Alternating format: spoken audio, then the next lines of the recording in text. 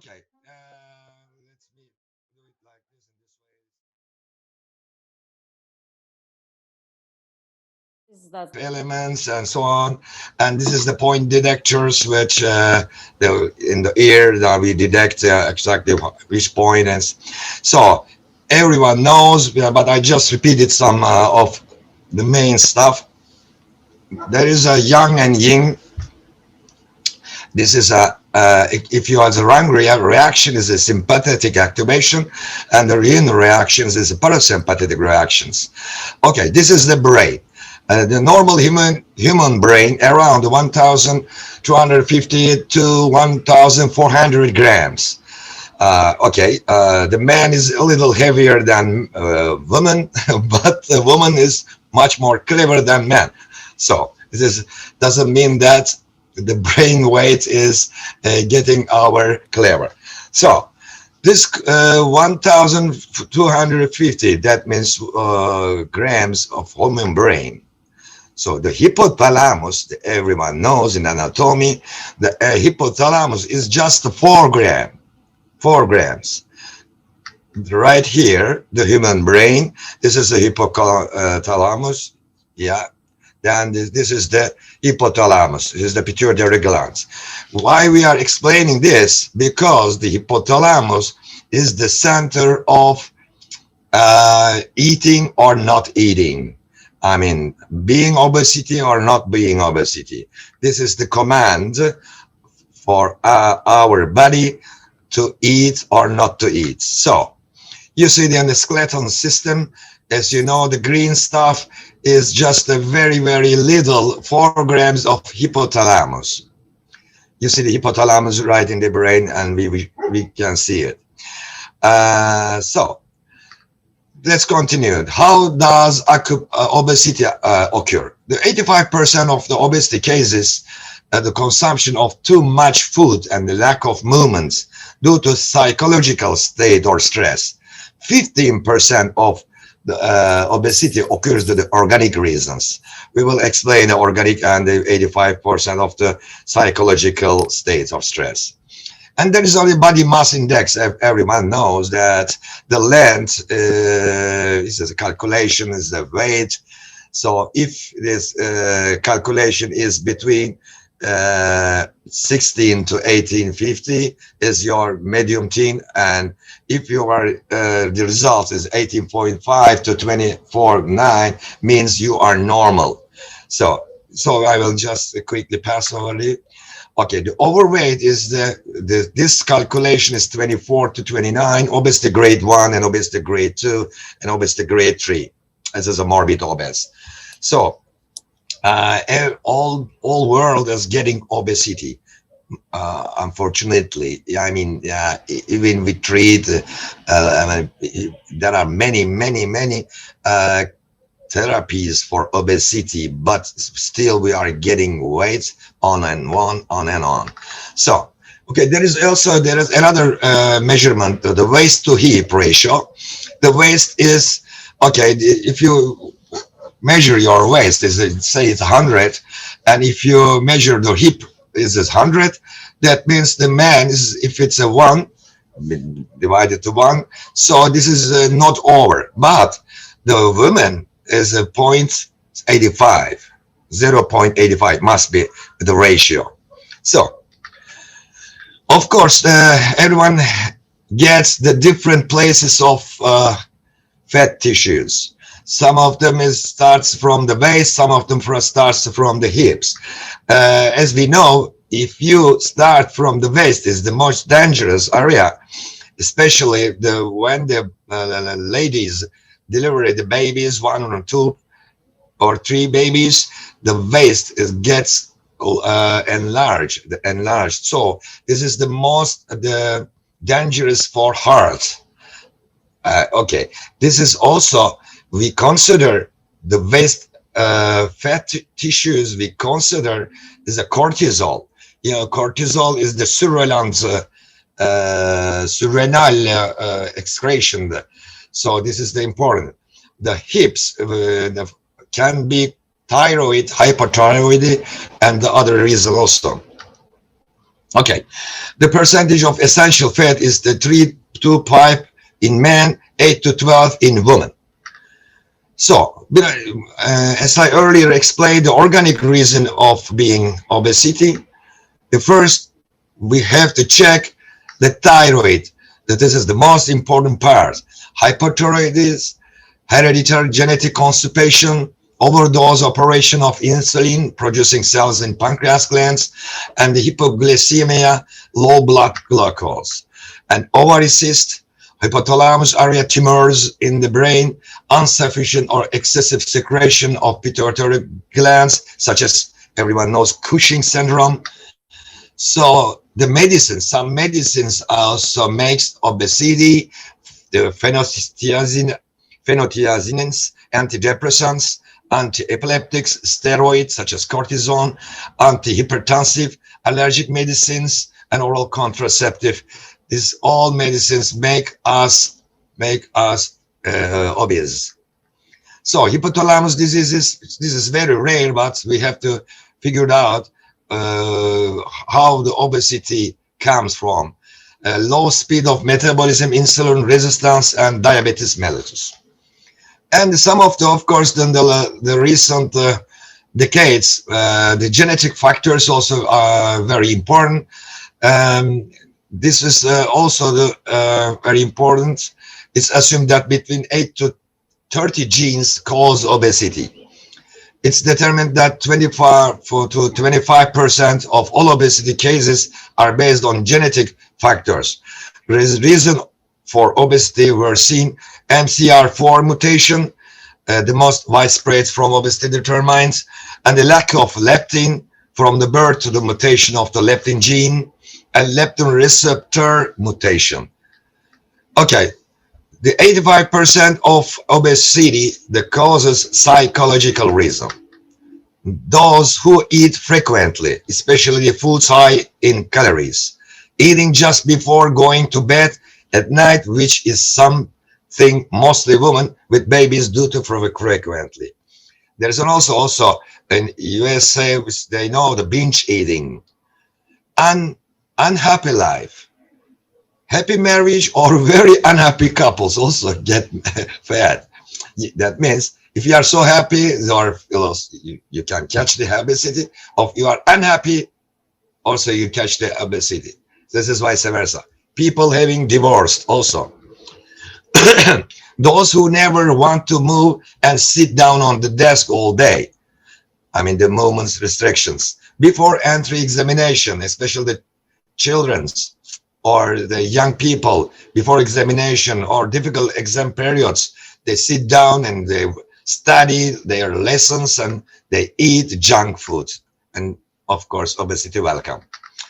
The hormones used following menopause also. Women have given many births, 3 or 4 kids, eliminating the stress of daily life by eating, overeating after giving up smoke. This is also very interesting because the acupuncture also stops smoking, right? But you have to be careful.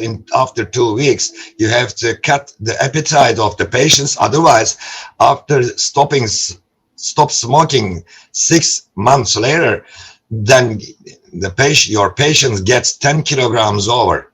So you have to first tell the patients that when you stop smoking with acupuncture, after 2 weeks, I have to decrease your appetite. So overdose consumption of alcohol also, lack of exercise, sedentary life, too much working on desk, not participating in physical activities. We just sit down and especially in the COVID-19 time, now in Turkey, between 8 to 10 o'clock in the morning, we are not allowed to go out on the Saturday and the Sunday. So daytime is free, but the night times are everywhere is closed because it's very heavy situation in Turkey, such as all over the world.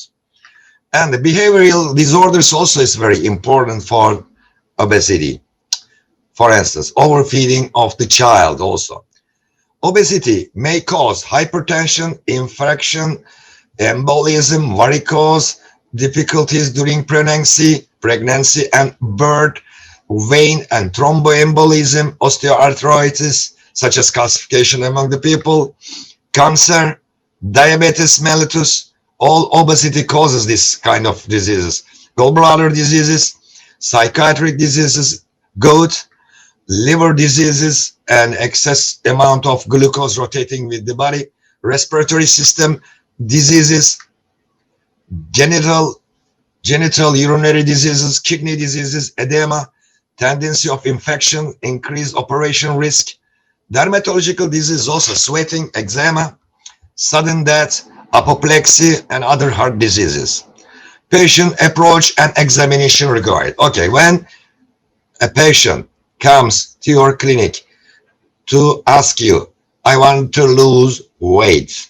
So what we should do first? We should check the blood. Okay, this is the blood sugar. Okay, and the free thyroid 3, free thyroid 4, thyroxine, as we know, anti-TPO and anti-TGA. These are also, we know that as Hashimoto thyroiditis, everyone knows Hashimoto, the Japanese scientist found years ago.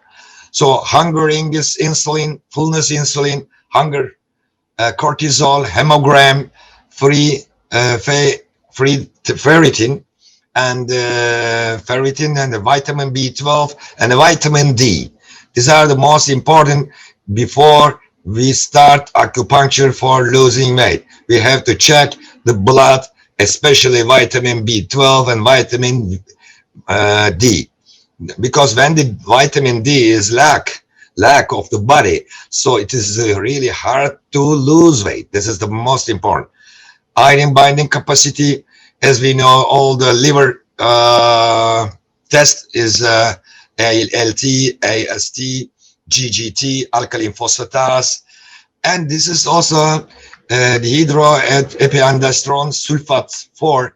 This is also very important for polycystic ovary syndrome. If you are suspect about polycystic ovary syndrome for the ladies, you have to check on the third or second menstruation day, then DHEA sulfate. And of course, follicular stimulant hormone, luteinizing hormone, LH, estradiol, progesterone, insulin resistance, also very important, which is called HOMA-IR. An explanation, hunger, appetite, and metabolism. So, okay, so this is the, okay, hypothalamus. This is the lateral ventricle, means hunger area, ventromedial area is satiety area. Okay, the hypothalamus commands both ways. That means one way you stop eating, the other one, please eats, right? That means lateral ventricle hunger area, that means you start to hunger, such as neuropeptide Y, agouti-related peptide, and GABA. And the other one, ventromedial satiety area, this is the alpha melanostimulant hormone and caffeine related, I will explain live right now. So, cocaine, amphetamine regulated peptide, right? Cocaine, amphetamine regulated peptide, and pro-opiomelanocortin. This is anoreoxygenic. That means you stop eating when pro-opiomelanocortin release, or when cocaine, amphetamine regulated peptide release, you stop eating.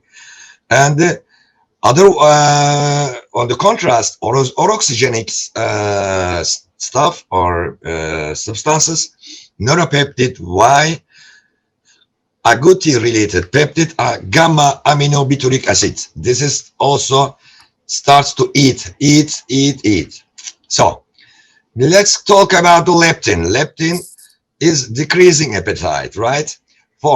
Because leptin it excretes the fat tissue under the skin. The fat tissue excretes leptin. Leptin inhibits neuropeptide Y and excitate alpha melanostimulant hormone. That means you stop eating. It cuts the appetite. But many fat people, if you check the blood, the leptin is very high. But why the leptin is so high? Why the patient is fat?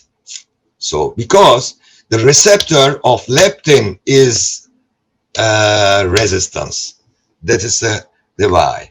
Okay, this is the I explained the brain explanation of hunger and not hunger. Let's go to stomach. Stomach is, upper part of the stomach excretes ghrelin when your appetite. That means that's why. And gastric sleeve operation, they cut the fundus, that means up of stomach, they cut it because the ghrelin, mainly 90% of ghrelin excretes about the up of stomach. Because ghrelin excitate aguto-related peptide and neuropeptide Y. That means you have to eat. Ghrelin and obestatin. Ghrelin increase the appetite, but the vice versa, obestatin decrease the appetite. It excretes both of them at the stomach. So when your ghrelin is high, if you are thin, ghrelin is low if you are fat. So appetite increasing factors, ghrelin, noradrenaline, neuropeptide Y, aguto-related peptide, and glucagon. This appetite increasing factors. Appetite decreasing factors is serotonin, which now I will explain in acupuncture how it affects, dopamine, and cholecystokinin, leptin, and insulin.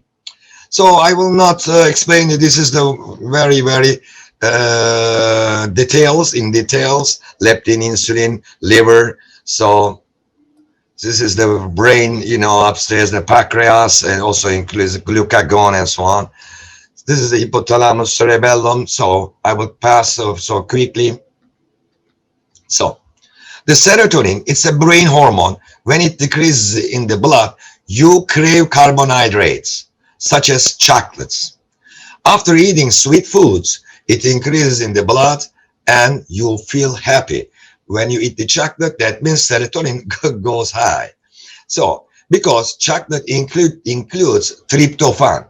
As we know, banana is also has tryptophan. So, when you eat the banana with chocolate, okay, the serotonin is bombing all of the body. Anyway, we don't do that. Tryptophan is an amino acid which can be converted into serotonin. That's why. So serotonin decreases appetite and depression. So acupuncture affects in this way, because when you do acupuncture, the serotonin excretes from the body. So neurohormonal effects of acupuncture on losing weight, right? Acupuncture increases leptin level and regulates the resistance of leptin. This is what I explained earlier. Then leptin inhibits neuropeptide Y and aguto-related peptide. This neuropeptide decreases appetite. This is the most important part. It increases adenopectin from the adipose tissues. Then it regulates glucose metabolism and lipid metabolism. Another way, it increases cholecystokinin. This is the most important. Cholecystokinin is also, it decreases appetite. Sorry. It increases beta endorphin and serotonin. That stimulates opioid receptor of the muscles. Then this increases the using of glucose in the muscles. So the level of the blood sugar decreases. Besides this, beta endorphin secretion lowers the LDL, cholesterol, and triglycerides. It diminishes insulin resistance via increasing IGF-1, insulin growth factor 1. This is the last decades many researchers has published. You can diminish insulin resistance. This is important. It stimulates alpha melanostimulant hormone. This is where, and caffeine, amphetamine regulated transcripts. Then both of them, it increases appetite. Also, it increases inflammatory factors TN-alpha, TNF-alpha, and interleukin-6. This is also because most obese people have inflammation. Inflammation of the fat tissues, inflammation is everywhere. So acupuncture diminishes tumor necrosis alpha, F-alpha, and interleukin-6. Small inflammatory molecules occur such as TN-alpha and interleukin, and insulin tissues sensitivities is changes. It also stimulates cholinergic system via ear acupuncture. This is the most part. As we know, we will explain you when the map is coming. The blood sugar diminishes. Part of the cavum concha is innervated by the auricular branch of the vagal nerve. Nervus vagus is the 10th nerves from the brain, as we know, which is stimulated in order to achieve a degree of appetite suppression. Stimulation of cholinergic system nerves may also reduce plasma glucose level and improve insulin resistance. And another researchers has also published that, as we know, probiotics is very important in the large intestine. Lactobacillus and bifidobacterium is increased after acupuncture, but Bacteroides and C. perfringens is decreased. All right, so how we treat acupuncture, obesity with acupuncture? Of course, we give the diet also, but the patient says that, okay, when you are giving me diet, for the diet, they went to many dietitians. All my patients went to dietitians, so, but they blame, I cannot control my stomach, I cannot control my brain because I want to eat. So acupuncture is really best on these cases. After we collect from the patients such as anamnesis, see blood test, abdomen, thyroid regions, ultrasounds, and we should explain how acupuncture affects losing weight, which diet is suitable in that week, and which exercise are suitable. So you will explain the patients. So how acupuncture affects on obesity, on losing weight. You have to explain your patients first. It decreases your hunger feeling and appetite feeling.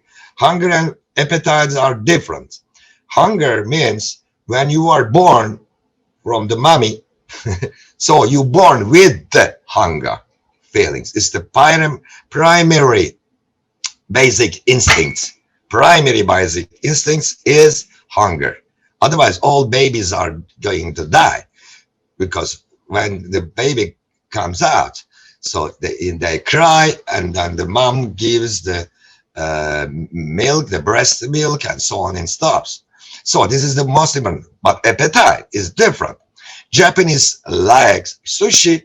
Maybe the I don't know, Indian people don't like sushi. So some people like spices, some people don't. But it can be changed. Appetite can be changed. So because that's why acupuncture, both of them, it decreases hunger and appetite. It increases leptin, serotonin, dopamine, beta endorphin, acupuncture. So these hormones block overeating and appetite. The part of cavum concha is innervated, as I explained, by the auricular branch of the vagal nerve, which is stimulated in order to achieve a degree of decrease of hydrochloric acid in the stomach, and decreases the motility of the stomach muscles, and the appetite suppression occur. So when you have empty stomach, your hydrochloric acid is increases, and then it says, go and eat. But when you do acupuncture in the ear, because the branch of the vagus, you're inserting the needles, so then it decreases of hydrochloric acid on the stomach, so they don't feel the being hungry or not. So it reduces stress, depression, anxiety, and at night, and the binge eating. Binge eating is the beta endorphin is lack. So acupuncture is increasing beta endorphin. Acupuncture treatments may also increase the rate of metabolism. Treatment of acupuncture. Okay, I mainly do ear acupuncture. I put the press needle. I don't use the seeds. So according to me, the seeds are not effective. Press needles. Some European doctors are afraid about, oh, doctors, you are putting the ear and the ears, so infection. I never seen any infection in my life doing ear acupuncture for 38,000 patients. Never seen. So do not be afraid. Sorry. So choose 4 or 10 ears, both ears. And then some 7 years old, also the patient I had, but of course the 7 years old are very afraid of the needles. So I put magnet balls, small magnet ball in the ear. Okay, so prefer ear points bilaterally change once in a week. This is the needle, press needle, I use it, right? You see it. So this is, of course, disposable. So you put, you see, you can get the pens and so on. You hold it down, and then this is my, in my clinic, they have the laser and so on, detector and the laser apparatus. So you measure first the acupuncture points, and then you get the press needle, and when you measure exactly the point, and then you put it. Okay, mainly ear points, I will explain you. So because there is a fluster on top of the needles. So I will explain you all the which points I used. So the hypothalamus, this is the point, and the endocrine is there. So when we are using the hypothalamus, the first setting, I mean the first session, I don't use the hypothalamus and endocrine.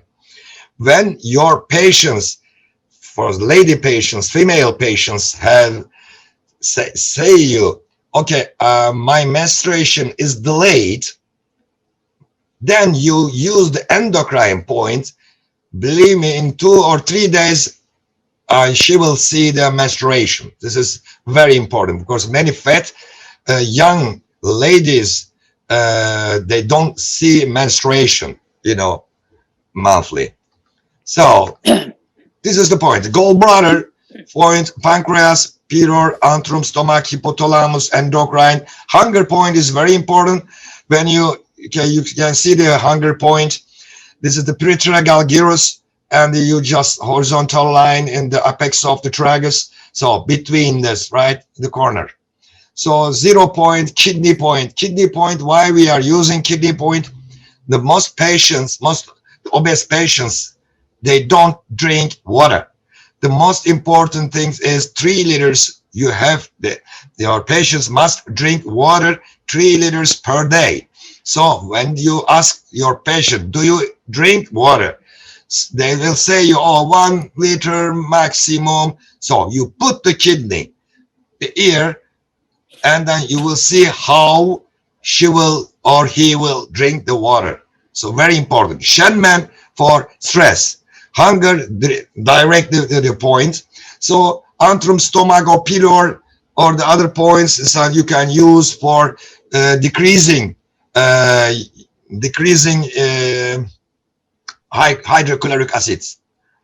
So, okay, Shenman, as we know, very, very important point for stress, binge eating, kidney, as we know, gallbladder, and pancreas. Pancreas, we used the diabetes type 1 and type 2 obese patients. We use the pancreas, duodenum, stomach is very important, and the hypothalamus. When you cannot cut the appetite with hunger points, then you add the hypothalamus. You will publish, or you will put in the YouTube or record this? Yes, Namas?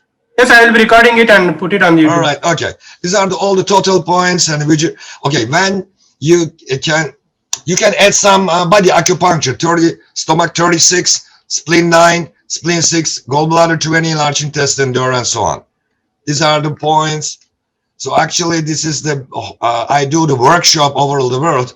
This is very difficult to explain in 35 minutes all of them, but I will just mainly do adenomes and in large intestine for the constipation, and the liver point. Liver point you can use. Liver point you can use for alcohol addicted patients. This is very, very, very effective for alcoholic patient, because when you drink alcohol, you cannot lose weight. So the pancreas, as we know, for blood sugars and so on, kidney for drinking water, and 0 point and so on. So these are the body acupuncture 36 and so on. Spleen 9 for edema, spleen 6 for also for endocrine points, which is very important. Gallbladder 20, so large intestine 4 for large intestine movement, so on. So this is the body acupuncture. Okay, the summary, the bilateral 30 minutes and once or twice a week. Electroacupuncture, I use 2 to 10 frequencies, so on. CV12, ST25, ST36, and so on. These are the machines and so on.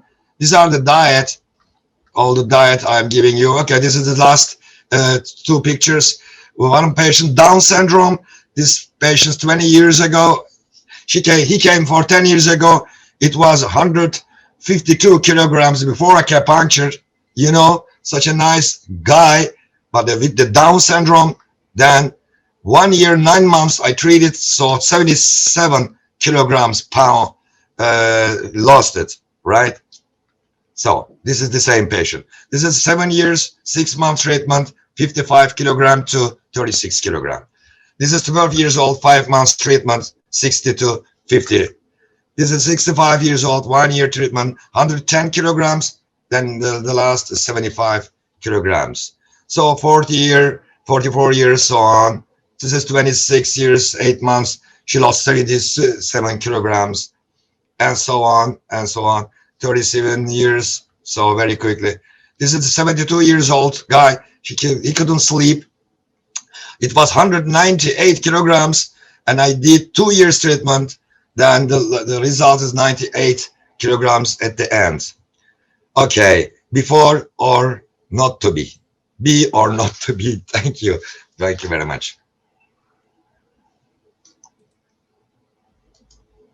So, excuse me, I apologize my late, because this is a very, very difficult conversation, because I wanted to explain all what I know and what my experience. So I really every day I have 60 to 100 patients. 90% of my patients are losing weight, obese people. So any question I can just receive right now, or if you have time. So if you don't have time, they can ask me on my mail and so on, if the Dr. Nawaz gives, and I will be glad to reply all of them. Thank you. Thank you, Dr. Tafur, for an excellent speech. Dr. Murat Yeah. is Dr. Fahmi from Canada. So I truly appreciate your insight about obesity. You brought a lot of scientific facts about the disorder, obesity. We are compatible. I can discuss with you for hours and about this issue. Yeah, because sure, definitely. The scientific points that you brought in, they're exactly my scientific point in my book. But in the holistic domain, we are not relying only on the scientific facts. And it's not an argument with you. It's just a discussion. And because in a holistic view, we always have to find the underlying causes of any disharmony or disorders. If we just mention or we just try to work on the symptoms, we're not going to get anywhere. I have been in the field of weight loss. My PhD was on weight loss and homeopathic medicine. So we always have to look into underlying cause of the disorders. And obesity is one of them. I personally would not look into it just based on the scientific facts, because the body is consists of organs, tissues, but we cannot cure a disorder or disharmony based on only parts. We have to look at the body as a unit and as a whole. So you I mentioned the totally agree. hypothalamus. Mhm. You I mentioned totally agree with you. hypothalamus. Yes, you mentioned hypothalamus and pituitary glands. Definitely, hypothalamus is in charge of the commander, is in charge of the hunger and satiety. But why hypothalamus sent messages of hunger to the body? What is the reason? Yeah. You said 85% of the Psychologically, yeah. obesity is because of the excess of intake of food, right? So It's a psychological way. Mhm. but why people eat so much? Because of the cellular starvation, because of cellular deficiencies, because of cellular intoxications, because toxic is circulating the nutrients and the cells are starving and hungry. And that's why the hypothalamus is sending a message of hunger to the body. Otherwise, the body is going to die quickly.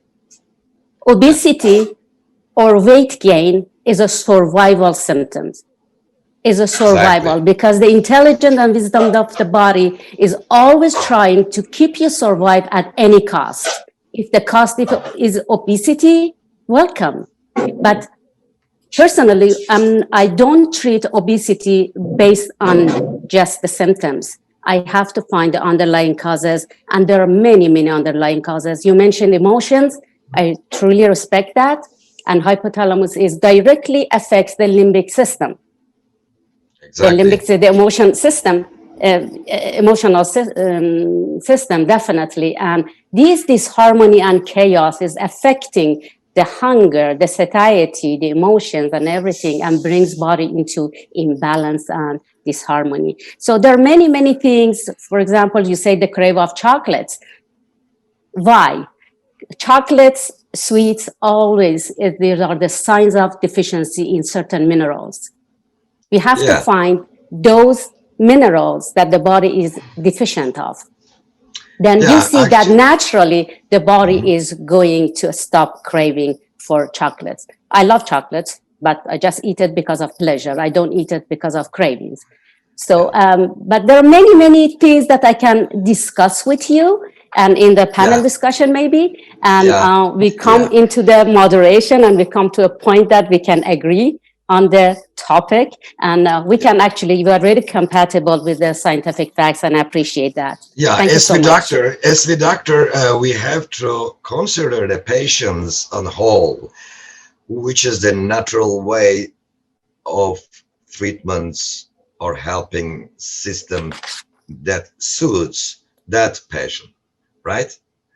You can Yes, you can record. just in the lower Okay. Just part click on of the record. computer, Okay. just beside the share screen. Yes. Yeah, it has a record button there. Okay. Thank you for attending. First of all, we are addressing from Portugal, me and my co-author colleague Sara Pereira. Our talk is about prevention and post-infection recovery on COVID-19 by means of TCM and acupuncture in particular in a non-frontline approach. I would like previously to introduce myself and my co-author colleague, Dr. Sara Pereira. We both teach and practice TCM for a long time. We are professors at Superior School of Health at Polytechnic Institute of Setúbal, near Lisbon, and the only acupuncture public degree in Portugal. So it's a privilege and a great responsibility for us to be here today. As we all are aware, COVID-19 is dangerously spreading around the world with unknown mutation mechanisms and no vaccine nor treatment available yet. But at the same time, TCM in China has proven to be effective, mainly in early prevention, as well as in supporting treatment and recovery. However, in Europe and Portugal in particular, we lack for a plan on TCM, a plan adapted to the Western healthcare reality. For we need integrative complementary actions from conventional and non-conventional health services. At the moment, while we are struggling a second wave of infections by COVID-19, we, TCM practitioners, are working on prevention and post-infection recovery by means of acupuncture, herbal prescription, twin-out Qigong diet, and so on. Also, we will let you know about a clinical case of eczema aggravated by COVID-19, and we will focus our talk on acupuncture mainly. As we know, there is a Chinese protocol for COVID-19, and it seems to be based on China's successful historical experience in dealing with epidemic diseases, which also recommends prevention. That means early detection, early quarantine, and early treatment. The manifestations of the disease vary from mild symptoms like cough or fever to acute respiratory syndrome. We also know, as current findings have shown, that Chinese medicine can reduce the incidence of severe or critical events. It also can improve clinical recovery and help to relieve symptoms such as cough, fever, or even pain. We believe that to date, there are over 200 registered clinical studies on TCM integrated traditional Chinese and Western medicine. Also, the National Administration of Traditional Chinese Medicine recommended traditional Chinese medicine based on pattern identification from the TCM perspective. It also classifies confirmed cases into mild, moderate, severe, and critical, and also recommends an integrative approach with both conventional and non-conventional medicines.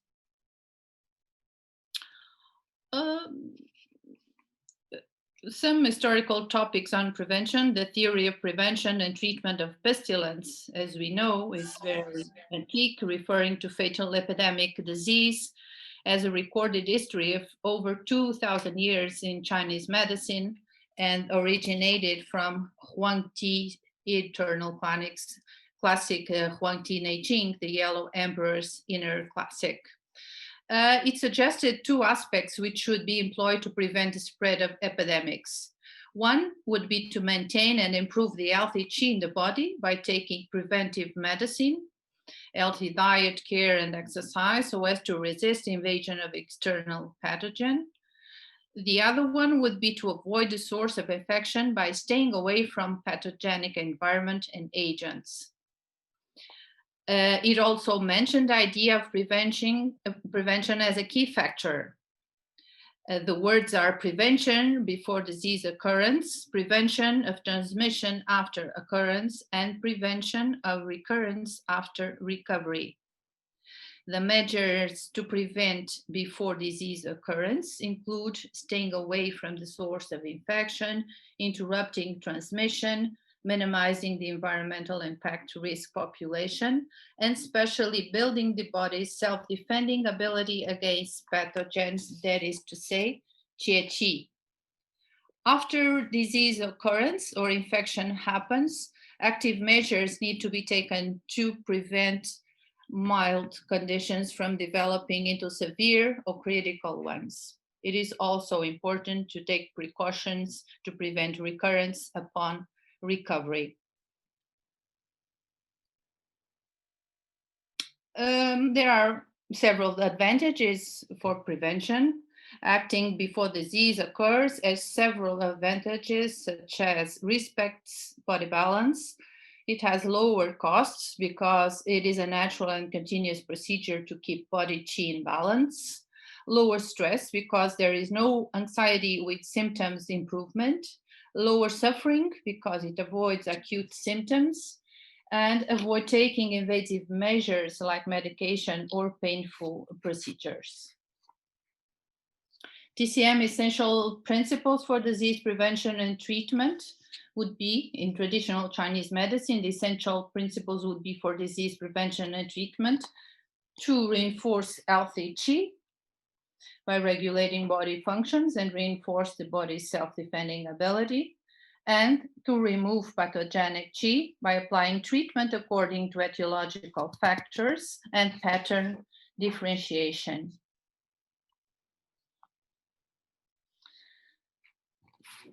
In Portugal, our approach, and in particular in our private clinics, the way we approach COVID-19 on the standards of TCM is quite different from that used in the Eastern countries, namely in China.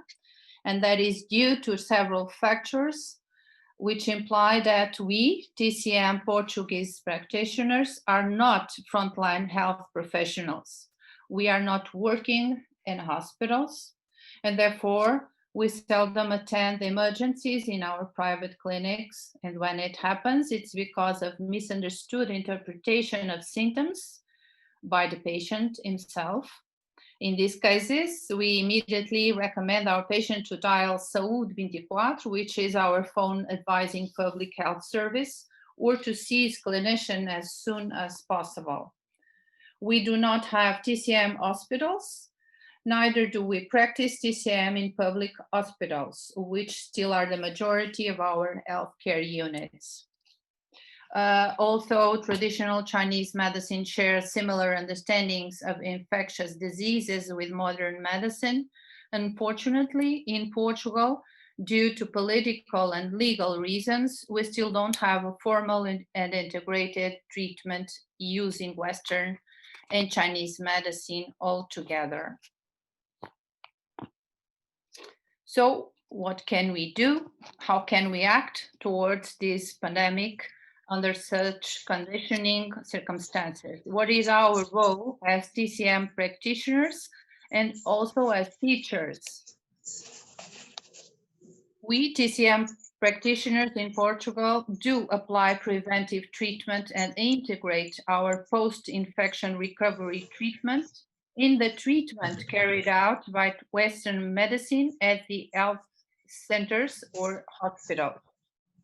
We can act before infection can affect, and also after the infection has affected the patient.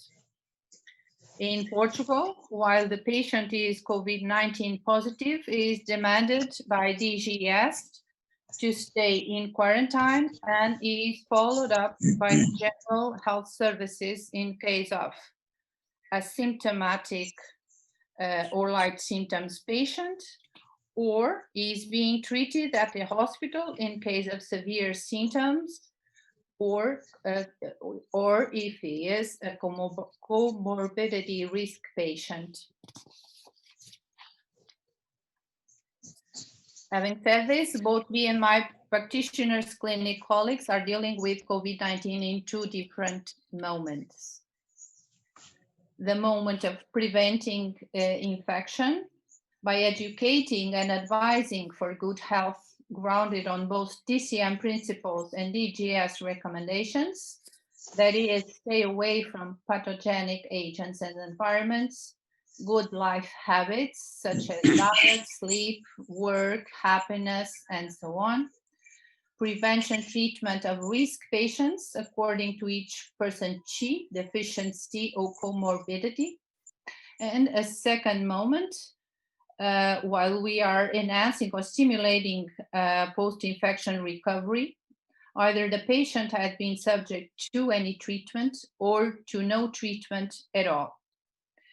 And we have to consider whether the patient has no comorbidities or chronic conditions such as hypertension, diabetes, cardiovascular or respiratory illness, and so on, or the patient has a chronic condition prior to and aggravated by COVID-19, as our clinical case of eczema will illustrate. Finally, we also work on prevention of recurrence after recovery. In any cases, using combinations of acupuncture, herbal medicine, Tuina, Qigong, traditional exercise, in order to reinforce organic Qi as a whole. Also, of course, mental care mental support, and proper diet. The prevention strategy is grounded on the assumption that with no vaccine in use so far, nor any effective treatment available, it is mandatory to reinforce healthy qi to strengthen and boost the host's ability to defend against diseases. The strategy with acupuncture is to select and combine acupoints according to the pattern differentiation, the affected channel or channels, signs and symptoms, and the person type or characteristics, aiming a personalized treatment. The general acupoints could be, for example, ghost points, which are good for epidemic diseases, not only for mental. Ghost points are very much associated to shun disturbances, which frequently are also developed by a prolonged pandemic situation. These points can act both in infection and shun disturbances, mental and emotional, caused and or aggravated by the illness condition like depression, anxiety, or fear. We would select from these, for example, large intestine 11, pericardium 7, bladder 62, REN 26, 2 to my 26, and to my 16. The other group would be the confluent points for the open channels and promote qi flow, easing body tension and enhancing recovery.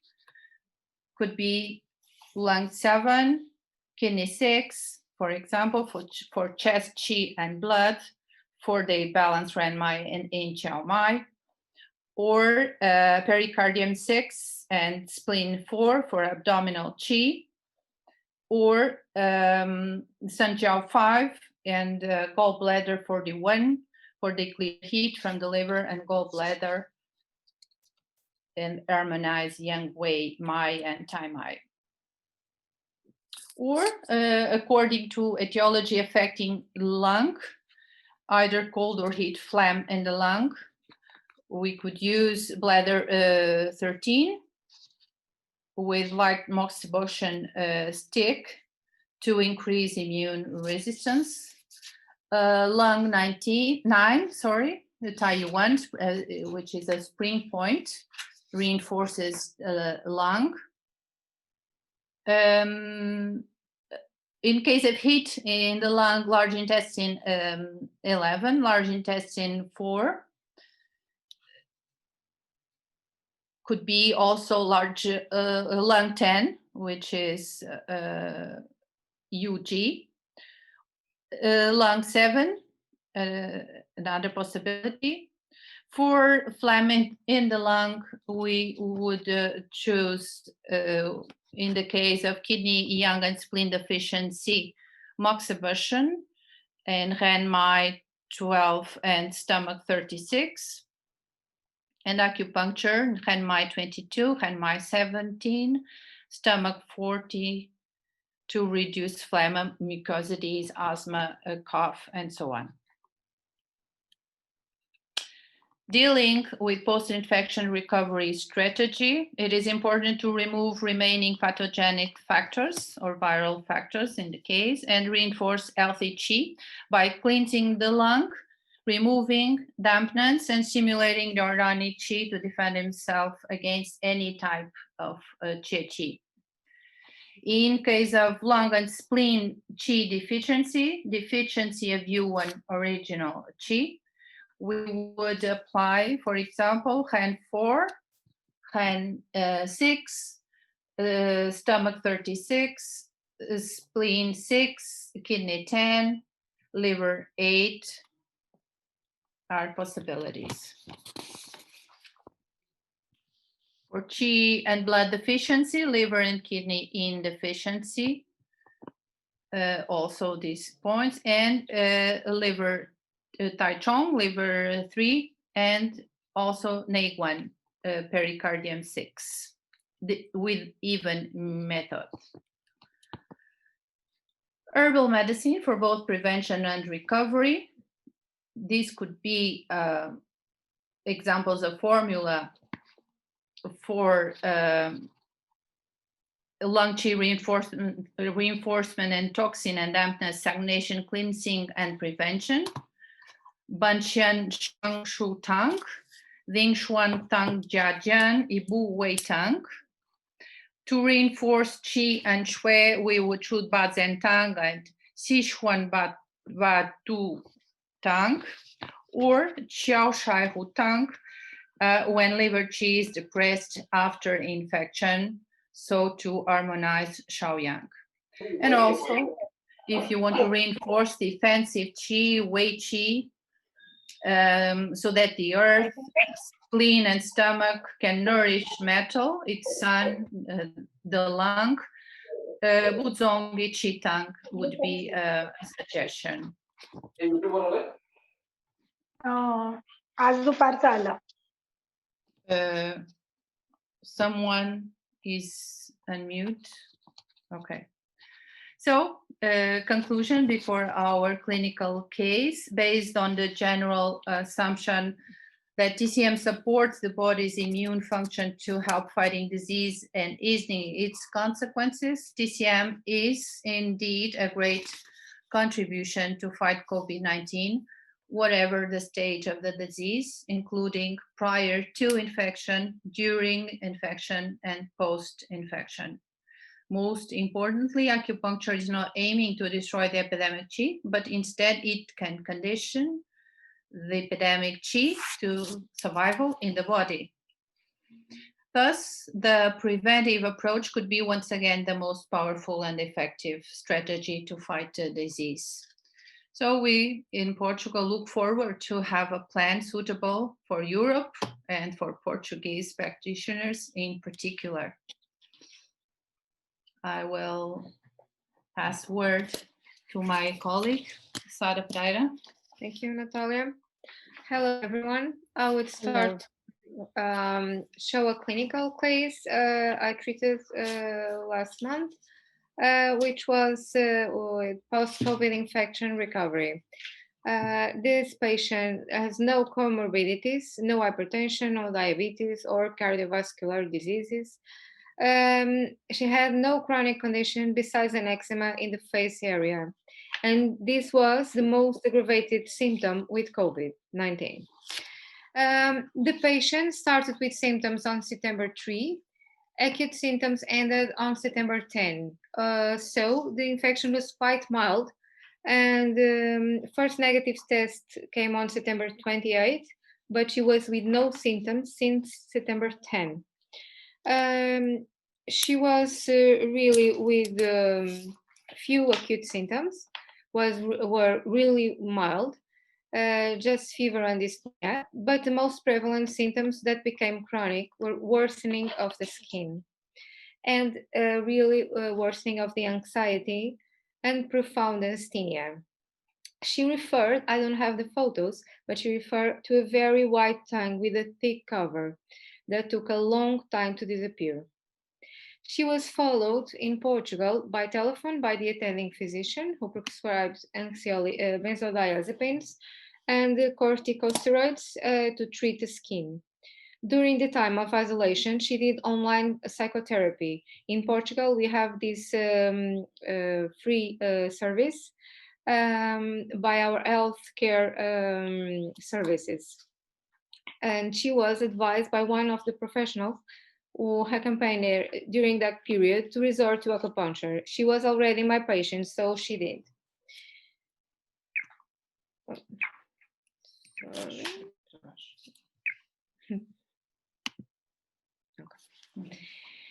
The first treatment was performed on October 15. This time, the main complaint was severe asthenia with aggravation after lunch, when she was practically without energy to work. She is a dentist, and she has this white hairy tongue with very red edges and red teeth and a tense pulse. She was really tired, and especially after lunch. When she came after lunch to the clinical practice, she has to wear a really hot suit because of the contingency plans, and she became really difficult for her to work.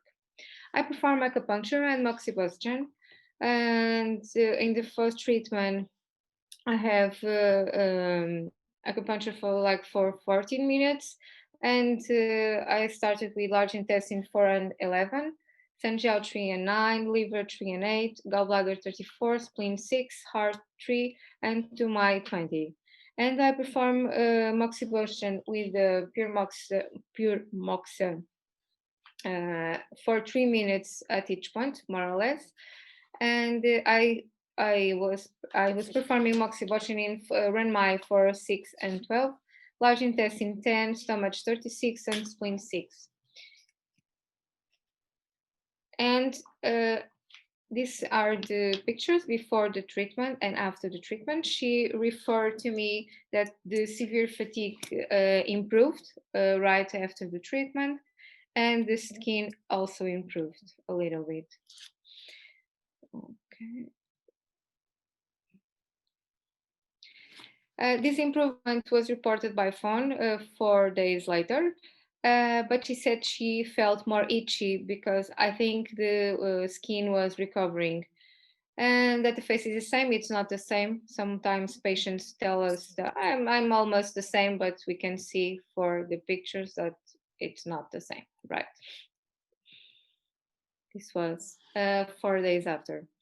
The anxious symptoms did not improve much, but she said did not improve much, but she was quite better when I see her a few days later. On October 20, second treatment was performed. At this time, the main complaint was also the severe asthenia, which with the aggravation after lunch. And the tongue was a little bit better, and I performed almost the same treatment with a little here and there changes, and she was improving bit by bit. These are the photos from the second treatment in the day of the treatment, October 20, and 2 days after, 22 of October. Okay, this shows quite well. And at this date, the patient reported considerable improvements in the skin. You can see from the photos, the redness has improved. Also, the anxious symptoms improved really better at this time. Okay, this is our presentation. Thank you for listening. You still have time, 9 more minutes, if you want to add something to your presentation. Okay, in Portugal, we are, like Natalia said, we are non-frontline health workers. So we just work on our private practices and treat patients at this time, like Natalia said, before and after the COVID disease, and in other diseases to also to prevent patients to go to emergency room or so. Okay. At this time, this is our main goal in Portugal, is to keep on working with the contingency protocols, keeping all the hygienic stuff, which we are not following at this time now. But we are at this time at the second wave in Portugal, and we are working little by little to start to decrease and flatten the curve here. We are doing our role in as teachers in Polytechnic Institute of Setúbal in the acupuncture course. We have a strong contingency protocol with online classes and in our clinics also. Okay, do you want to add Yes, something? and our responsibility is aggravated with the fact that we teach, we educate also for health at school. We have this obligation of, in a way, taking care of and making sure that our students um, uh, they They learn how to achieve, do- they not only learn, but they put in practice the security rules that we are all obliged to. And on the other hand, at our clinics, we have to put in practice not only the security rules, but all the knowledge we have from TCM to educate and advise our patients how to avoid getting infected by COVID-19. So Also in Portugal, we have some colleagues, not mainstream, but some colleagues are doing telemedicine by phone or Zoom or video chat. It's not our case, but some of us are doing this kind of stuff in TCM and conventional medicine also. yes, we don't know very well how to do that. For when we do the diagnosis, we have to observe, make inspection, palpation, pulse, observe the tongue, and so on. So The most of us still work really with hands-on. yes, presential. Yes. If you want to ask something, just feel free. So quite interesting. Amazing. Not falar. So I have a question. Whether your presentation is over? Hello? Yeah, they finished presenting. Yes, please ask the Okay. question. We have finished. They May I ask a have 5 more question? minutes. Okay. If you want to ask something or feel Oh, free. I'm asking a question. Thank you very much for your presentation. Very nice. Thank I'm you for not listening. expert on this acupuncture, but I want to ask, as Dr. Parvin said already, the body is a very complex things. Nobody can say it is a very exact treatment. Oh, no. How you find it? How you find it? Acupuncture will affect on or control or protect the Corona-19 or something like this, or we have to mix with a traditional medicine or some other methodology complex and attack to this corona. Have you any idea about this? Sorry, I didn't understand. What is I the think- question exactly? Sorry.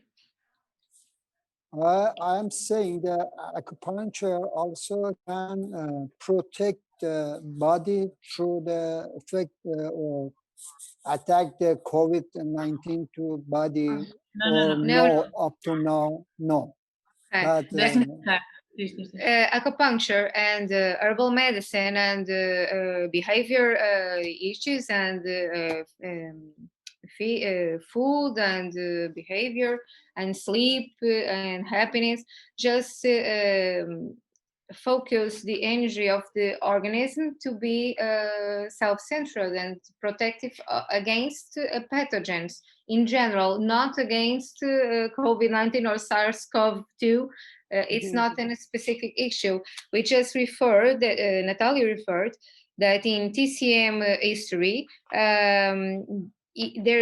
there is a lot of writing about the pestilence, this kind of diseases. And the main thing we have to do is keep us away from the pestilence, not to the acupuncture herbal medicine has a role, but it's not the focus. The focus should be at home, be away from others, be just keep on the measures to flatten the curve, to avoid being infected. It's and also to reinforce with acupuncture, in fact, reinforce the organic chi so as to condition the survival of the pathogenic chi, the virus in this case, in the body.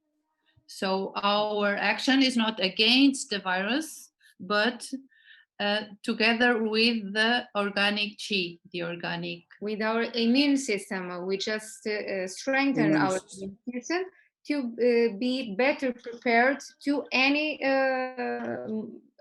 virus or bacteria or something which attacks the body. It's not a specific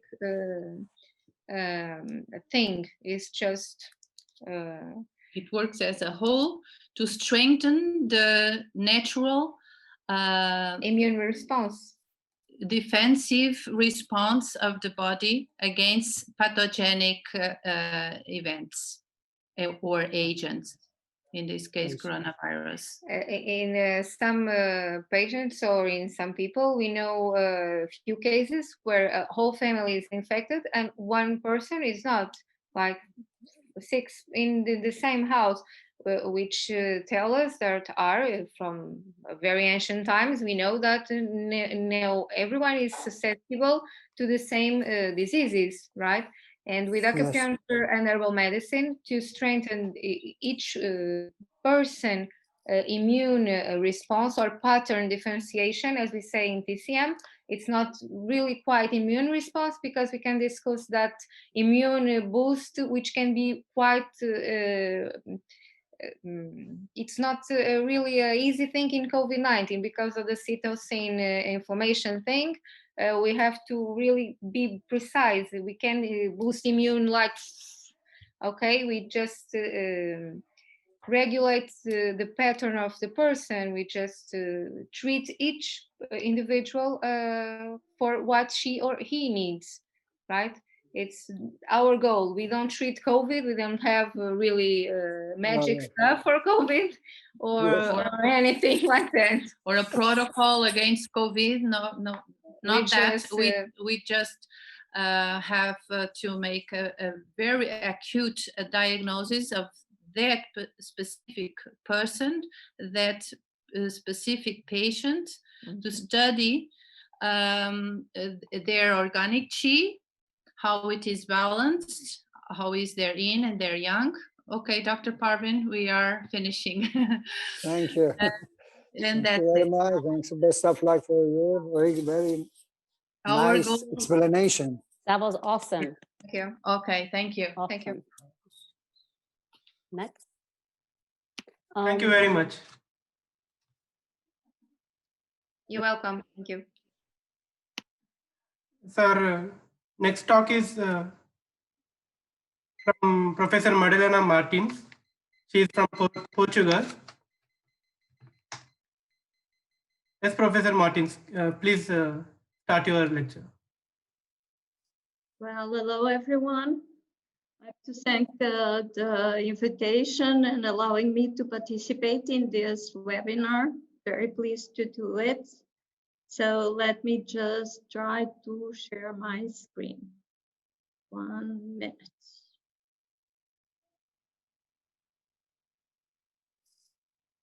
And this.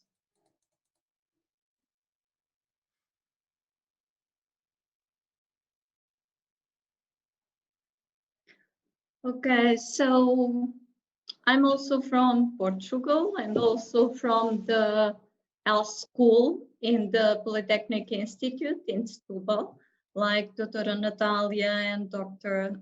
Sara Pereira that just presented now the case with COVID. I'm going to change subject just a little bit. So we are going to speak about research and about the evidence-based medicine research, and if this is applicable or not to the TCM and to acupuncture. How can we do it? How can we adapt this? And how can we try to fit these two worlds that seem so distinct, but that should more and more come together? So talking about the do's and don'ts in these cases. So the aim of the talk, as I was saying, is to talk about the evidence-based medicine and to talk about this specifically on acupuncture and to compare what is being done in Western medicine and what can be done in acupuncture and it's being done in acupuncture. We are going also to talk about the matter that is always in debate, which is efficacy versus effectiveness. What is this? What is the difference in acupuncture studies? And what does this mean? What is the aim of each of these? The current state of research in acupuncture, what is being done, how to move towards greater precision in acupuncture, and that can be done, although it should be holistic and it should keep being holistic and personalized. We have to move towards some way. And I outlined the main issues and challenges that we have to face in acupuncture to conjugate these within research and the characteristics of scientific research. So when we talk about evidence-based research or evidence-based medicine, what does this mean? This is very specific characteristics. So it's, like it said here, it's the conscious, explicit, and judicious use of current best evidence in making decisions. Making decisions for what? For the care of individual patients. So this is what EBM says. So what it intends is to integrate individual clinical expertise with the best available external clinic from the evidence that exists in systematic research. So that is the main aim. So this concept created created a shift in a paradigm, becoming the standard that it's used in modern medical practice.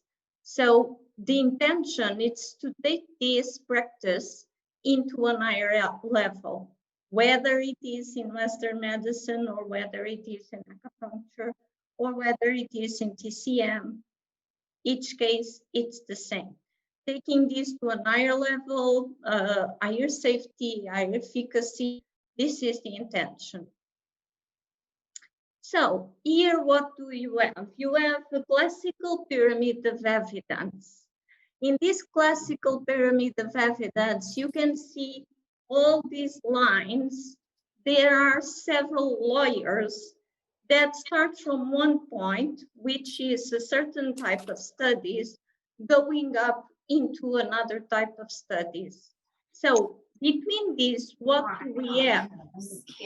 We have in the lower part, in what concerns quality of evidence, in the lower part, the quality of evidence is lower. Why? Because we have, for example, case reports, case studies.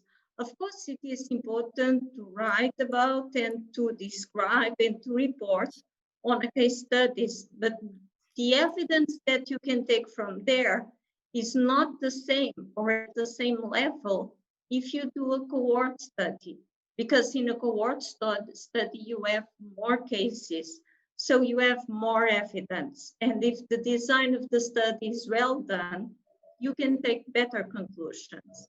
And this goes up to the randomized controlled trials and then to the systematic reviews and meta-analysis. Also, as you can see, and this is related to this, you have the risk of bias. Of course, if you're studying just one case, you can report it, you should report it, but the risk of bias is higher than when you're comparing these two cohort studies that has a higher number of patients. So moving forwards and talking a bit about the types of research there is. Here you have another type of pyramids. Now there's someone with the micro on. It would be good for everyone to turn off the micro. Otherwise it is confusing.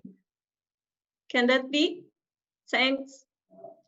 So when you look to the types of research, you have here a new pyramid, and in this new pyramid, you have almost the same, okay? You start on the background information, white papers, expert opinion, good. Everything that is here is wishable to happen. You have the case reports, cohort reports, and we go up to the meta-analysis. So relating to what I just said, on this part, you have unfiltered information. On this part, you have filtered information. And this is important when you want to come to better conclusions on something. Also, on this and this part, you have observational research in the randomized controlled trials. And I would dare to say also on the cohort studies, you have experimental research, because depending on the design, this is already experimental research. And then on the systematic reviews and meta-analyses, you have research by independent experts. Okay, what does this mean? You have all the studies compiled into one study. But here there is a trick I'm going to talk about in just 1 minute. So, moving towards, what does this mean? This is a new proposal of the pyramid of evidence-based medicine. And this is the kind of holy grail of the studies. So it's the kind of lens through which we look at the evidence that we can apply to the patient care. What is the trick here? The trick here is to have these independent experts, but usually these independent experts are people from statistics and bioinformatics. So these independent experts should really work closely with practitioners, because when you're filtering information, there are some stuff that it's good to have the practitioner opinion. So, changing a bit and talking now about the effectiveness and efficacy. What is what? Why do we need to distinguish this? Because they have different characteristics, they have different aims. When we talk of science and trying to prove something, we talk about efficacy, okay? When we try about does the treatment work? Then we are talking of effectiveness. And they coexist, and they should coexist, and they are both wishable to happen. So what does this mean? Effectiveness, it's the clinical results of real acupuncture, and it has its own characteristics. So it happens in the usual clinical environment within the clinical practice, okay? So it's closer to the real world practice, okay? Usually within the clinics with more heterogeneous patients populations and with more personalized treatment protocols. We may also have here randomized clinical trials, but the design is different from the studies of efficacy. Why? Again, because this is usually done within the clinical environment instead of using a placebo design. When we go to efficacy, we aim to have the differentiation between what is real and with what is placebo acupuncture. And here many problems are coming up of false results, results that should not happen, that the placebo is working almost as good as the real acupuncture. There are many things to solve here, and we have to work still a lot on this area. So here we want to know the specific difference between what is real. This has a very specific design, and we want to know what is real. What is the difference between the real acupuncture and when we apply placebo acupuncture, okay? And we want to know the efficacy studies to investigate the benefits and harms of the interventions that we are doing, but in this case, not in a clinical environment. under a very controlled environment. So the study design, of course, it's different in one case and in the other case. So in one case, the one more related to the real acupuncture, what you have is comparisons, which is valid. Okay, we can compare the effects of acupuncture with massage, acupuncture with physical therapy, acupuncture with usual care, acupuncture with other treatments. And here we have a study design which is looking at effectiveness, looking if it does work, does it work? And the study design related to efficacy, we are comparing the real acupuncture with placebo needles, okay, with placebo needling. So in a very high controlled environment. Let's keep this on mind and we will bring it again later on.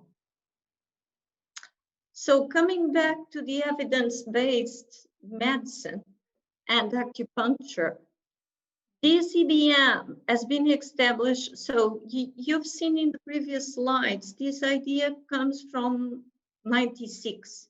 So almost 30 years ago, okay?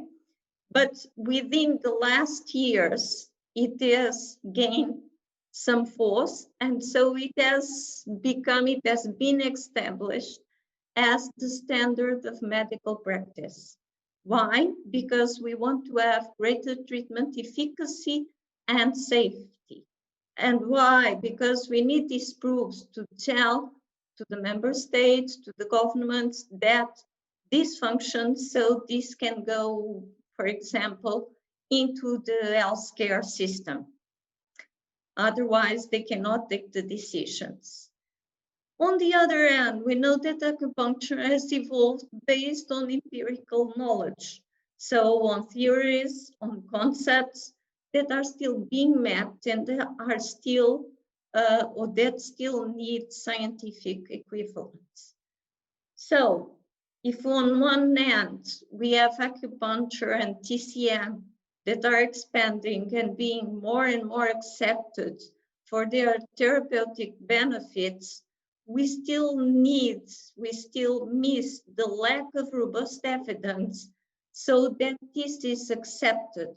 And this is hampering what? This is hampering the acceptance of the Western medical community to integrate acupuncture into the healthcare systems. And this is a big problem because we need to have this. So what do we need to do in order to facilitate this integration of acupuncture? We need to prove that it has an efficacy, that it has and it is safety to use, and demonstrate that we can follow an evidence-based medicine also for acupuncture. This is being debated, so let's see what comes up. So if you go into PubMed, would this be a problem of a lack of studies on acupuncture? Not at all. You have plenty of studies on acupuncture. If you put the word on PubMed and you look for articles based on the word acupuncture, by March, I was looking and we had almost 32,000 results. And yesterday I was looking again and we have almost 34,000 results. So we have plenty of research going on. So what is happening? Let's look at the Cochrane database. I was looking at it by September. I didn't have time to look again and go and fetch the results. But in what concerns clinical trials, there's not clinical trials studies missing here. We have almost 15,000 results for clinical trials if you look for acupuncture. So what is happening? We have a great quantity of this stuff. Well, what is happening? It was also told, and it was seen in a study by the Cochrane database itself. They did a study in 2014, a collaborative study. And what did they check? When they looked to traditional Chinese medicine and they looked into acupuncture, they saw that there was a high quantity of studies, but there was a lack of high quality clinical trials that could follow a good methodology. So this again is hampering and denying the conclusions on the efficacy of acupuncture interventions. What were the criticisms? Some of the important and specific criticisms. It was, for example, the lack of details on co-interventions, the unclear randomization methods, the poor reporting, the high risk of bias, and so on and so forth. For example, the number of participants, because sometimes you have a more heterogeneous population and you need to form subgroups. That was not happening. So these results, they demonstrated the high disparity between the quantity of studies that we have and the quantity of scientific articles and the quality of that articles. Is this a problem of traditional Chinese medicine and the problem of acupuncture? No, this is a problem all over. This also happens in Western medicine. This also happens in the scientific community. You have many articles, but then the quality comes reduced to a certain set of the articles. So this doesn't just happen with acupuncture. So what are we comparing? We are comparing two different systems, and we want to put this together somehow. So the Western medicine, it's based in a disease target approach. Okay, so where you set a standard treatment protocol defined for each disease entity. What happens when you look at acupuncture or TCM? It follows an holistic approach in the treatment. So it's more individualized and it's based on syndrome differentiation. So this is one of the reasons why there is this debate on the validity of EBM to be applied on acupuncture.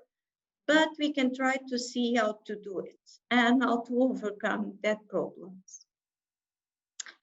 I just took one example from the conventional or Western medicine. I was going to pick up the case of breast cancer. So also on Western medicine, they started having these problems. Although it's a disease target approach, they started seeing that what they were treating as breast cancer, it's not, or it was not the same all over, okay? And they found the need to do patient selection. Why? To answer essentially two main questions. One of the questions is, who needs treatment? Why? Because when you look at the treatment options, you want to avoid deficit or over-treatment. So what do you need? New and better prognostic factors to know what will happen after the treatment. And the other question was, which treatment is best? And again, when you come to the treatment options, you want this to have individualized treatment. So individualized treatment, it's not just for acupuncture or TCM. Here in the Western medicine, you're also looking for this. We are just following opposite routes, let's say, because in acupuncture, you already have this. In Western medicine, you are on the pathway to this. And why this? Because we need new and better predictive factors.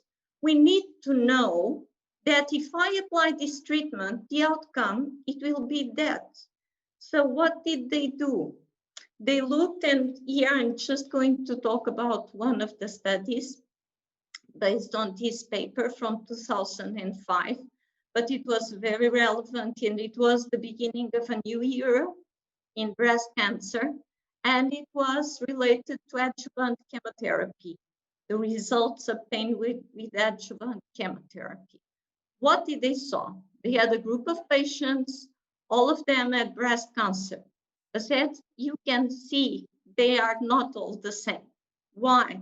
Because breast cancer has different origins. It's not the same disease. It's a kind of subgroup of diseases that are called breast cancer. So what they were seeing when they applied the adjuvant chemotherapy was that they had 4 distinct cases or 4 distinct groups. The group that had no benefit but toxicity, the group that benefit but had toxicity, the group that benefit and no toxicity, and the group that no benefit, no toxicity. So if you start to realize this, why are you going to give chemotherapy to this group or to this group? If you know they exist and if you can mark them, if you can find markers for this, then you only apply the chemotherapy to these patients. Why don't we use this rationale in the patient selection in acupuncture or TCM? We know that we have a group that is heterogeneous, but that within the TCM principles, we can divide into syndrome A, syndrome B, syndrome C, syndrome D. So we can use in acupuncture the syndrome differentiation to form these subgroups. And this defines more homogeneous groups of patients. Let's keep this in mind. Let me check the time. I don't want to go over it. And just add some information from the World Health Organization. So last year, so it's recent, they launched this report, the global report on traditional and complementary medicine. And they found a bunch of very good things and very interesting things.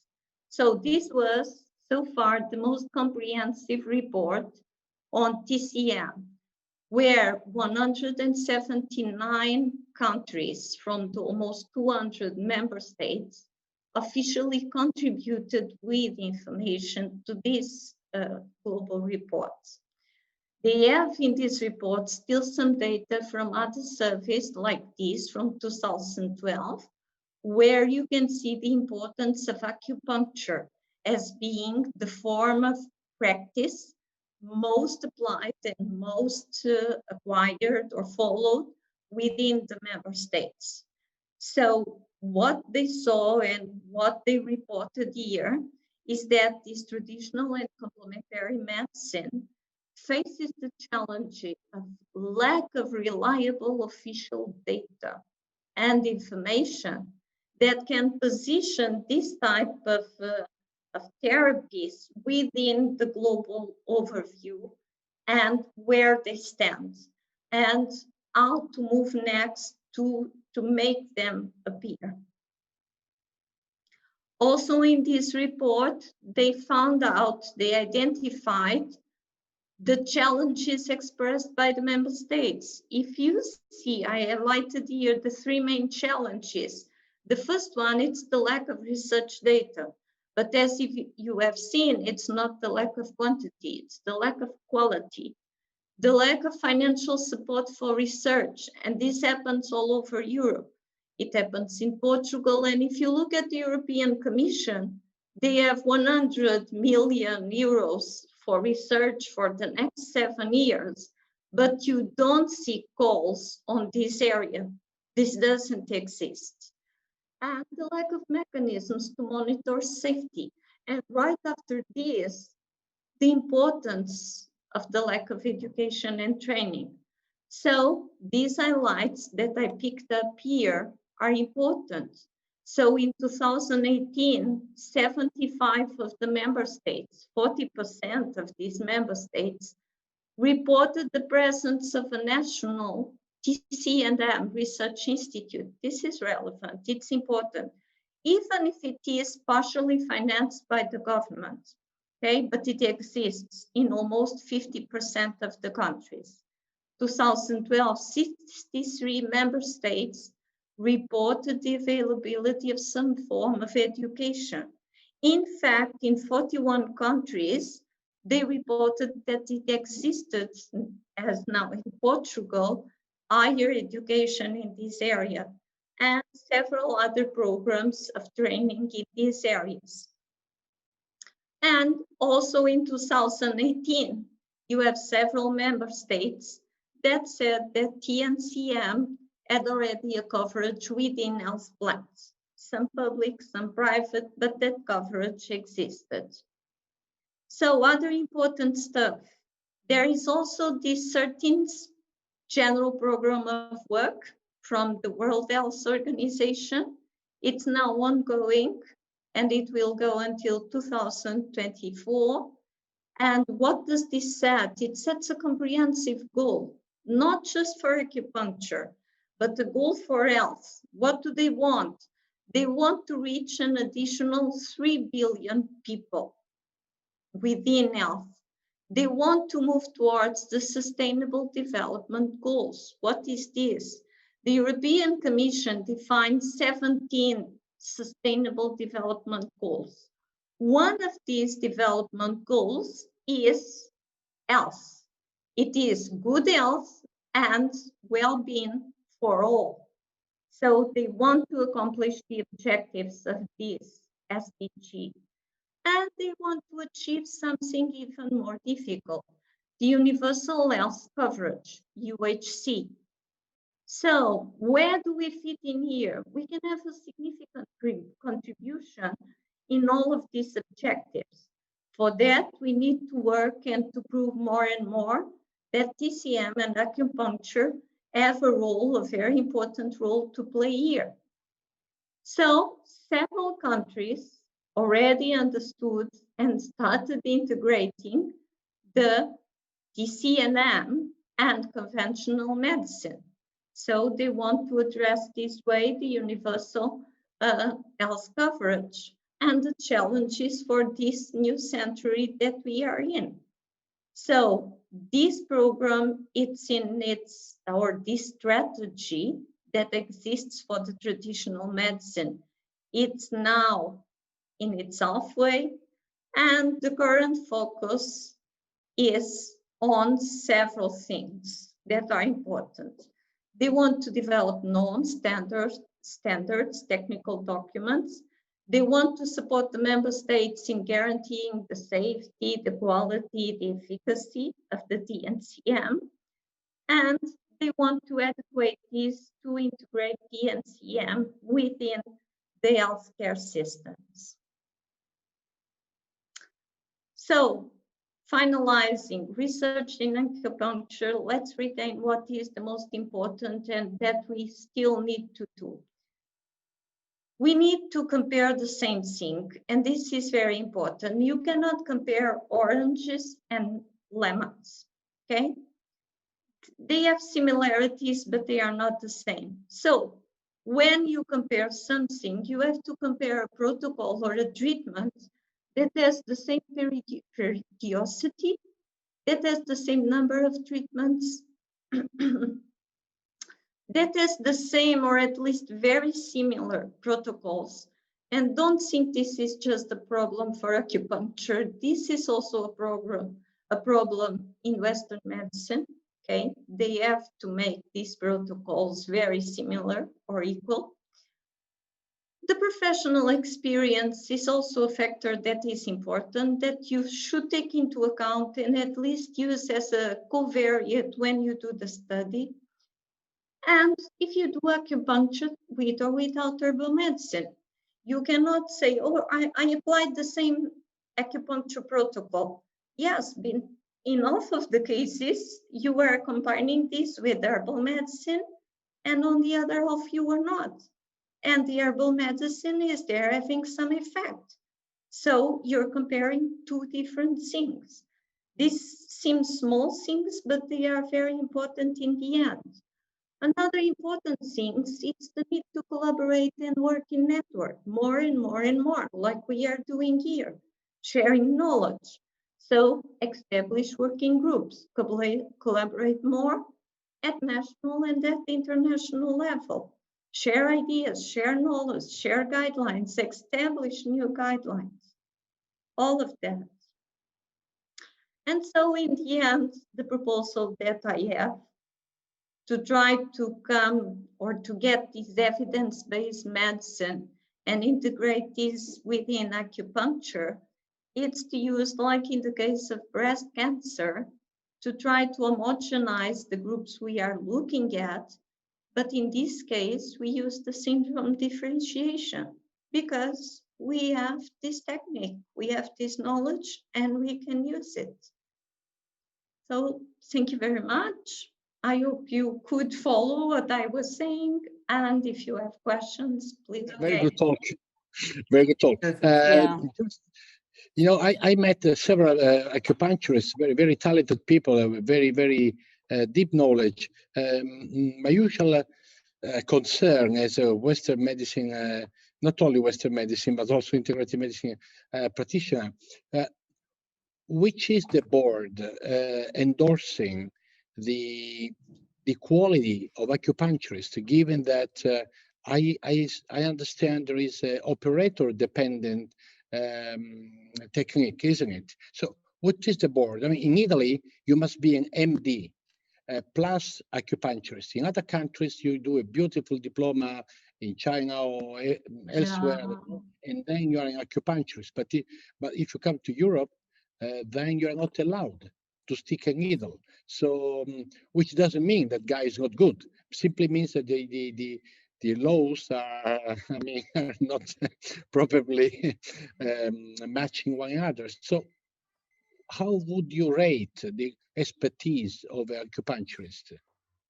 Well, next time I don't help you with the micro because you're doing difficult questions to me. Well, in fact, I don't know, because as you have said, this is different when you cross the border, okay? What you have in Portugal, you have legislation. I believe that within Europe, and maybe Professor Sada, she knows this better than me and she can help us. It was the first country in Europe legislating to this TNC, these therapeutics, non-conventional therapeutics.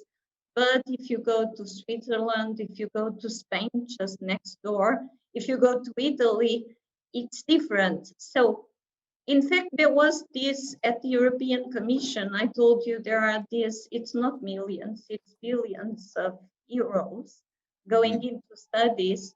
There were just 2 or 3 studies that covered this area, which is nothing within the amount of studies that they have, and we should lobby to have more studies within this. But one of the studies, which was the Umbrella study, it was comparing several countries. Low battery. It was comparing several countries within Europe. I think it was 12 countries, and the experts. It was a group of experts, people from TCM, acupuncture, herbal medicine, Western medicine. They were coming together to study this. And what they saw, it was that this lack of uniformization, harmonization of the laws, of the procedures, of the guidelines, this was really hampering everything to go ahead, okay? Because first we have to establish what is what. What do we want as the standard? And then we can start following the standard. If we don't even have the standards, how can we move forward? So this was one of the main things they were reporting. And that's why I say that we need to start to work in network, because this sharing of ideas and knowledge and everything can bring us to that point, to establish those standards, the beginning of the beginning. And then we can move and start proceeding. Very good. Thank you. Very good. That's very wise point. Excellent. Very good. Thank you. Thank you. Yes. Thank you, Professor Madalena, for the excellent speech. Thank you very much. Pleasure to be here.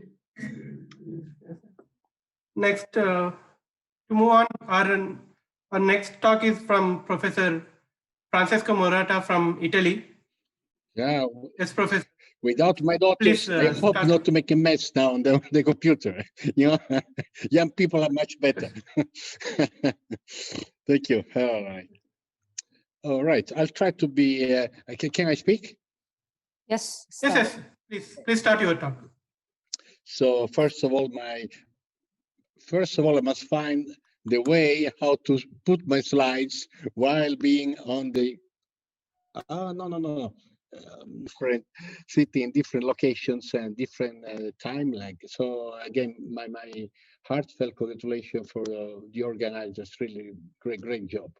What I'm going to do now in 20 minutes, I'll try to be in 20 minutes, is to present a study we are embarking at the moment. Okay,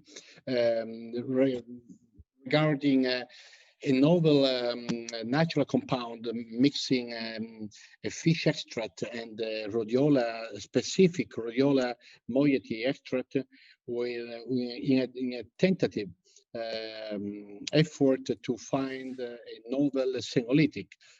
You certainly know that there is a great evergreen, ever increasing interest for marine biology, environment, and for more and more specific selected bioactive compounds in moieties inside herbal extracts, and certainly one in aging, and let's say also anti-aging therapeutics, although anti-aging we know is not a very scientific terminology, but it's very catchy one. Target, these novel targets are targeting the good genes, so-called beta genes. So as you know, we can switch on and switch off genes. I'm sure that also acupuncture can do that. So in this study, we will show some effect of a novel potential senolytic endowed with the beta gene upregulation properties in a cellular aging model, and also in a small pilot clinical studies we did. Briefly, I can remind you the very latest papers published by authoritative journals like JAMA and others, underlying the importance of trying to target the senescent cells in order to help the cells getting rid of the waste, and this is viewed as a way of rejuvenating cells. Sorry, can I? Yeah. And trying to get rid of the so-called SASP, senescence associated secretory proteins. Because senescent cells per se, they do accumulate into the cells, we know, and this will be a further burden to jeopardize the organ function, to keep on fueling chronic inflammation, creating misfolded protein, at the very end shortening the healthy lifespan. Science has dedicated an article on this specific target of aging therapeutic. The senescent cells associated secretory proteins. And you can see here a beautiful study done in 2016. Yes, those two mice have the same chronological age, but it is very obvious their biological age is very dissimilar. But the mouse on my right side, I mean the slimmer one, was basically treated with so-called senolytics, so with compounds allegedly working to clean the cells of the accumulating waste. Just to make it simple, this is probably the first nice big paper which appeared on the literature on a human preliminary report, and combination therapy, dasatinib and quercetin, was given to individual with diabetes-related kidney disease, and you can see biopsies were done, and you can see the significant decrease of epidermal senescent cells after treating these people. Here there's a picture, here there are the histograms, and even more intriguing was the data in this paper that by giving to these patients this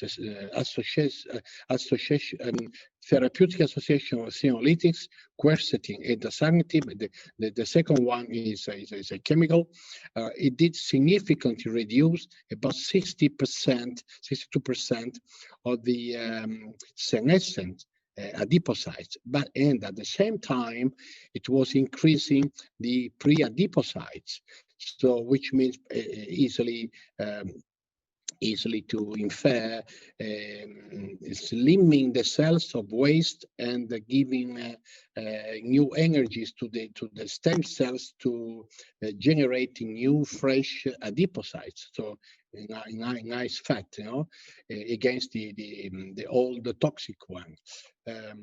This other paper published in International Journal of Molecular Science depicted let's say a theoretical approach to the issue, because by time we have a epigenetic regulation, we have also cellular senescence due to a number of factors. We know DNA damage, oxidative stress. At the end, we will have a senescent cell, pre-senescent cells, and this one will be fully developed senescent cell, and this is basically the beginning of a slope down of functional vitality of a body. In this paper, theoretically, this program of I wouldn't say rejuvenation, but it's sort of rejuvenation, although the terminology again is not, it has to be used very carefully, is that theoretically one could remodel epigenetically, so one could rewind the epigenetic dysregulation, and one could protect the cells by senolysis with genetic ablation, and ideally reaching for an increase of mitotic competence, which we go losing by time. Of course, as you can expect, when some new in science is appearing, some websites start envisaging great therapies to be applied tomorrow, and we know the science, does not run that fast. So one has to take with some caution some news appearing on not scientific, very scientific website, let's say to health promoting websites. In this case, there were even mentioning the cost of this therapy. So the dasatinib is very expensive, for few tablets over $2,000.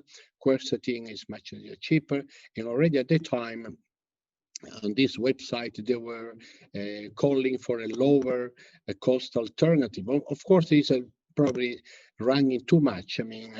Looking for an alternative when we are still, all the scientists are still working for establishing a reliable, safe treatment. But this means that the time is moving fast.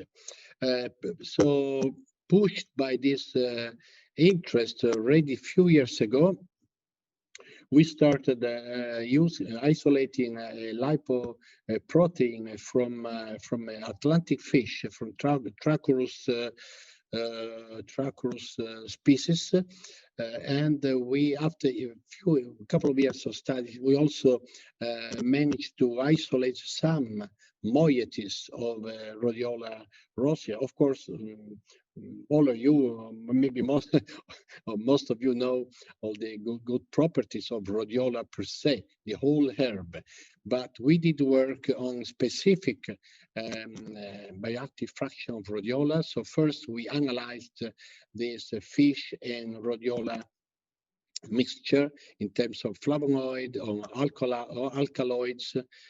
We also by HPLC and by gas chromatography mass spectroscopy, we started isolating all these peaks. We checked peak by peak and in vitro, trying to understand which one was more biologically active in vitro. Of course, one can say that in vitro is probably likely to be equally effective in vivo, but of course this has to be proven. So I admit that. But we did start by already zooming in into rhodiola rosea to pick up the best biological active part.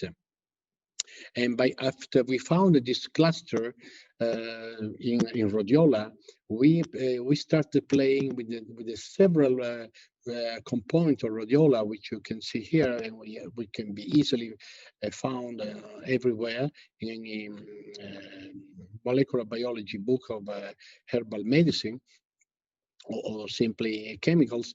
But the point is that we started isolating peaks, clustering some of them really by trial and error. So it was not really a matter of isolating the peaks more expressed, because being more expressed doesn't mean being more biologically active, of course. So it was quite a spine-breaking job.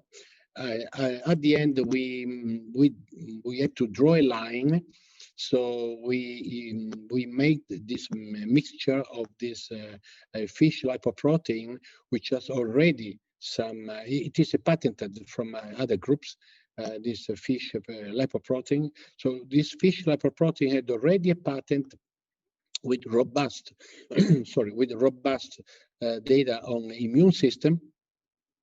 And we spray dried, we mixed with the rhodiola specific bioactive fraction, and this compound we decided we had to run for in vitro study. And first of all, we had to rule out the possibility that it could be DNA damaging, and it did not.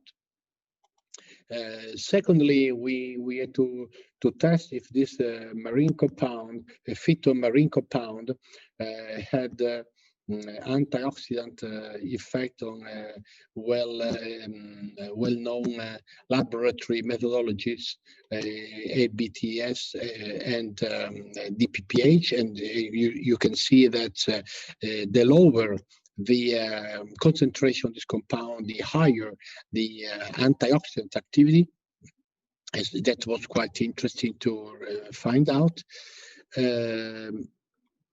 Then what we did, okay, we isolated the mesenchymal stem cells because again, in this work, we wanted to study the regenerative capacity of this compound more than the pure senolytic ability. Senolytic by terminology should be just diluting, breaking down the old waste. So more than on the senolytic per se, we wanted to work on the pro-regenerative capacity, on the vital genes up-regulating capacity. So to work on the proliferative capacity, we had to work on the mesenchymal stem cells. And the data were quite interesting, because there was, by adding this compound to mesenchymal stem cells, one could see a quick proliferation of mesenchymal stem cells in vitro. Of course, we did analyze by fluorescence activated the cell sorting, the homogeneity of the compound, which again I remind you is mixing marine biology and soil biology in a single compound, and you can see a rather homogeneity. Then we checked the proliferation activity also by not only by imaging, but also by percentage of cell viability. Again, you can see that the lower the concentration, the higher the ability to proliferate cells. I think that is probably the most clear picture. Unfortunately, the timing is missing. I'm sorry, the timing is missing, but it was 24:48, so that kept on proliferating. Unfortunately, I forgot to put a slide showing that this proliferation ability was not working on cancer cell, which could be a very nice criticism, of course. We selected the lung cancer cells. We put in vitro with this compound, and there was no effect whatsoever. We did publish this in a chapter on lung cancer, oxidative stress, and smoking. So unfortunately, I forgot to put it. As you can see, the compounding in different concentration showed a significantly lower lipoperoxidase activity.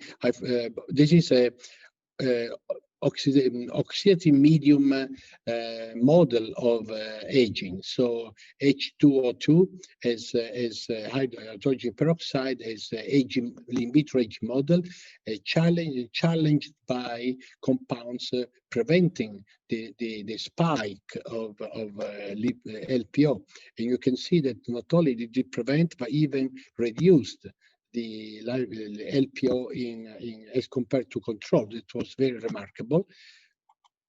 And also, interestingly, it did increase compared to control the SOD, so reducing, so better scavenging the free radicals generated by the H2O2 in the medium, and at the same time increasing the SOD, which makes sense. You know? It is quite interesting data. Let me come down here. All right.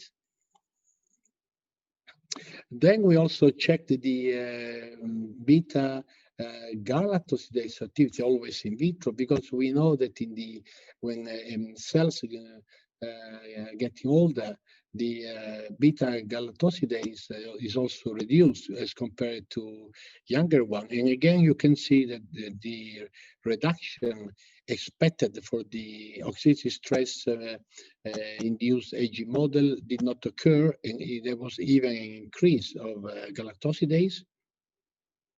And let me see, right. Then we went to the gene, to the epigenetic effect of this compound. Of course, we didn't know before doing this test. You know, we were hoping that epigenetically this compound had some meaning. It was not just a good antioxidant and that's it, you know, like many others, outside. And there was a tremendous, not with the medium dosage, with the low dosage, it was a tremendous increase of SIR1 gene. So this strong epigenetic effect of a typical target gene for longevity and vitality, which is SIR1, was really, really remarkable. And during oxidative stress, clotho1 is, which is a potent anti-aging gene, and it's more and more published in the past 5 years. The inactivation of clotho has been associated to accelerate aging at the hippocampus level. If you work on accelerated aging mice model, they have a very low clotho gene. So in this case, applying oxidative stress-induced aging model in cell, we would expect really a zero clotho. Zero. I didn't put here the H2O2 without any supplement data, but it's really zero. None can be seen. And you can see that at the medium dosage, but even more at the lower dosage, the clotho-1 gene upregulation was basically almost as good as is in control. So that was another important vital gene epigenetic effect of this compound at the cell level. I have to keep on reminding that to myself.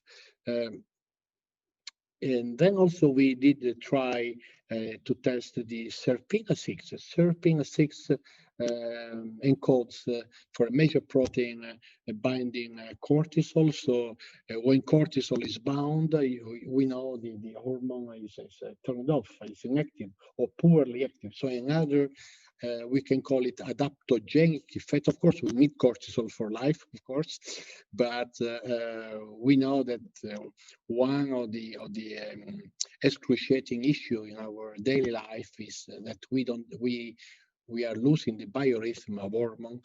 We don't have the canonical 2 peaks of hormone morning at 2 or 3 o'clock, but most of us, maybe most of us speaker today, have a rather swaying up and down of cortisol during the day. That is what eventually brings adrenal fatigue. And I don't want to get into hormonal issue at the moment. I love very much, but I will go off my topic. But again, not switching off cortisol, but modulating cortisol certainly can be one of the vitality and longevity intervention we may do in clinics. So SERPINA6 was upregulated, so a gene taking care of cortisol swinging up and down. And then we checked at besides the hyperproliferation activity, or let's say pro-proliferation activity of this compound, we also checked what happened on the mesenchymal stem cells in terms of differentiation. Because also this is another point, and you can see on the left, more clear here, the positive aggregate increase in the mesenchymal stem cells with added the compound with typical chondrogenic differentiation. A chondrogenic differentiation, people into the stem cell area, they told me, is a very good quality of first steps of mesenchymal stem cell differentiation. So this study is going to be published in, I think, in a couple of months in Current Age on Science, and we were, strong of this data, or let's say, motivated of this data, because you can get motivations more than, strong, real, clinically applicable data. But you start from in vitro. We did apply, we did give this senolytic, this compound, this phytomarine compound, to 90 healthy individuals, 56, 73 age, healthy, a bit stressed, but let's say healthy stress. There's people like, doing a job, being happy with their job, but be very, very, very busy. So no psychiatric issues, no benzodiazepine, no depression, all the possible exclusion criteria you may think of, we did apply. So maybe like many of us who like their job, but basically they do not dedicate much time to relax. So we selected randomly this 90 subject to 3 different supplementation. One was given the phytomarine compound, 1 tablet twice a day, if I remember, 1 capsule twice a day. One was given just a commercial fish collagen compound because it was a good control. Let's see if any good fish collagen can do the same as we did with our baby, and just cellulose. These three different groups were unaware the compounds that they were given. And the interesting effect is that the colors, if you remember, green is the phytomarine. After 1 month, no major change. And after 3 months, which is covered by the video now, but I guess it is that, we did, we did a significant decrease of salivary amylase. Salivary amylase is a well-acknowledged marker of adrenal burning of stress, ongoing stress. And we also tested the serum BDNF, brain-derived neurotrophic factor. This compound now is highly published in any neurodegenerative disease, but also in people under normal stress, also in menopause female. Menopause female may have, although feeling perfect, okay, but they have a lower BDNF, and this may be one, or just one, of the reason why female not on a hormonal replacement therapy may be more liable, together with other risk factors, of course, to have neurodegenerative disease. And those females have a quite very low BDNF. So anyway, BDNF is another marker of vitality of our brain. And then we also studied this compound on melatonin. But before giving you the data and finishing my talk, let me remind you that centenarian compared to old people and compared to young, of course, have a total melatonin excretion very low. So centenarian are worse, allegedly worse than old people. But centenarian, yes, but centenarian are much better than old healthy subjects, because the centenarian have a lower melatonin in the morning and higher in the night. So they have a better biorhythm. So the day-night rhythm is preserved in centenarian. There are beautiful studies in Italy, done in Italy. It is an Italian researcher, and indeed, if we see the alpha melatonin 6 sulfate in the urine, the night-day ratio in centenarian is much better than people in 70s, because probably these people will get older and biologically aging as expected. Centenarian, as we know, they are escapers, you know? So they are peculiar population.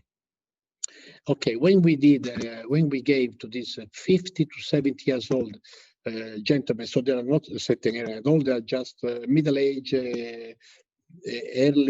early old people, you can see that the night-day ratio of urinary melatonin 6 sulfate was improved, absolutely. But although it took 3 months to do that, now, of course, we can discuss. I mean, we can discuss means I don't know. What does it mean, this data? Are we rejuvenating somehow the pineal gland? I mean, I don't dare to say this. Certainly, biorhythms are better. As you know, some part of melatonin is generated at the gastrointestinal level. So is it this compound affecting the pineal gland per se? Is it improving the melatonin secretion at the gut level? But the melatonin secretion at the gut level has no night and day really biorhythm secretion. So probably this is due to a can you say refreshed pineal gland activity. But again, I put a question mark.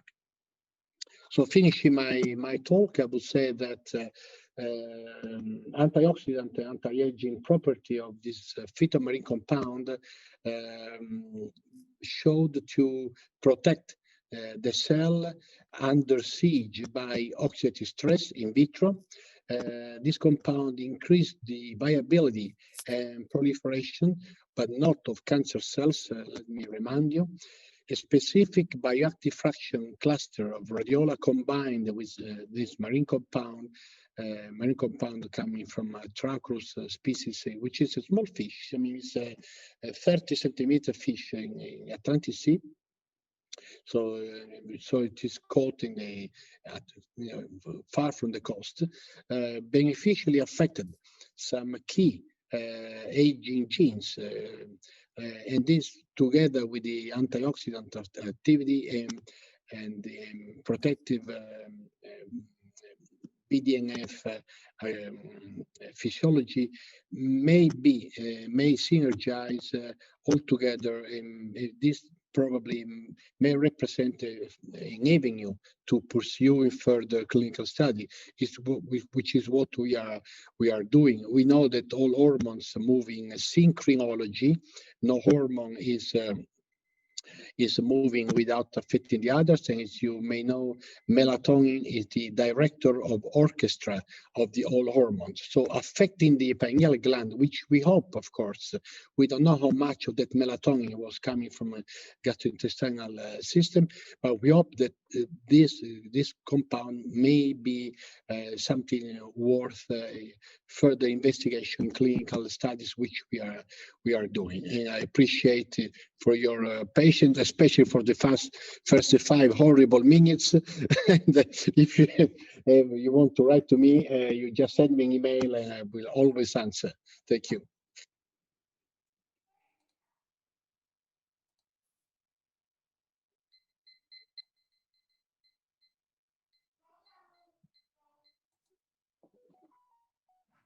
Thank you, Professor Morata, for the wonderful speech.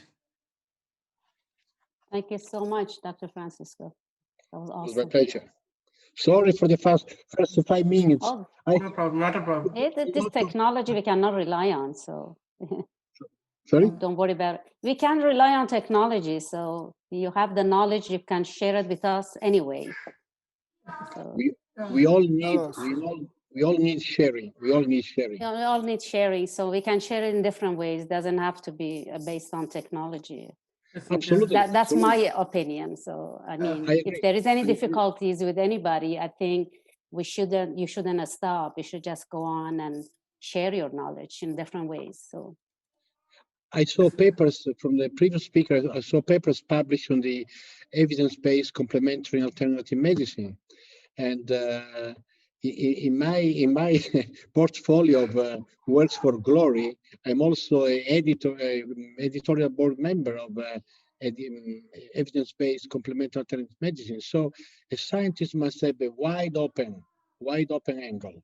So I fully agree. I enjoyed all this congress, and so my congratulations for the people organizing this. Thank you. So excuse me, Professor, how do you do? Are you hearing me? Yeah. No, not so strong, but I can hear you.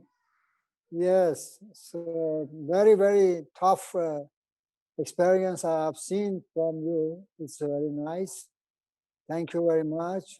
I am also a specialist on phytochemistry in Iran, in Research Institute of Forest from England. About 30 years I have experience on extraction and find out the effect of the lot of extraction. I think so about thousands plants, aromatic plants extracting during these 30 years, and we've trying to find out the new drug or new aromatic, just like for treatment. As you know, it's a very tough.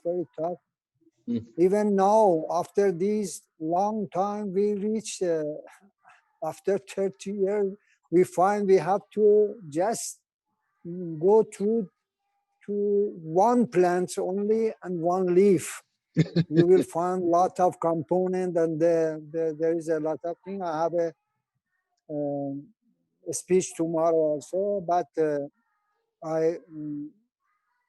see, and very, very excellent and very tough work you did it. I am also ready to be with you. You can, I think so, get it our mail and connection. We can get it, of course. I think so, 100% joint project. We can do it together. After the conference, we will send a mail to you also, find out how we can cooperate it. It was very tough work, and was very interested for look on that. Thank you very much. Best of luck for you, because I think so. We can't discuss a lot of things on this, because as you know, everybody now going to find out the natural product nowadays, because as you know, the aspirin or some lot of the medicine, they are all through the plants come. But we must try to stop the COVID-19. It is the best thing for us, this conference, I think so. We can, from beginning, we said the medicinal plant, acupuncture, a lot of things can help, but we must be together to stop it. And I don't know, God knows when we can do it. Our scientists and our work to stop this problem of the world. Thank you very much again. Best of luck. Okay, thank for your comment. I know that Iran has a great reputation for biochemistry. I read some one journal from Iran, and I read the papers coming from Iran. Very good biochemist, very good, but very tough field. So let's keep in touch through the organizer, with pleasure. Yes, I am in charge of the Union Medicinal Plant Society of Iran. I am in charge of that. And we have at least 10 magazines about the 4 of them English. You can find out the Journal of Medicinal Plant and Byproduct, Medicinal Plant and Byproducts. It is belong to us. You can cooperate it with and send it the any paper. It is ISI, and through this we can make start the cooperation. My honor. Okay, good.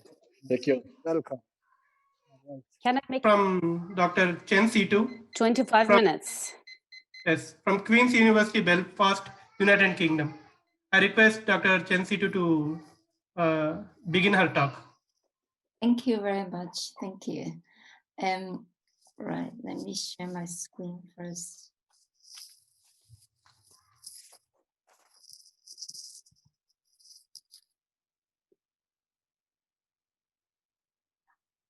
Can everybody see it?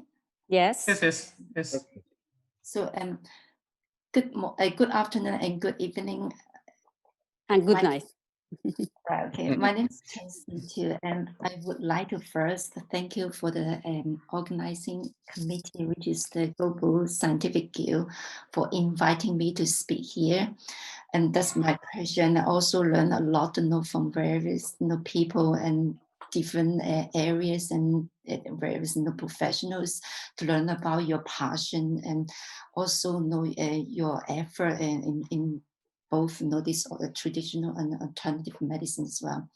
So just some sort of brief introduction of myself. So I'm a lecturer at Queen's University Belfast and in the School of Biological Sciences. So at Queen's University was opened by Queen Victoria in 1845. So that's why they call Queen's University. So in fact, we have 3 Queen's University in the world. So one is in the UK and the other one is in the Republic of Ireland. And the third one is in Canada.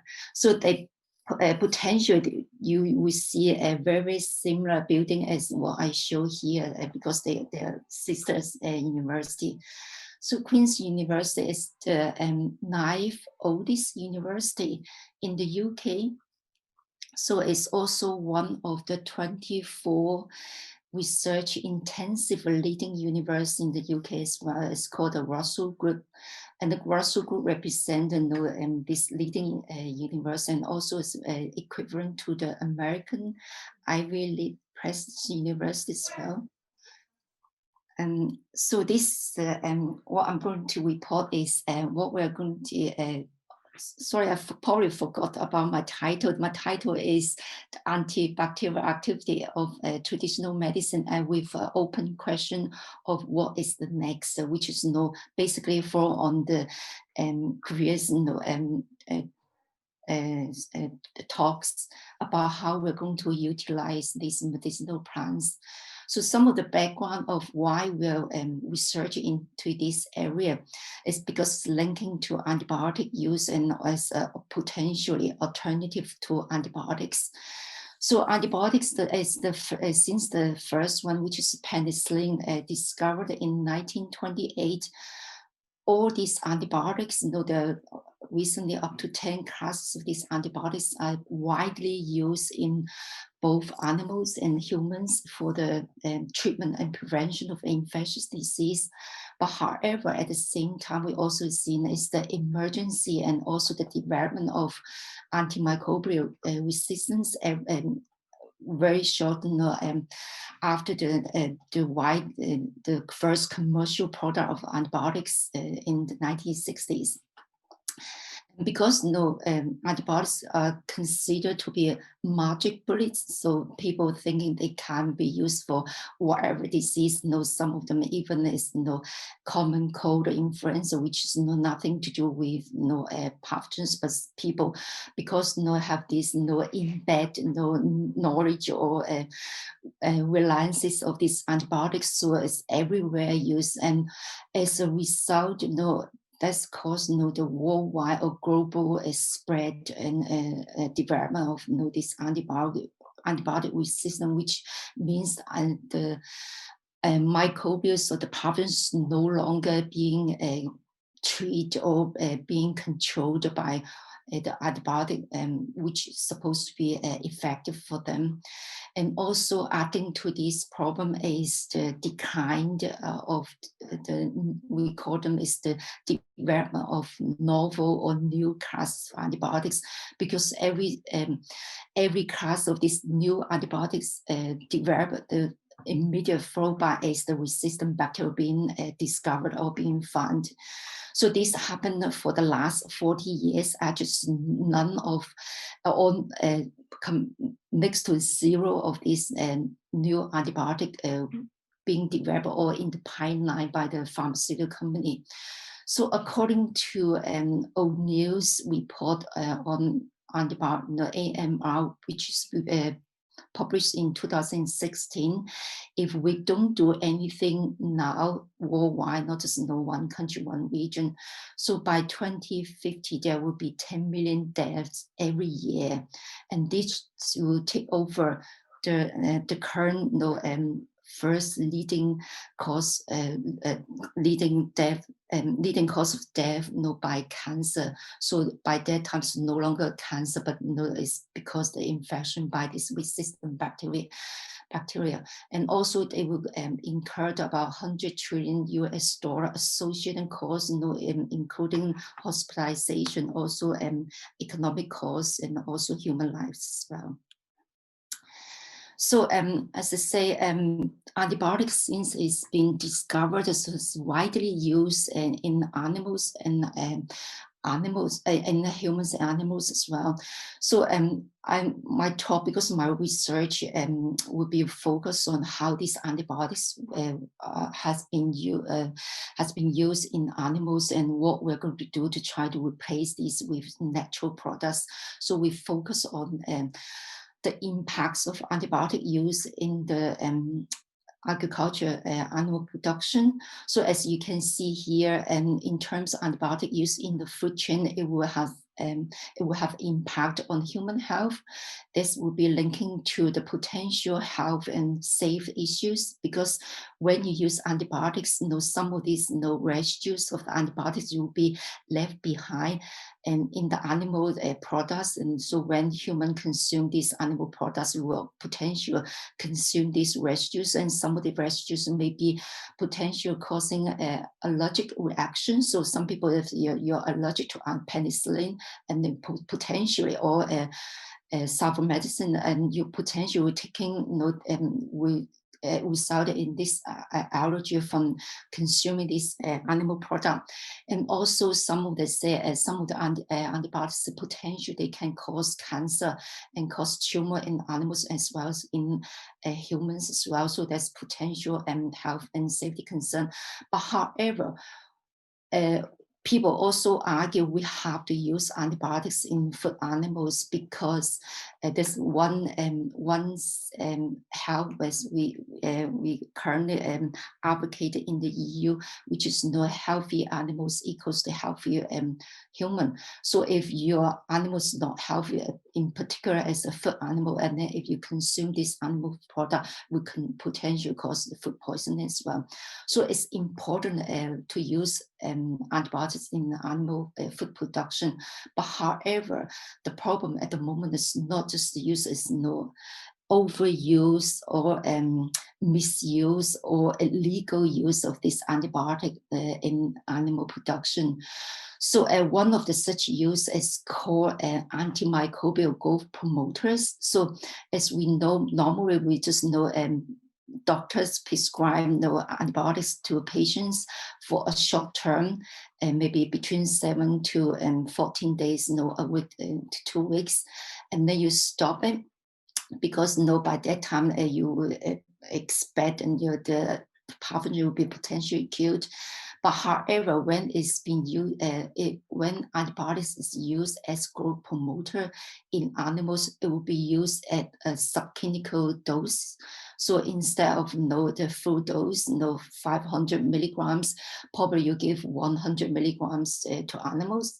And then with this 100 milligram use, you will just help to grow about 1 kilogram of proteins. So basically, there's a large use of these antibiotics in growth as growth promoters in food animals. And basically is equivalent to 100 milligram of antibiotics, equivalent to 1 kilogram of animal protein.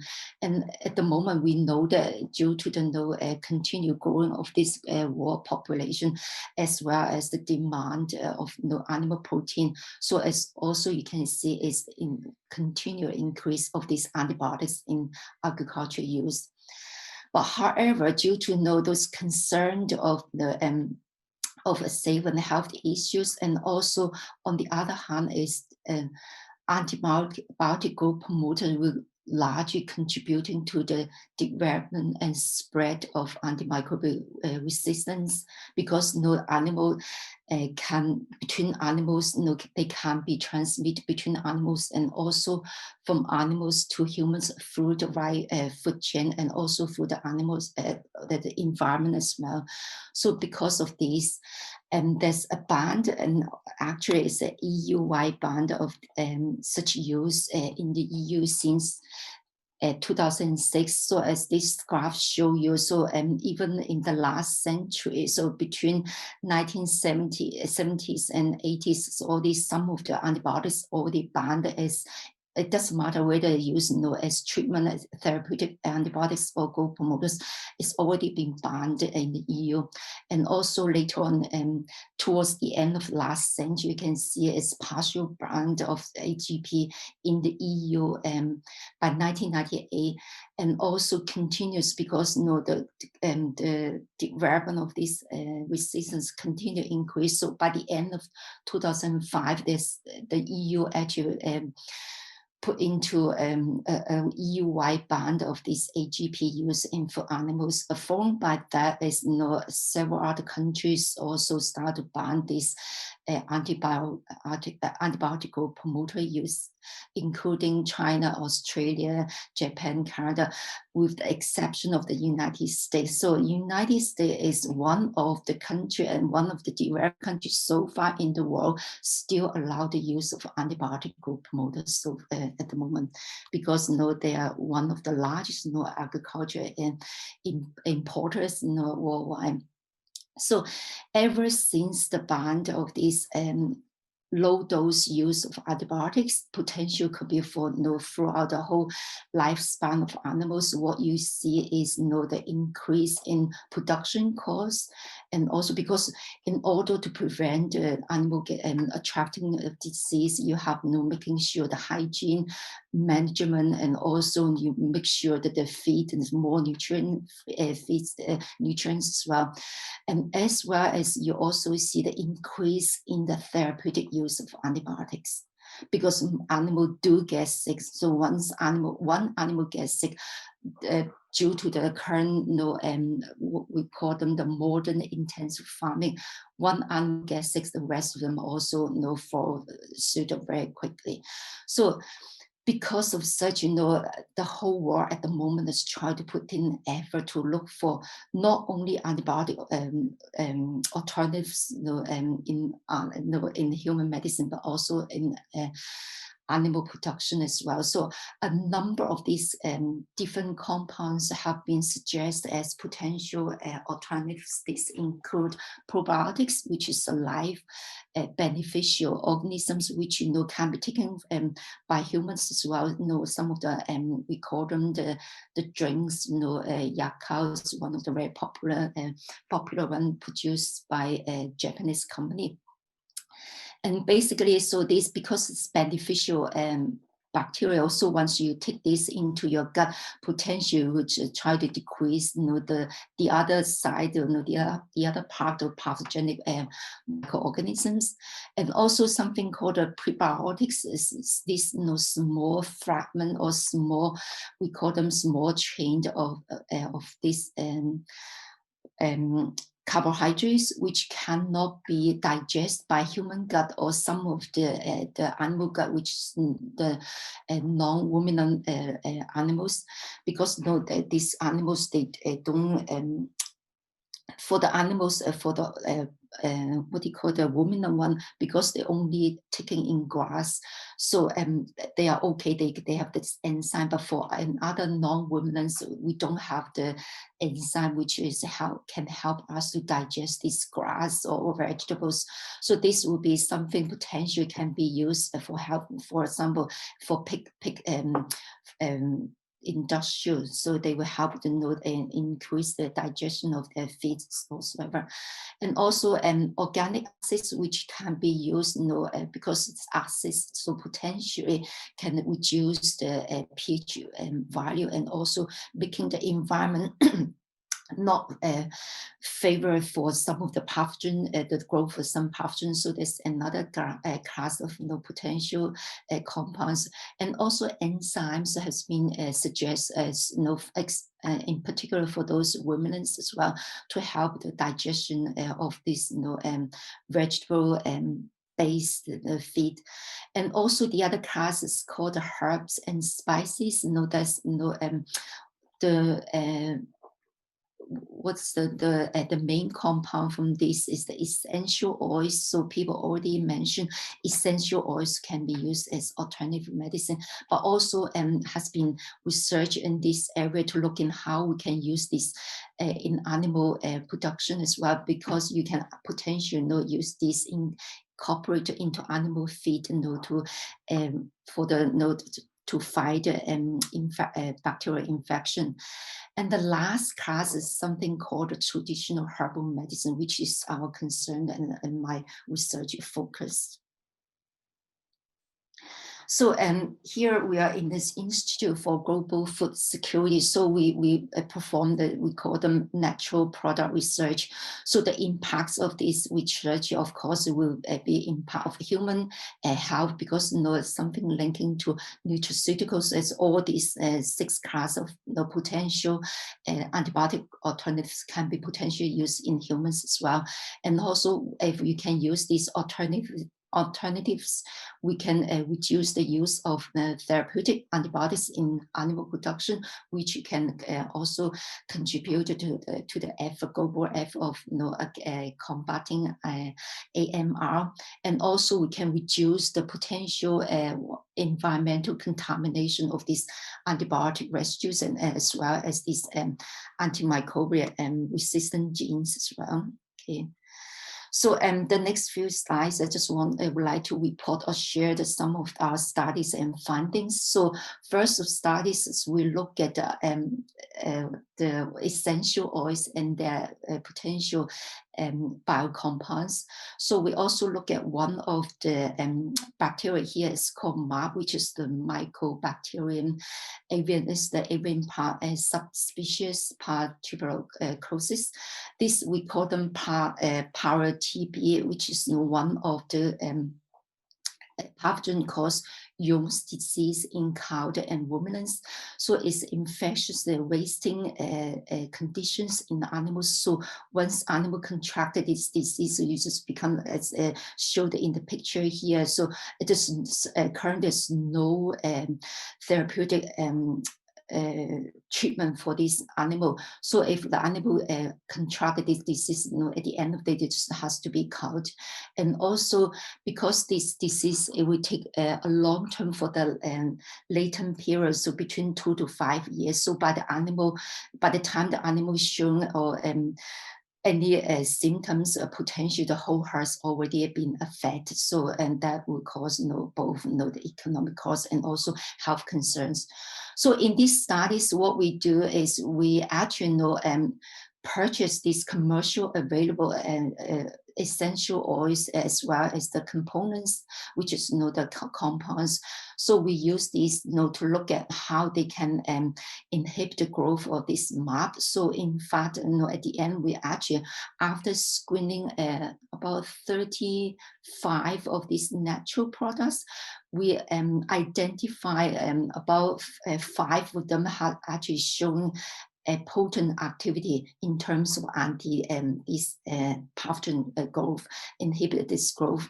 And also once we defined of this identify these compounds, we went on to look at what is the mode of action, because once you know that, so how these compounds were responsible for this antimicrobial activity. So we actually look at using the models. So we just know a contractor monolayers, which is representing the monolayer of these pathogens, to see how they actually interact with these different components of the monolayer. And then we actually found, so this compound, because they are due to their hydrophobic activity, they can actually affecting the what do you call the monolayer, the membrane, so the bacterial membrane.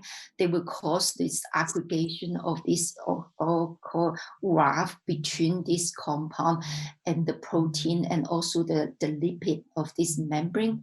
And because there's such reaction, they cause the change of the structure of the membrane, and leading to the leakage of some of the, whether it's the internal cell components, and also some of the external extracellular components to the leakage. So at the end was causing the death of the bacteria. So we actually published a few papers look at both the what the activity, the MI is the minimum inhibitory condition and concentration, and then we look at how they actually cause the death of the bacteria, where there's the causing a leakage, also causing the change of the membrane. So that's our first studies. So after that, so we move on to, we look at the natural products, which the medicinal plants. So what we did is, one of the studies will look at one of the plants called Alpha-Moment and Marigold. So it's one of the plant we sourced from the tropical rainforest of the Central Africa. So because this indigenous plant has been used traditionally for a range of illnesses, range from healing, so then the skin or wound healing up to the infections, including urinary tract infections, skin infections, and as well as food poisonings. So when after we obtained this plant, this is actually one of this about 65 of plants coming from that region. So after the screening of a number of these pathogens, this including the E. coli, Listeria, and Staphylococcus, as well as MRSA, and then we've actually found out these plants or their extracts actually show wonderful, very potent activities. So, in terms of the crude extracts. So after knowing that, we actually adapted one of the very common approach, which is called the bioassay guided fractionation. So basically, it's one of the way adopting by the pharmaceutical company. So once they find this drug list, they just going to identify, isolate what is the actual compound, and then after that, we just look at, we actually isolated compound, and which is, as you can see here in the graph, there are 5 fractions there. The G3 and G5 both are the very potent fractions, which is a compound we call the terpenoids. They showing they're showing a very potent antibacterial activities against all those pathogens we screened. And then we also went on to look at the cytotoxicity properties of these compounds, and we found them is actually safe for mammalian cells.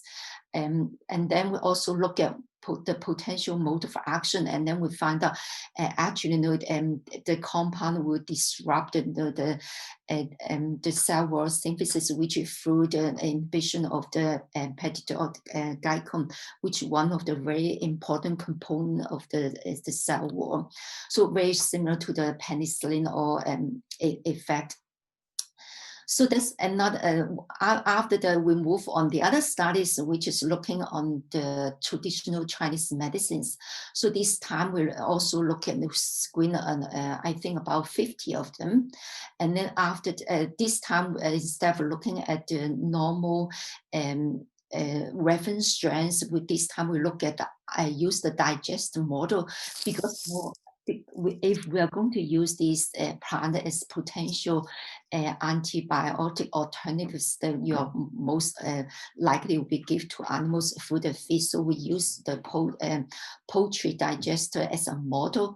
So instead of using a bacterial isolate, we use to see how they actually exerting their effect against a number of these pathogens in the chicken gut. And we use a number of assays, MIs, which is the minimum inhibitor concentration, and also determine the minimum bactericidal, which can kill the bacteria. And also we look at the kinetic studies to see how quick, how in terms of those dependent of these antimicrobials. So at the end of the day, we found a number of about 4 of them also showing wonderful activity in terms of those pathogens screened, included here Listeria, E. coli, and Salmonella.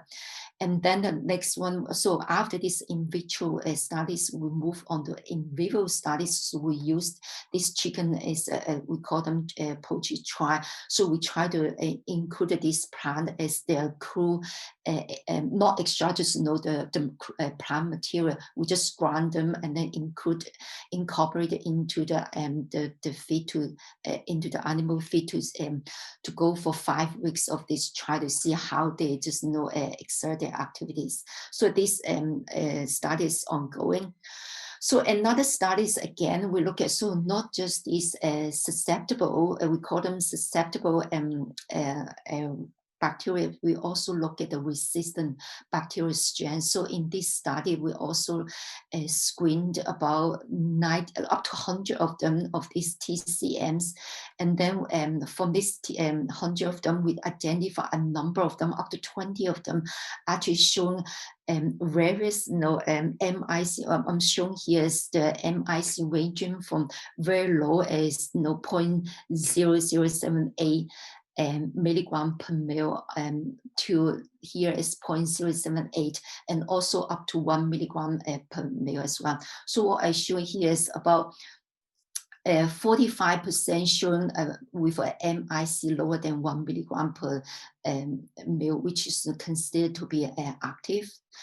So after the screening, we went on to look at the kinetic studies again to just look at how the time queue is, sometimes some people call them time queue. So look at different time point how these potential cool extract of this TCN in terms of their antibacterial activity. We look at the MRS at this point. So as you can see on the left-hand side, is when we use the concentration at the MIC level, which we use for the in vitro testing. As you can see, it's showing some activity because the lower, the green one is the negative control, so without anything, so that's the normal growth. As you can see at the MIC level, it will just inhibit the growth of these organisms. But when you increase the level to 0.25 milligram per ml, you can see a number of them shown as well as the antibiotic positive control, which is vancomycin in this case. So after these kinetic studies, we also look at how we are going to, how these plants, this plant extracts, if you combine this with the current standard antibiotics, what does it look like? So also we use MRSA as a model. What is shown here. So if you combine this one of the plants is shown here, geography, with vancomycin here, you can actually reduce the MIC of vancomycin up to 256 fold. So basically, if you use just in here, I show you as between 4 to 10 milligram per ml of this crude extract. If you combine with antibiotics, you actually decrease this MIC significantly. So that's why it shows you this natural antibiotics can be used in conjunction with the current antibiotics. Of course, people will argue there will potentially be some interaction. So that will be another story to look at them. So in terms of the application, so there's also some other studies that I'm not reporting here. We also look at the antiviral of this traditional herbal medicine as well. So some of the application here, this is not our studies, so I give you some of the examples. So this one is called the Lianhua Qingwen Jiaonan. So one of the capsules also is a herbal medicine remedies, but it's making it into a capsule. So traditionally it is. Excuse me, Dr. Chitu. Please complete your talk quickly. Okay, yeah, it will be a couple minutes. So it will be traditionally used for anti-cold and anti-influenza. And also it showed a remarkable effect in SARS outbreak back to 2003. And recently, and also shows a wonderful effect as anti-COVID-19, and also is approved by the National Medical Products Administration of China, and also is included in the third edition of the diagnosis and treatment protocol for the treatment of the mild and moderate case in COVID-19 in China as well. So a lot of studies, background studies about these capsules, including in vitro and in vivo studies, and as well as clinical trials as well. And also look at their potential toxicity, and also some other using the what we call them advanced technology to look at how they actually exert their activities, looking at, because they can be used for for the treatment of what we call them the cytokine storm. So people look at how they actually use for anti-inflammatory properties. So they look at the different signals as well, and actually showing it's effective. And the other something similar at the granule is called Banlangen. It's also anti-cold, anti-influenza, and also showing very wonderful effective during the SARS outbreak as well as current COVID-19.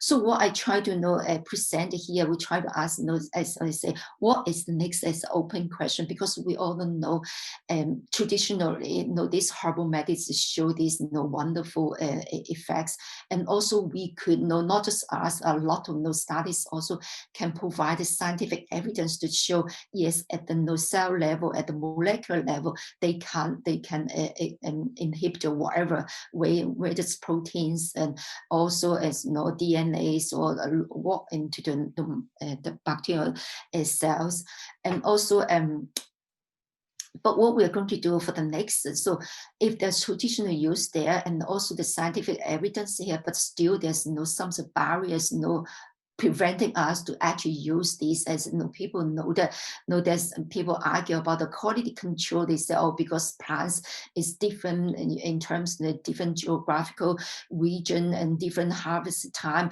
and also batch to batch difference, and also people looking at the standardization of how we can standardize this traditional herbal medicine. So people looking at the biomarkers, looking at how they can, but I think a lot of things is different. And also I will argue, why do we have to use the same approach as people, the pharmaceutical company use for the current drug discovery to study traditional herbal medicine? Because the difference of the traditional herbal medicine as compared to the single identity of antibiotics, because they work synergistically. If you try to separate them, probably you already lose them somehow in the way.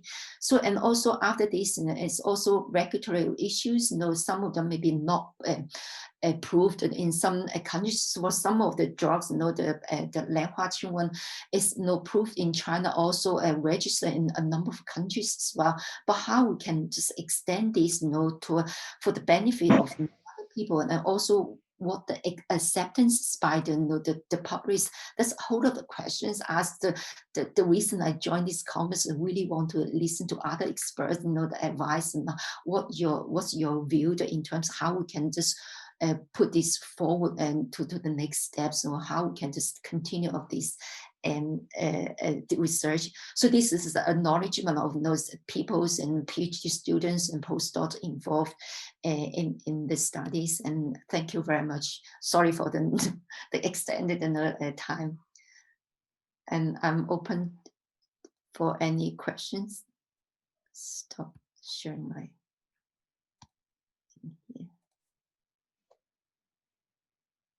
Any questions, please?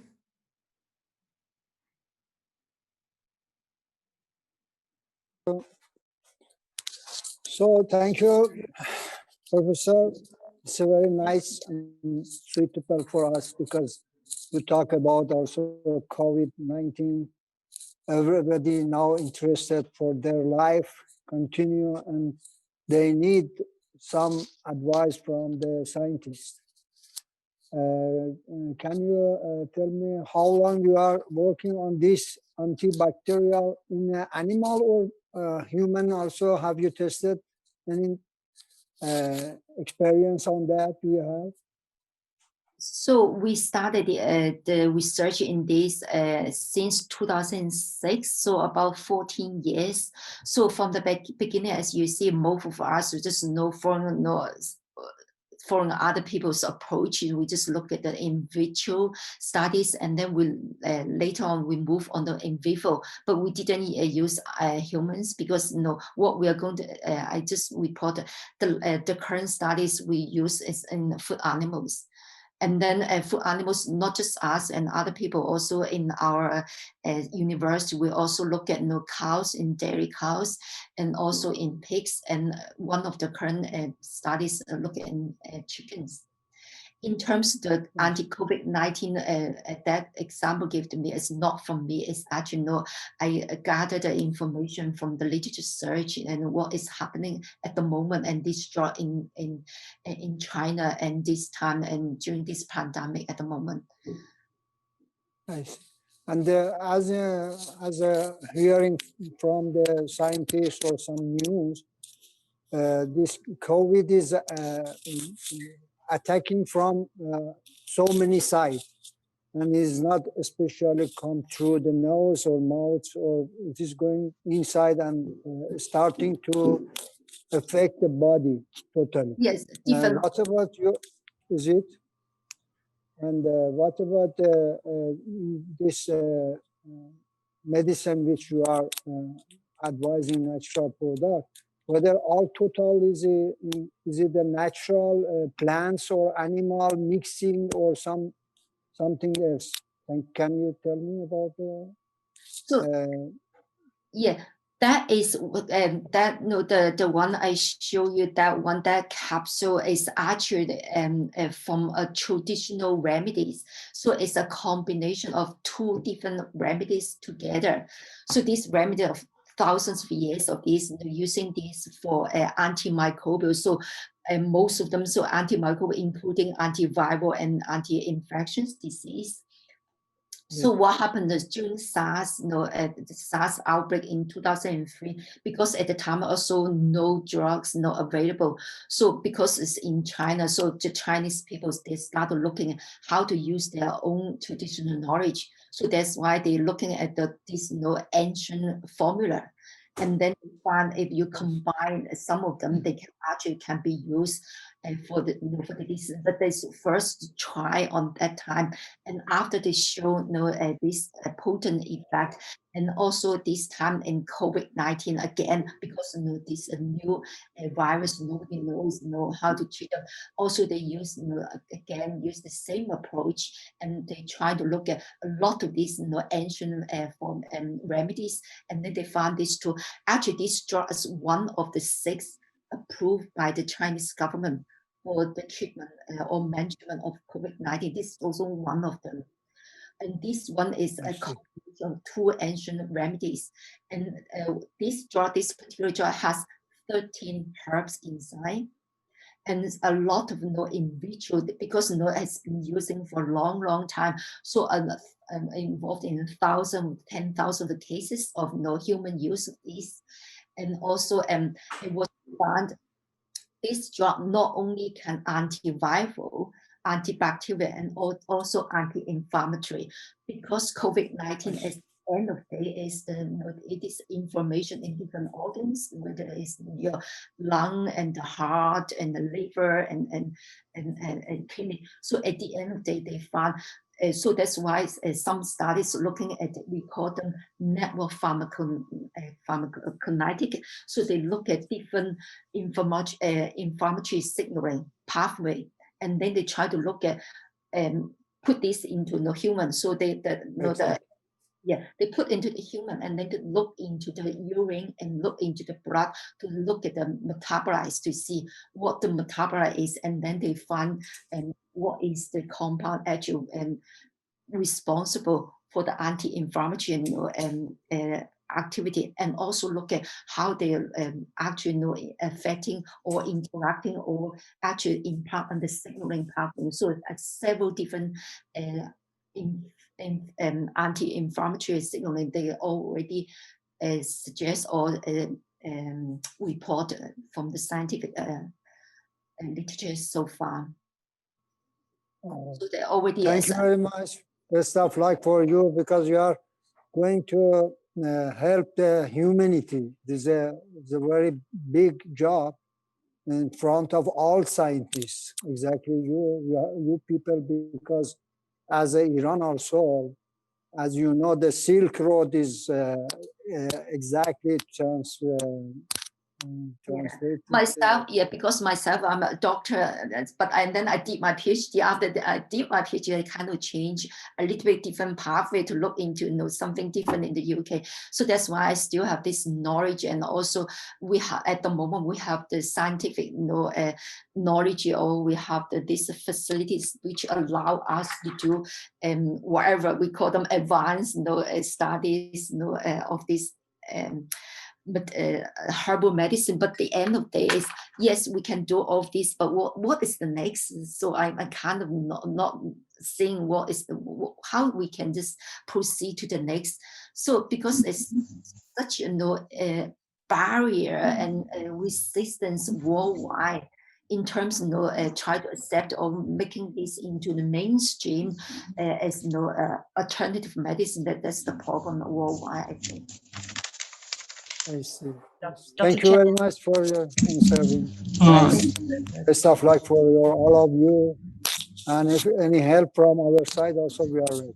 Yeah, we'll probably. I really much want to contact or connecting with you. Chin C2. Yes. Chin C2. Yes, yeah, I can hear you. Yes. You have given two very beautiful examples of prebiotics and probiotics, which can be used as the alternatives of antibiotics. What are the typical examples of prebiotics? Prebiotics. You have given the use of probiotics and prebiotics as the alternatives of the antibiotics. What are the typical prebiotics you would advise? Prebiotics. Probiotics. So the one that's very popular at the moment is the lactobacillus. So it's yak cow. I don't know whether you know the name called yak cow. Is a product, we call them probiotic drinks, produced by the what they call produced by the Japanese a long time ago, and is making its way to the UK about 20 years ago. So it's lactobacillus is one of them. Is very popular in the UK as probiotics. Can you hear me? Hello? I don't know, I lost him. I think it's frozen. Anyway, you may tell it later on. Probiotics are well understood. For example, curd, some other milk products and yogurt. These are the probiotics, have been regarded to be probiotics. But what should we use as prebiotics? So I think prebiotics, so people also getting very popular. You may tell it later on. Yeah, because prebiotics also widely used by human, because they, especially for people, they want to lose weight, because probiotics can only be fermented in our lower gut, so in large intestine. What does it do is it can promote the beneficial bacteria, and on the other hand, it will inhibit the growth of pathogenic bacteria in the lower gut in both humans and animals. So that's the only use. It cannot be the way it used is only to promote the growth of beneficial organisms in the lower gut. Nothing for anything which can be used for human being or for animals. Okay, thank you. Dr. Chan? Yes. Chan, this is Wai Ching. Oh, hi. Hi. I really appreciate you using the ancient herbal remedies and antibiotics, because that's also my research, as well as essential oils. Oh, right. Right. And I would like to contribute to your research by introducing you to the CEO of a company that's called Simple Blue, and it's structured water. They used it successfully for the husbandry of pigs and chickens, and so have eliminated the use of antibiotics. And so I will introduce you directly. That would be excellent. Thank you very much. It's used for agriculture as well. And this structured water is actually changing the molecules of the water to smaller dynes, smaller molecules, and so it's very bioavailable, and also it becomes very antibacterial and antiviral. So that has been done for huge agriculture projects as well as for weapons. But how they can do it? Because water is just water. Why there's something in the Not water? well, actually, we've done research into not just water, but restructuring. Restructure the water. With, Okay, I they worked must. with, Emoto, Masaru Emoto. I worked with them, and also I worked with, Oh, right, that would be great. Yeah, thank you very much. I have it right here. This even, I don't know if you can see. This Yeah. is based on the Fibonacci spiral, and which is Tesla technology.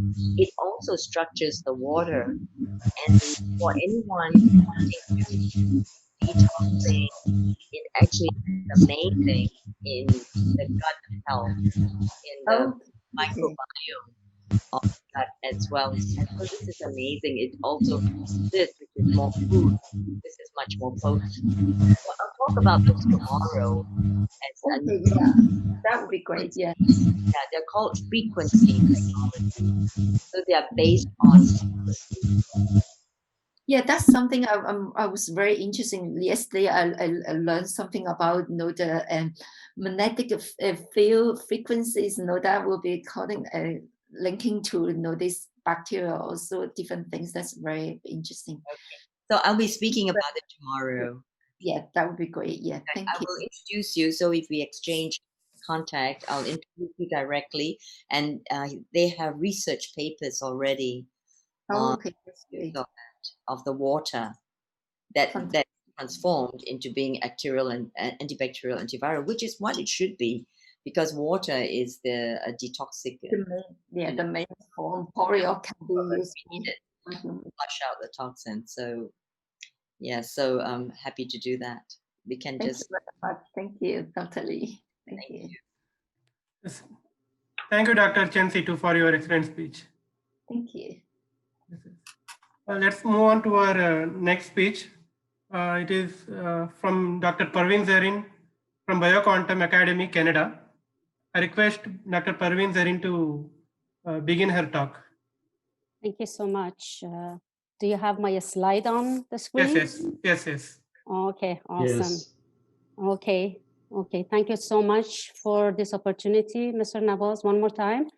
And for people who joined today, I don't know, some problems with my computer today.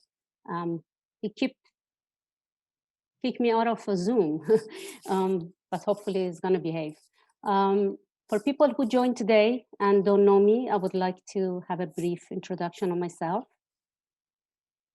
I'm an integrative practitioner specializing in the homeopathic medicine. Is the slide big enough, or it's a small? We can view it. You can? Everybody can? Okay. So I'm an integrative practitioner specializing in the homeopathic medicine. I'm the founder of Integrative Medicine and Nutrition in Toronto, Canada, and the director of Bioquantum Academy. I have received my doctorate of philosophy in integrative medicine. I have obtained diplomas in homeopathic medicine and sciences, have several certificates of achievement in homeopathy from Germany, a degree in nutritional sciences, obtained several certificates in homotoxicology medicine. I've been awarded an Order of Excellence in my homeopathic research for obesity for my PhD program. I'm the author of Quantum Anti-Aging book, and I have been practicing homeopathic medicine, homotoxicology, a branch of homeopathic medicine, gemotherapy, organotherapy for over 20 years with a great success in Canada. I have successfully treated hundreds of people with the serious chronic diseases around the world, and some of the testimonials are on my website. My website is www.bioquantum.ca, and my email is info@bioquantum.ca. Yesterday, I talked about the causes of diseases based on my Trinity of Disease that I created that platform. And the causes of disease are the There are three main fundamental causes. One of them is inadequate energy flow at the cellular level, and cellular deficiencies, and cellular intoxications. As I mentioned earlier, in a homeopathic domain, and I practice homeopathic, specializing in homeopathy, and but definitely is always combined with nutrition and with other complementary modalities such as chemotherapy, organotherapy, trace minerals. As most of you know, homeopathy is based on the concept of like cures like, or the principle of similar. Refers to a substance that would create a similar sets of symptoms if administered to a healthy person. The same substance in a diluted and potentized form can treat sick people with the same symptoms. Homeopathy is compassionate, safe, gentle, effective, with a holistic approach to healing, and has withstood over 200 years of practice. Homeopathic remedies are prepared from reliable and non-additive materials, which naturally exist and have absolutely no side effect. Homeopathic remedies can be safely taken in conjunction with other conventional medicine or another natural modalities without any interaction, because homeopathic medicine works at the quantum or energy dimension of the human body and has no interaction with the chemistry of the body. I treat viral infection according to the disease table or evolution or disease evolution. According to the homotoxicology concept, each phase of disease is treated differently. The homeopathic medicine that works on the first phase of disease does not respond to the last phase of disease. I would like to talk about the disease evolution. I mentioned a little bit briefly yesterday, but I want to elaborate it a little bit further today. In order to treat a disease generally, we should understand the classification of disease. We don't have to exactly know the disease agent, but the classification of disease is important in order to cure. In the case of any viral infections, like any other condition, there are 6 phases of the body's ability to cope with the present toxin that is released by a virus or any other pathogens. The reaction of the body on the presence of homotoxins determines the phase of disease that the patient is in. The main parameter to cure is not just the homotoxin or virus itself, but the way the body deals with it. Disease evolution has 6 phases that apply to all illnesses: acute, subacute, chronic, pandemic, or epidemic. The progress of disease in time for the patient means a worsening of the situation, as the toxins of the virus are tending to move from extracellular, from the matrix, to intracellular, instead of being processed and eliminated. So there is a problem when the virus toxins is not eliminated on time, and because the virus, as they always say, quarantine for 2 weeks, because for 2 weeks it stays in the matrix extracellular until to get a chance in order to get to the cells. During these 2 weeks, we have to do something before it penetrates. Treating viral infection. Treating the viral infection such as coronavirus with the homeopathic medicine is done according to the homeopathic concept. A virus releases toxins inside the body and creates a disease. Disease generally has 6 phases. As I mentioned, the very first phase is called excretion phase. Second, inflammation phase, deposition phase, impregnation phase, degeneration phase, and differentiation phase. And each phase, based on the totality of presenting symptoms and manifestation of disease, has an indicated remedy. I would like to explain each phase briefly. Excretion phase, the first phase of disease, the body can adequately cope with the disease agent, to eliminate toxins by increasing a normal excretion process. The body is in a status of hyperexcretion, such as runny nose or diarrhea, without getting the defense system mobilized. That's why when the disease is at the phase of excretion, it's very critical and very dangerous to suppress the excretions, which the mainstream medicine does. To suppress any sort of runny nose or any sort of excretion can deepen the disease further inside the body. At this phase, I give remedy to support the excretion, not to suppress it. The second phase is inflammation phase. Once homotoxins get accumulated at the level of extracellular matrix, the toxins of the virus still is in the matrix. Defense mechanism will be activated to counter the intoxication status. Acute and local inflammation such as sore throat, swelling, redness, pain, fever is classified in this phase. Inflammation is a turbo cleaning of the matrix, therefore the cell is not involved at this phase. It's so critical not to suppress this phase by any anti-fever or any anti-pain, painkiller, or anti-swelling. You deepen the disease further into the cells because the toxins are still at this matrix as an extracellular. I give remedy for the inflammation to support the inflammation, not to be deposited. The third, if they suppress the inflammation, not the way that they do it, the mainstream doing it, the disease or the toxins is going to go to the third phase, the deposition phase. Homotoxins are stored in extracellular matrix.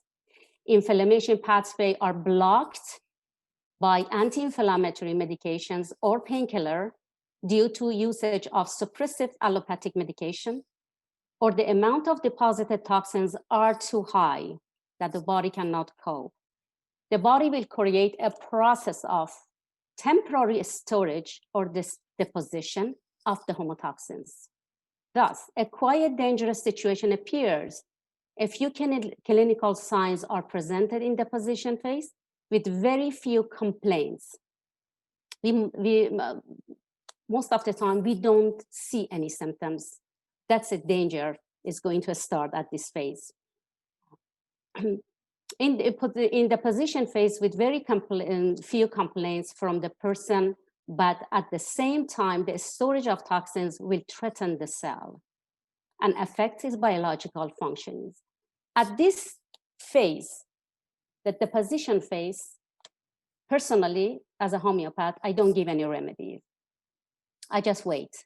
If see the body is coping with the deposition phase, is going to excrete, eliminate toxins with the help of immune system, or is going to the next phase, which is impregnation phase.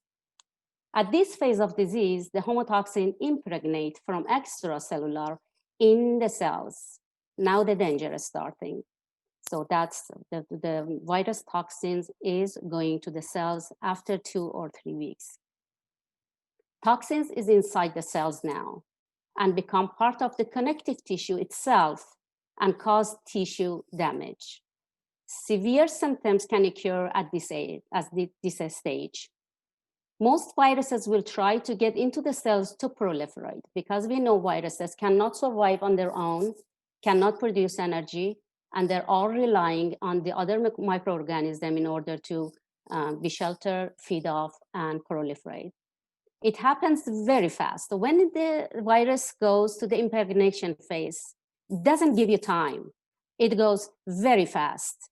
And also the body will try to develop a specific defense, immunoglobulin or Ig, and eliminate the infected cells. At this time, at this point, body does not have time to eliminate toxin. It has to eliminate the cells in the infected cells. At this phase, T cells activity and NK cell, their killer cells, induce elimination of toxins, which is going to be much, much harder for the body to eliminate the disease agent because the cells is involved now. If we do anything about the fourth, the impregnation phase, the disease goes to degeneration phase, is the time that the body starts dying. In this phase, the cells start dying by intoxications. Organ degeneration occurs during this phase as the buildup toxins destroy large cellular group within the organs. Then in a coronavirus, it happens in the respiratory system. In this phase, we see loss of tissue, hardening of tissue, and limited function of the whole affected tissue. In the degeneration phase, most of the degeneration conditions are irreversible. But as still with the homeopathic medicine, if we cut it on time, we can reverse the degeneration phase. But if the degeneration phase is that last stage of degeneration, it's very hard to reverse it. When it goes to the differentiation phase, it means the whole body becomes a virus, because virus is going to proliferate and it's going to reproduce and it's going to consume all the energy, feed off, to consume all the nutrients of the body. It's going to take over, hijack the cells, hack the DNAs, and going to take over the whole body. The whole body becomes a virus. At this stage, the buffering systems, lungs and kidneys cannot bring the homeostasis, equilibrium, and to bring the body into balanced state with controlling the pH level of the body. The body goes to coma and dies. At this differentiation age, I did not have case at the differentiation stage with coronavirus, and I hardly had at the degeneration phase, but the other phases I treated. But again, at the degeneration phase, if we cut it on time, we can reverse it. At the last stage of disease, the differentiation proliferation occurs and cells loses their specific function and differentiates to omnipotent cells that can easily migrate to the other cells and locations in the body. The body does not recognize its own cells. That's why it's not going to do anything about it. At this age, the body becomes just toxins and dies. When we know the phase of the viral infection, it is quite simple to remove the disease. My approach, as I mentioned earlier, definitely the disease table or the disease evolution is my chart, but I quickly understand the phase of the disease, because in acute, especially acute conditions, we have to understand that very quickly. But taking the homeopathic case means based on the totality of symptoms. It has to be, homeopathic case has to be taken no matter acute, subacute, chronic, or pandemic. I take the general symptoms such as digestion, sleep, energy, appetite, craving, and other things that affects the generalities, and also the mind symptoms. The mind symptoms is very important, especially in the pandemic case. The level of anxiety, fear, the level of feeling, kind of feelings about himself or herself, and the presenting symptoms, the manifestation of the disease, and also environmental factors. The medicine administered for acute, subacute, chronic, epidemic, or pandemic follow the same principles of healing according to the homeopathic concept. Only the potency and dosage are different. I use diagnostic tools as well, but personally, I haven't used my diagnostic tool or my diagnostic device on a late stage of the disease. but I used it for the cases, coronavirus, that they came the first excretion phase and inflammatory phase or inflammation phase. This called biofeedback scan, I think most of you might be familiar with biofeedback scan that works at the quantum level. It's just detect any inflammations or any sort of imbalances at the quantum or energy level. It's a very, very simple device. I've been using it for a decade, and it's just confirmatory device for me, because we have to be fast, very fast in this kind of cases in order to help them to heal. But the confirmatory diagnostic device is giving us the chance to determine the level of intoxications, the level of deficiencies, and the level of energy imbalance in the body. It's a great diagnostic device. It is 99.8% accurate, works at the quantum or energy level, and detects the level of biochemistry way before the blood test can show. So this device, it detects the level of toxication, the level of nutrients imbalance or deficiency before the blood test shows. Because the disease or disharmony or chaos in the body starts at the energy level. Sorry, I just missed it. This device detects the immune system activities, level of inflammation, level of matrix and cellular toxicity, level of heavy metals, respiratory system, level of oxygen intake, lungs capacity, cellular degeneration, cellular hydration, nutrients deficiencies such as minerals, vitamins, amino acids, sugar level, collagen, allergy, heart and cardiovascular, brain function and its glands, such as hypothalamus, pituitary gland, pineal, limbic system, memory function, detects pancreas, thymus, spleen, female and male reproductive system. So during this pandemic, I use it for the cases, coronavirus cases. I'm just detecting mostly the inflammation, nutrient deficiencies, and the energy imbalance in the body. So the level of toxicity, it's just 60 seconds, it's just 1 minute. It's quickly gives me the level of toxicity in the body. So based on that, it's confirming that how fast the virus has moved inside the body. I just show you the chart that how it gives me the mineral deficiencies, because as I explained yesterday, 92% of biochemical components of the body, out of 92%, 60 of them are minerals. And 90% of the diseases are caused by mineral deficiencies. Mineral is very crucial in the human body, is the structure of the human body, and it has to be supplemented. It has to be kind of given to the body by proper nutrition and in case supplementation. So my approach, generally speaking, regarding to any infection, I always recommend to all my patients, everybody, to do homeopathic immunizations. So homeopathic immunization is for general immunities before infections, which I recommended 2 times, like early spring for 6 weeks and early fall for 6 weeks. Homeopathic immunization is not a vaccination. It stimulates the first line of defense.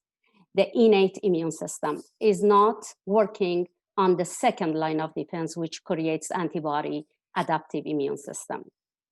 It does not work on the second line of defense, the acquired or adaptive immune system. Homeopathic immunization is not a vaccination. So the body does not make any antibody to create an immunity to a specific pathogen. Rather, it's an immune stimulator and regulate the body's defense mechanism to be awakened and vigilant. The immunization principles and concepts, they are diluted. These preparations, the immunization preparations, are made according to the homeopathic principles and concept. They are diluted and potentized, and there is no remnant of any substance or crude materials in the homeopathic preparation. Only the information of the original substance remains inside the remedy to stimulate the immunity. I note that some of you might not have homeopathic background, and it's very hard to understand, but that's based on the quantum physics, because the water that is the base of homeopathic medicine has a memory and memorize everything that is diluted and potentized. And this is another course if I want to talk about it, but I mean, that's how homeopathic medicine principle is. Homeopathic immunization is awakening the immune system to be more intelligent and vigilant. They are prepared dilution from no-suit remedies, from diseased tissues, organotherapy remedies from healthy tissues and organs, and homeopathic remedies from 3 different kingdoms: plant kingdom, mineral, and animal kingdom. The individual remedies in this complex function at both the organotherapic and functional levels. They are prepared in accordance with the Arnschult's laws. There's specific laws that they have to follow in order to make this immunization preparation. The Arnschult's law states that for every substance, a small doses stimulate, moderate doses inhibit, large doses kill. So we always go with the small doses to stimulate. The combination of these remedies in potency chords renders a potent, non-specific immune stimulator and an effective biological agent causing regulation of the body's defense mechanism. So as I mentioned earlier, our homeopathic immunization is not creating antibody. Antibody is done by a vaccination. Vaccination is only one kind of pathogen in a form of diluted pathogen is going to be introduced to the body, and then adaptive or acquired immune system is going to create antibody against that specific antigen. But homeopathic immunization is just bring the general immunity and works on the innate immune system, not to allow the antigen goes to the second subsystem of immune system. We have 2 subsystems within the immune system. One is known as the innate immune system or non-specific, which homeopathic medicine works on this subsystem, that the first line of defense, we are born with it from birth. Innate immune system or the first line of defense includes the skin, mucous membranes of the throat, and epithelial tissues of guts. If the pathogen manages to evade the innate immune system by a sudden shift of position, the adaptive immune system or a specific immunity gets involved. Adaptive immune system develops as we go through life by getting exposure to different pathogens or getting vaccinated, which I mentioned earlier. So I repeat myself, homeopathic immunization is not a vaccination. It stimulates the innate immune system, that's the first line of defense, and it does not work on the adaptive immune system, the same as vaccination. Sorry if I keep repeating it, but it's just coming up. So I would like to introduce the remedies that I work with. These are a set of immunization that is coming from Tiger company from Spain. They are on number 93, 98, and 93, 88, and 87. I can, if I have time, I can quickly just introduce each of them. So how do we do immunization with this set of immunization preparations? The number 93, it's an immune system fortifier. It just works, it's boosting and fortifying the immune system. I recommend it to most of my patients who have problems with immunodeficiencies or it's running in their family, or I use it for the immunization, recommended 2 times a year. In some cases, I recommend it 4 times a year. Immune system fortifier, it's only taken on Monday, Wednesday, Friday, once a day, only 5 drops. Number 88, which is the viral infection, is taken only on Tuesdays, 5 drops only, once a day. The bacterial, number 87, is taken only on Thursday, once a day, 5 drops. Weekend off. Continue for 6 weeks. We have done the immunizations for the season. I use the viral remedy, or number 88, during the infection as well. I do not use the immune system fortifier or bacterial infection during the viral infection, such as coronavirus. It's going to be risky. You have to be careful because now virus is talking. So I use only the viral remedy or viral immunization remedy during the infection, but not the full immunization. Because the viruses, the number 88 is the component of number 88 is some kind of different viruses. I can explain it later. But the reason that I use it during the viral infections, because the viruses have similar structures as an RNA or DNA, and they have similar activities in their nature. They cannot survive on their own, and that's because they cannot produce energy on their own. And for their survival, they need to be sheltered, feed off, and proliferate inside another organism, such as animal or human body. That similarity makes me to use the viral immunization during the viral infection, but not the other 2. As I mentioned earlier, viruses have similar nature in their structures, RNA, DNA, and the way that they proliferate is very similar. So as the immune fortifier, which was number 93, the function of this compound complex is to stimulate and activate the white blood cells at the innate immune system. We can use it as a prophylaxis against pathogens infiltration, prevention of immunodepressive and pathological states, hypersensitivity reactions to the immune system leading to allergy and atopic conditions, imbalance of white blood cells from weakened reticuloendothelial and lymphatic system. The remedies in the immune fortifier are, I can name them, Allium sativum. It comes from live tissues such as tonsils, thymus, pharyngeal tonsil, reticuloendothelial system, lymphatic node, spleen, intestine, and one of the homeopathic medicines, Zincum metallicum. These are working synergistically, and they make a compound very powerful and potent to function as an immune fortifier. The second one is viral infection, number 88.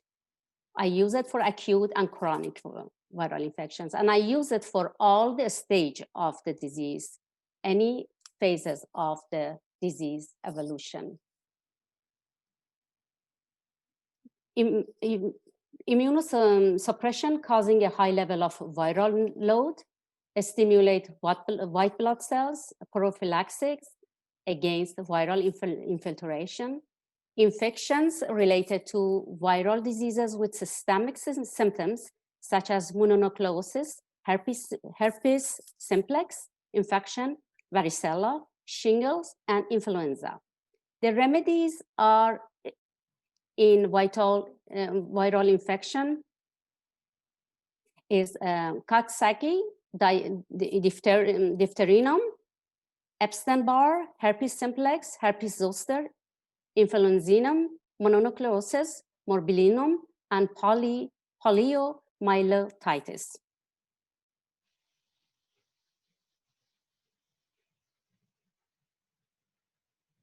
Number 87, which is bacterial infection. Again, I use it for acute or chronic bacterial infections. I do not use this complex during viral infection, especially pandemic coronavirus. It's used for immunosuppression, causing a high level of bacterial load, stimulate white blood cells, prophylaxis against bacterial infiltration, infection affecting throat, lungs, digestive system, and localized symptoms. The remedies in this complex are botulinum, colibacillinum, pneumoconinum, proteus, pseudomonas, salmonella, scarlatina, staphylococcinum, streptococcinum, and tuberculinum. So these are the three complexes for my immunizations. I do not do homeopathic immunization when the disease is manifested and created symptoms. The only one that I used is the viral infection for coronavirus, during coronavirus infection. We choose a single remedy or a specific combined remedy according to the totality of symptoms, the characteristic of the patients, and the disease manifestation. So when the disease goes further to the more evolved phases, it's is deposited after the deposition phase, impregnated, and it goes to the degeneration phase. We're not going to use the immunizations whatsoever.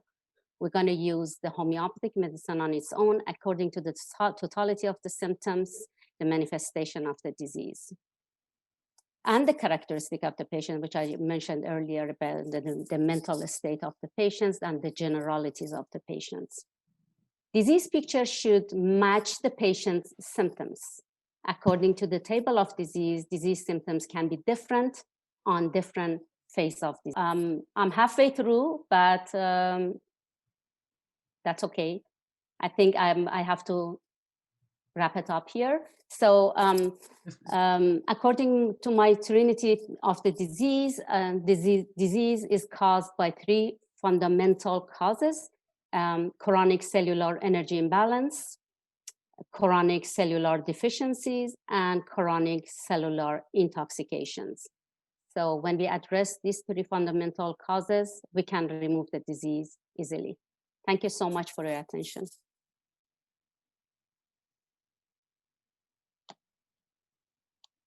So am I done, Mr. Abbas?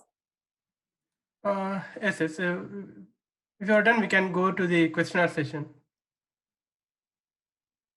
If you want to continue, you can continue for 5 more minutes, please. If I want, that's can continue for 5 more minutes, please. I just want to show some of the. Yeah, during my treatment, because deficiency is playing a huge role in the disease, definitely I have to supplement the body by homeopathic minerals. So I will never ever give minerals in a high dosage or mega dosage. That's, you can find them in on the shelves. They have to be in a nano size in order to be absorbed. So in addition to the remedies that I give, no matter is immunization, such as viral infection remedies, I always give homeopathic minerals as well. I always give the homeopathic minerals. They come in a form of single tissue salts, or some companies, they make like combination tissue salts, and I use both. And in addition to homeopathic medicine, I always use trace minerals as well. Depends on what the biofeedback device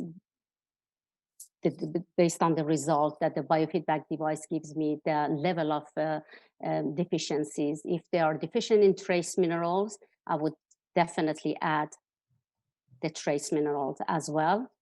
I do the drainage remedy or detoxification remedy with chemotherapy, because we quickly have to remove the toxins from the body. That chemotherapy are very potent and powerful. And the beauty about this remedies is that they remove the toxins from the cells, but they're releasing minerals, because detoxification needs a lot of minerals for its biological functions.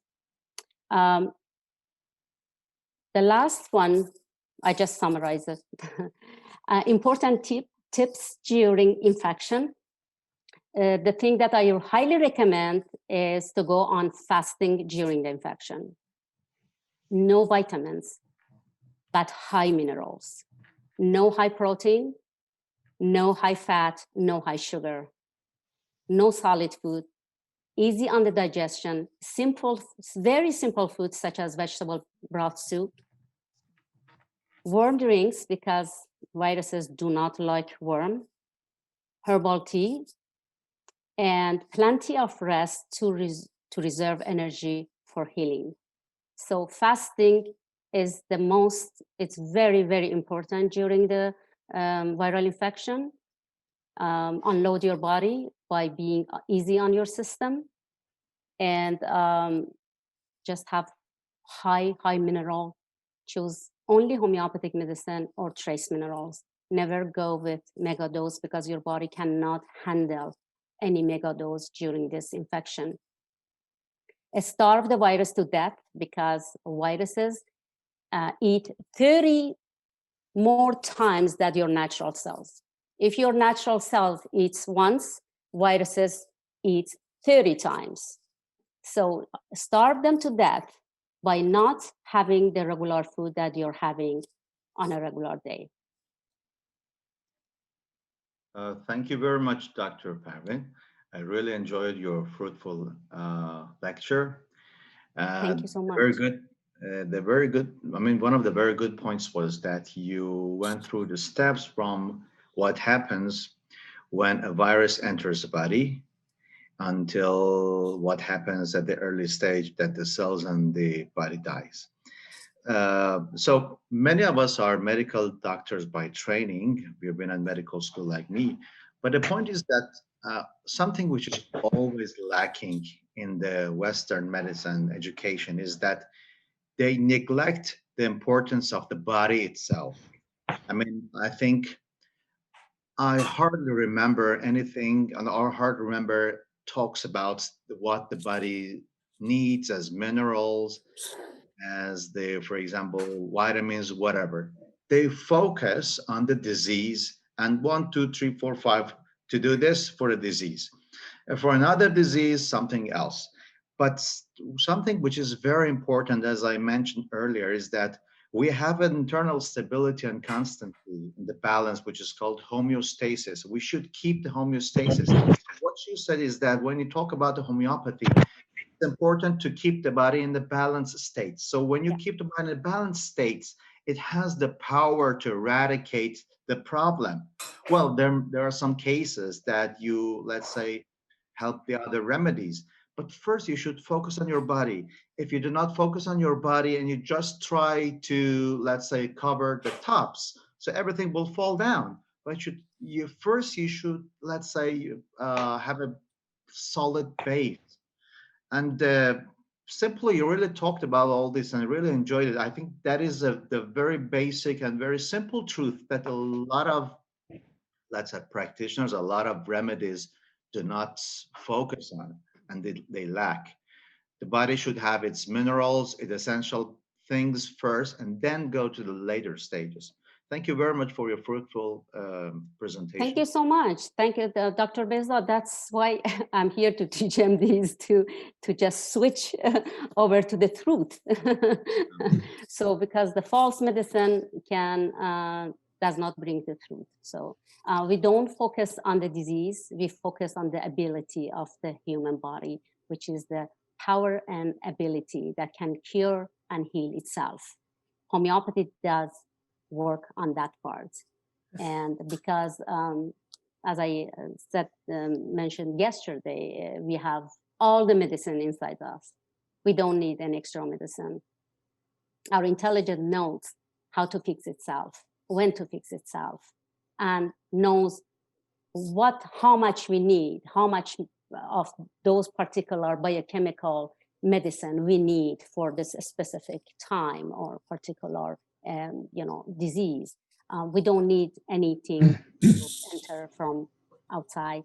So because healing and health is an internal domain, our focus is only on the internal domain and the healing ability. So there is nothing else can save a human body. Thank you, Dr. Parveen, for another wonderful speech. And next speaker is waiting to begin his talk. How long? It's for 25 minutes. 20 to 5 minutes. 25 minutes, yes. Our next speaker is Dr. Laszlo Swapo from Hungary. He's going to give a presentation on homeopathy in systems view of science. I request. Hi, Mr. Laszlo. How are you? Thank you. Good to see you here. Thank you. I try to. Do you see my presentation? Yes, yes. Okay, good. May I have a first question to Ms. Zarin? That yes. Would you recommend fasting yes. under COVID infection? That's what I just mentioned. Viruses eat 30 times more than your natural cells. So that's something, it's very crucial. Fasting is something that definitely everybody has to, even people that are not infected, they should do fasting. Sorry that I missed. But it's very crucial to go on fasting, not to starve the virus to death, because viruses eat you up. And just don't bring food, don't make food available for the viruses. That's the best thing you can do. And it's only 3 to 5 days. Is not kill the person. So, and plus I did not say not to eat. I say eat something very simple, such as vegetable broth that is high in minerals, because during the coronavirus infection or any viral infection, you need a lot of minerals to combat. I used to do fasting with pure water only for 3-5 days. I'm not sure about just pure water, but a little bit of vegetable broth, it would help you, because I'm just worried about you get deficient in minerals, like essential minerals. So what kind of mineral? The body is when it's attacked by a virus and gets to the advanced phase of disease, is already deficient, is already degenerated, deficient in certain minerals. Okay. So I can talk about minerals at the end because it's your time, but I can, if you have any question about a certain kind of minerals, I would explain it to you. Okay, thank you. Thank you. So, good afternoon, everybody. I'm Laszlo Sabo. I will speak about system view of science concept and how it can help us to understand a little bit better how homeopathy works. A short summary that why it is important to understand and why I think that it's probably possible to understand better how the system view of science helps in these terms. What kind of area of science is involved in this area. I will cover some physiological topics and what can do the normal homeopaths in these terms, because it's not trivial. Just very few words about Hungary. Hungary is a small country with 10 million people. We have about 300-400 medical doctor and other 50-100 non-medical doctor homeopaths. The government is very negative on homeopathy. only medical doctors may practice openly in Hungary. Probably László Bona is the most active, both in publishing and teaches homeopathy in Hungary. Farag Master is regular visitor in Hungary, and Victoria Bodrogi wrote the first English book among the Hungarian homeopaths about the fish remedies. I started homeopathy, using homeopathy more than 20 years ago, and I finished some years ago the 4 years course at the Center of Homeopathic Education. And now I will speak a little bit about why understanding homeopathy is important, although Hahnemann wrote several places, for example, in the 28th paragraph, that it matters little what may be scientific explanation of how homeopathy takes place, and I do not attach much importance to the attempts made to explain it. It is true from practice point of view, but all in all, today it is not almost true. First, because we homeopaths would like to understand that how does it work.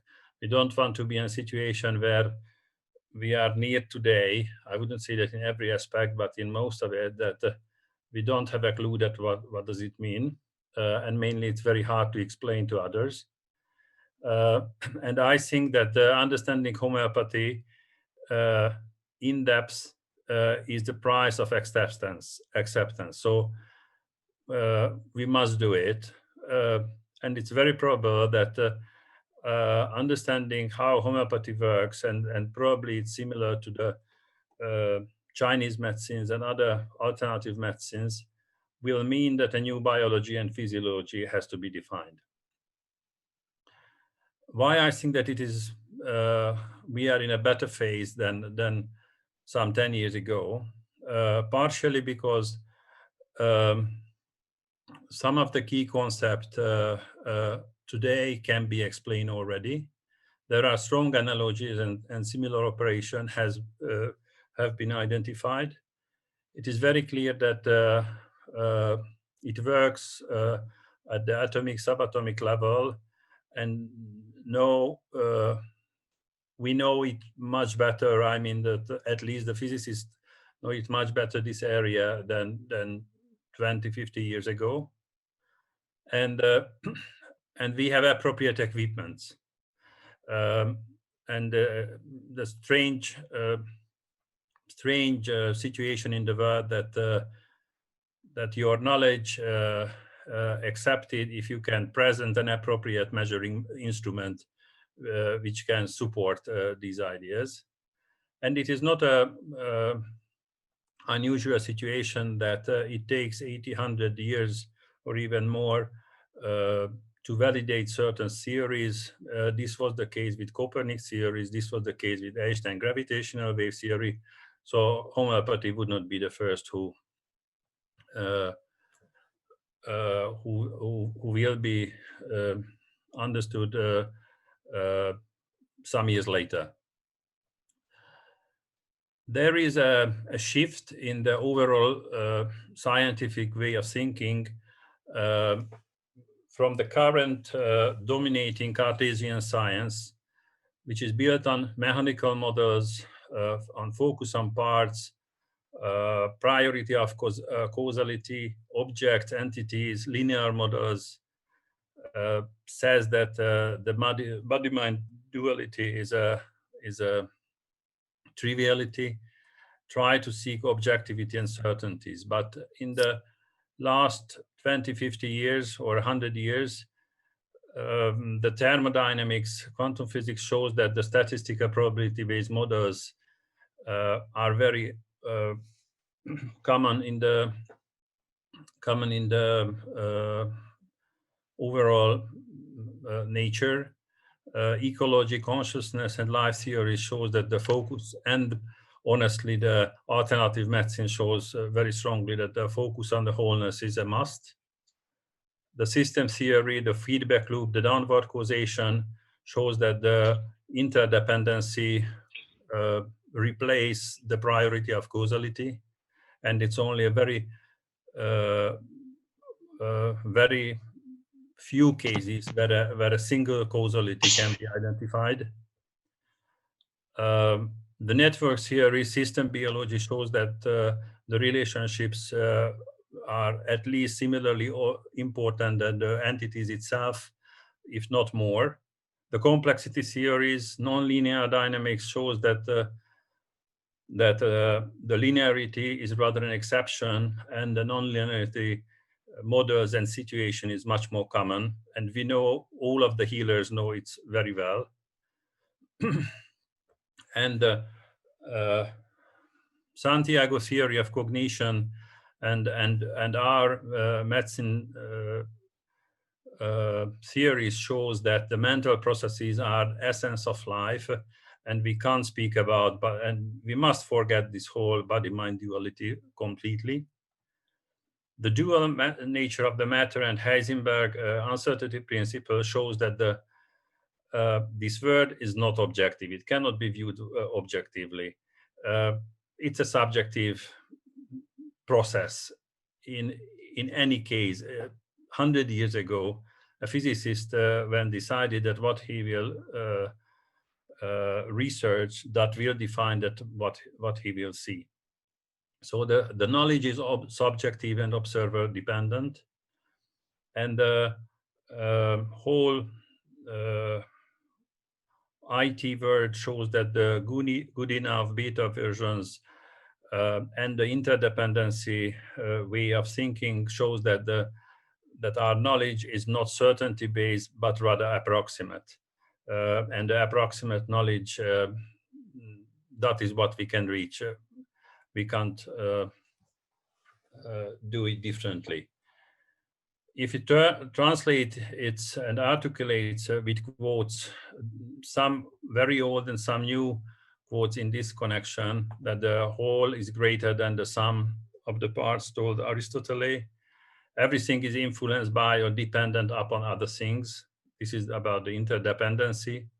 Bohr told some 100 years ago that isolated material particles are abstractions. They exist through their interaction with other systems. So it is not something that in the last 20 years somebody found out something, but it's a pretty old knowledge.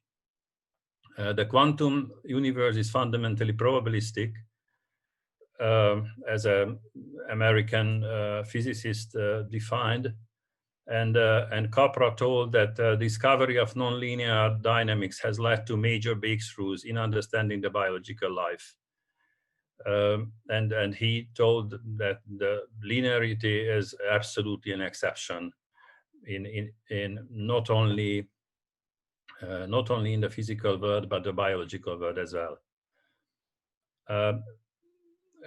I will speak later on Grobeck, who wrote that the distinctions between the mind and the body is only a word, not an essential distinction. It was written more than 100 years ago.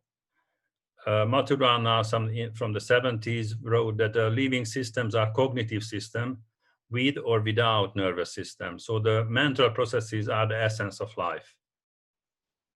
And among these quotes, I like the most Heisenberg sentence that what we observe is not the nature, but the nature exposed to our questioning. So our glasses defines what we see. The system view of science built accordingly, it has a much wider concept about nature and science. Its focus is on the wholeness, interdependency, the relationships much more than the separate entities. It used statistical probability-based models, nonlinear concept. Focus is much more on processes than structure, except that the subjective and observation-dependent knowledge, and accept the approximate approach rather than the seeking certainty. If we compare, and this is the major sentence or major idea of myself, that Western medicine cannot understand, or mainly cannot understand easily, homeopathy or any other alternative medicines, not only because it has its own roles, but because it is deeply, deeply within the Cartesian science. Probably, as you can see, that the physics, the chemistry moved pretty strongly to this system view of science direction, but the Western medicine is still at the Cartesian area. The Western science focus on parts, on causality, on organs, has clock-based models about the body, absolutely irrespectively favor the body-mind duality, want to be objective. So the whole evidence-based approach comes from this desire, and cause a lot of problem for the science and for the doctors, and seeking certainty and things and show almightiness. While the homeopathy is absolutely on the side of the system view of science, we are absolutely understand that and personality and perception dependent on the whole process. Everything constantly changing, multidimensional. We experience slow and sudden events. So as you can see, as the whole scientific way, scientific thinking moves to the system view of science direction, homeopathy and the other alternative medicines will be accepted and can be understood much easierly, and the times work for us. If we see that what are the major areas in understanding homeopathy, it probably has two big group. One is that the material science areas, and other is the biology and physiology. The material science deals with the dilution problems, with the potentization, water sciences, medicine preparation, while the biology and physiology, what is the role of water in the living system, vital force, like cure likes, individual nature of healing, miasma concept, proving, and pure notions of health, disease, and healing. On the first area, this is where the current homeopathic research pretty much focus on, and quite big names work on these, and several institutions target this area. But there is a very interesting fact that Hahnemann, who built up the homeopathy, made his basic theory by using low dilutions. In the first 10 years, he used only X12 potencies, and for 30 years, he didn't use almost at all higher than C30. So the whole concept of a major part of concept of homeopathy is based on low dilutions and not high dilutions. It seems that the high dilution is much more a philosophical problem, and because this is strongly attacked by the skeptics,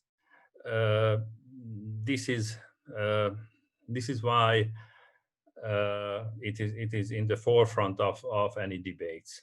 Still, it's important to understand. I didn't question, but it's very important that the whole concept is not based on high dilution. If you think through that the homeopathic remedies has three very unique features. First one is that the very same medicines can be used in humans, animals, and plants. It means that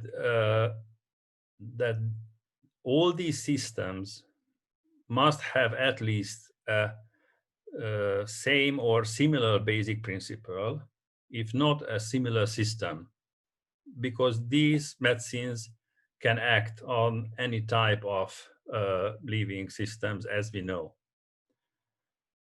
So it means that somewhat similar sensory communication, computer terms, processing, CPU, and command system is necessary.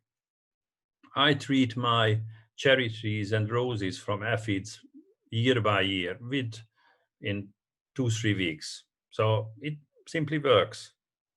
And we know that agrohomeopathy is a pretty big area of homeopathy. Not always, but in certain situations, homeopathic medicines are able to act in 2-3 seconds or even faster. So it means that it has to be a very efficient processing system. So the living systems changes in a very fast speed has been identified about 60-70 years ago by the Nobel laureate Albert Szent-Györgyi, and he wrote that the biological molecules, the proteins, are large and slowly moving, while the theory of life would need something that can explain very rapid change. And probably this can be the electrons. So it emphasized that concept that we are dealing with here with something which is for sure submolecular level, even subatomic level. And the third one is that the information pattern transmission needs, in telecommunication terms, a very wide bandwidth. So it assumes that there is a very unique information handling, because in case of mineral medicines, we can, maybe it could be told that oh, it's a simple molecular, and we can find the aurum or the cuprum molecular here and there, but we can't tell this about a plant or an animal remedies. So it means that here a very complex information package has to be transferred from the medicine to the living body.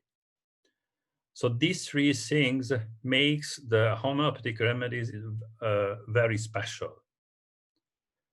If you think about the role of the water in the living systems, I know I will touch 3-4 points about physiology, that we know that 60-70% of our body is water, but we don't really know that what is their real role. And one reason of it is that the whole medical science currently based on anatomy, which is examination of dead body. The dead body lost vast majority of its water by the point when it is examined. Or similarly, it's interesting that some years ago, the discovery of the interstitium, a water cushion system under the surface of organs and skins, and the existence of the interstitial fluids was well known, but the cushion system was not. It was assumed that the cushion system contains airs, and turned out just some years ago that no, it doesn't contain air, but water. So it has a very unique nature, and this should be examined only in vivo, which makes quite complicated the overall research. The other area is the vital force. The vital force is identified not only by Hahnemann, but some other doctors and scientists as well. Georg Rodek was probably in this circle, it is much better known. He was the first psychosomatic doctor, and he told that whatever happens in a man from conception to death, everything is directed by his unknown and unconscious it. The disease for me is a kind of a speech of the it, the meaning which I, as a doctor, must try to interpret and decide my treatment accordingly, which means that there is a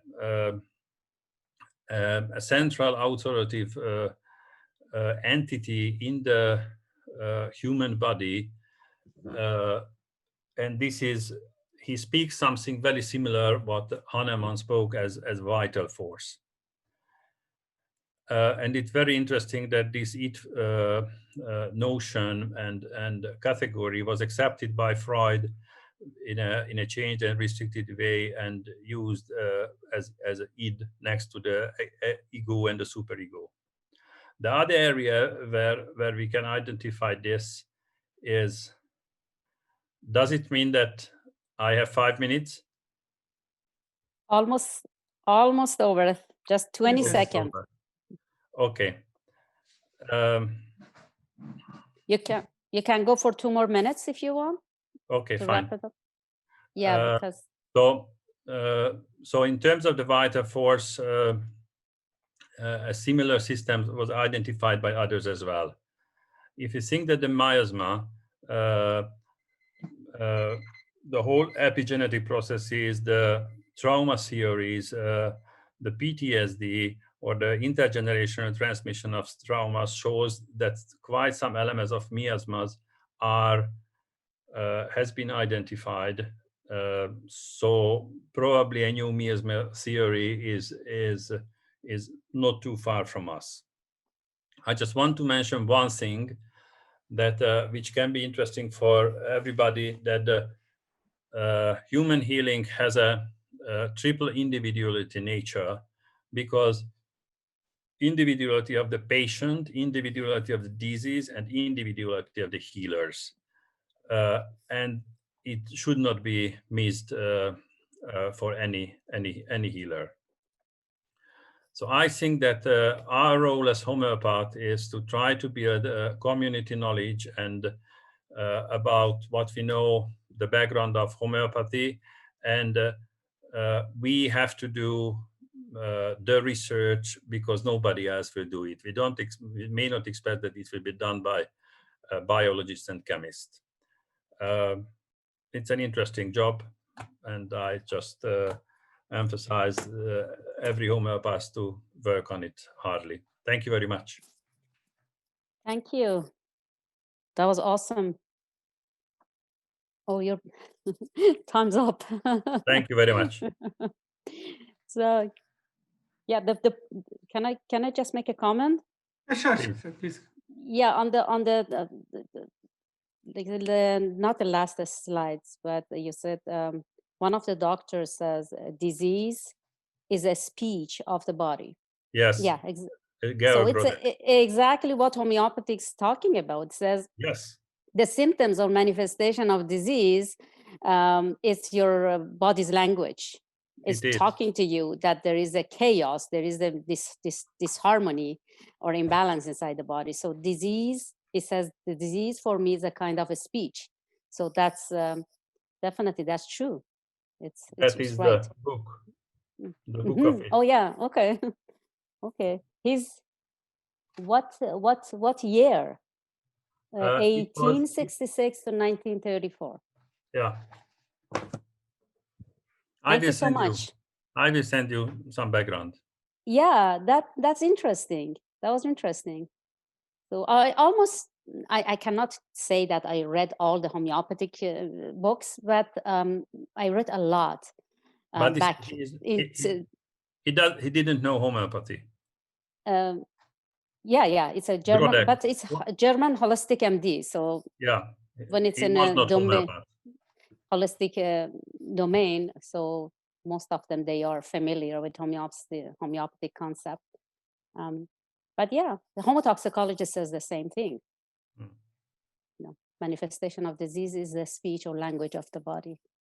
That's why it's never must not be suppressed at any stage of the disease. So because you're just shutting up the language of the body.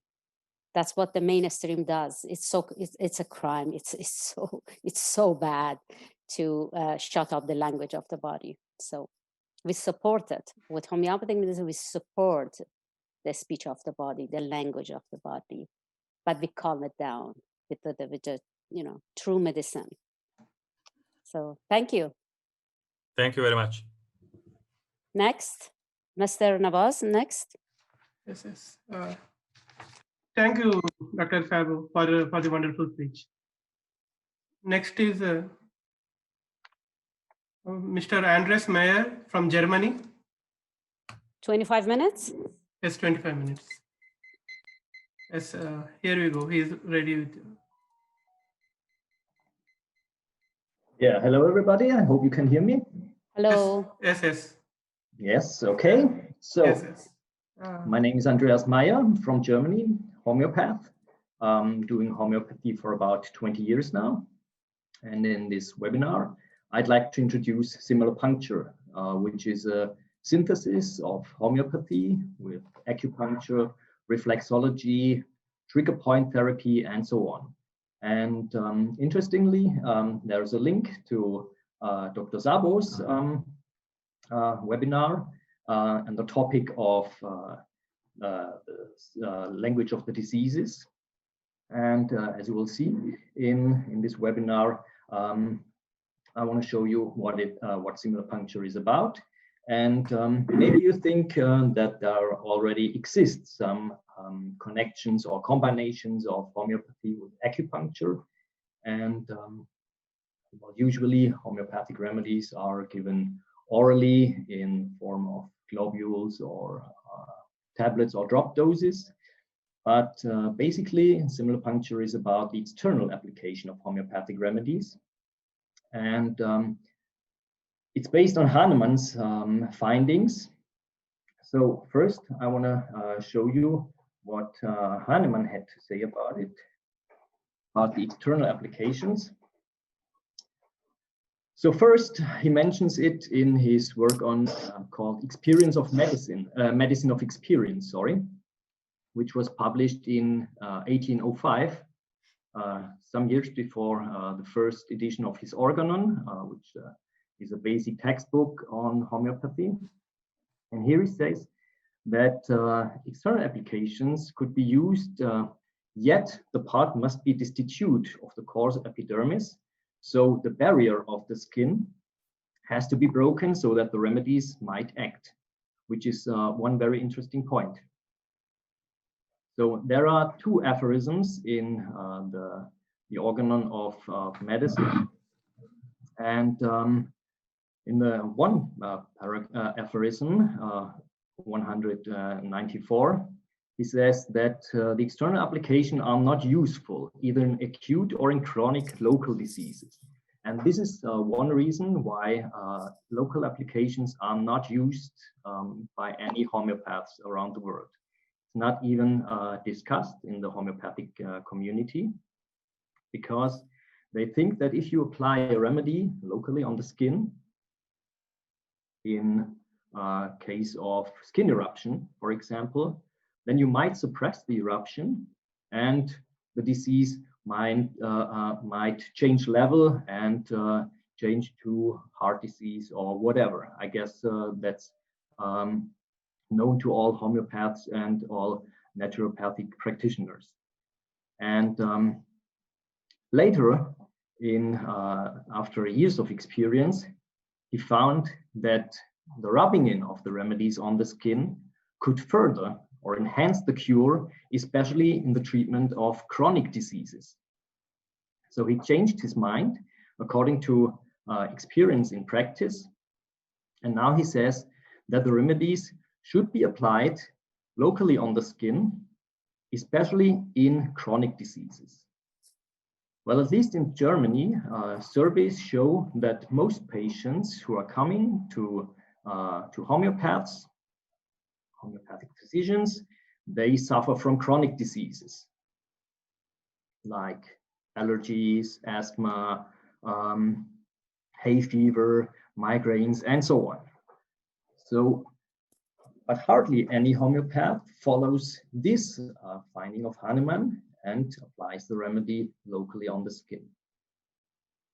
What Hahnemann also says that the remedies would act better if they are applied on certain localities, especially at the back of the body, at the arms, the thighs, or the lower legs.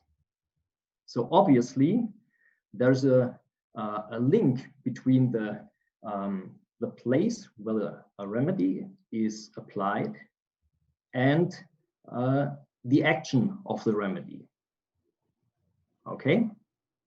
But we should not rub it in on parts which are subject to pain or spasm or skin eruption. Okay? So similar puncture tries to follow these lines and these rules by a special kind of application of the remedies, which I will show you later. Another German physician, Dr. August Weyer, found about half a century after Samuel Hahnemann that diseases show themselves not only with the typical disease symptoms, like in coryza with the running nose or headaches or whatever, but there also appear tender spots on the skin, on the surface of the body. So there's a connection between these tender spots on the body and the disease picture. And he also found that after the homeopathic treatment, not only the disease symptoms disappear, but also the tenderness of the spots disappears. So after all, he found that there's a relationship between the tender spots on the skin, the disease picture itself, and the homeopathic remedies. Dr. Weyer also was able to produce these tender spots on the skin in his remedy provings. So he found that special points do have a relationship to special remedies. There's a point for pulsatilla, for example, for sepia, sulfur, and so on and so on. Well, finally, Dr. Weyer, he just used these points for diagnostic purposes. He did not apply the remedies locally on these points. And he created a system which is quite complicated, which is very aside from the classical homeopathic understanding of therapy. So the Weyer points hardly play any role in homeopathic treatment.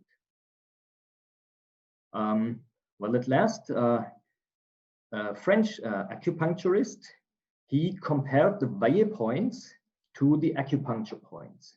In Dr. Weyer's time, acupuncture was not really known in Germany. So he found these Weyer points not based on acupuncture points, but he built up his own system. And the French acupuncturist, he compared these Weyer points to the acupuncture points, and he found that there is a relation, that there's a similarity between the points, between Weyer points, the location of the points, and also the action of the points.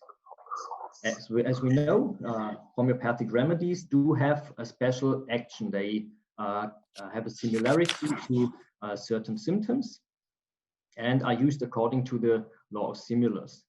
And it's similar with the acupuncture points.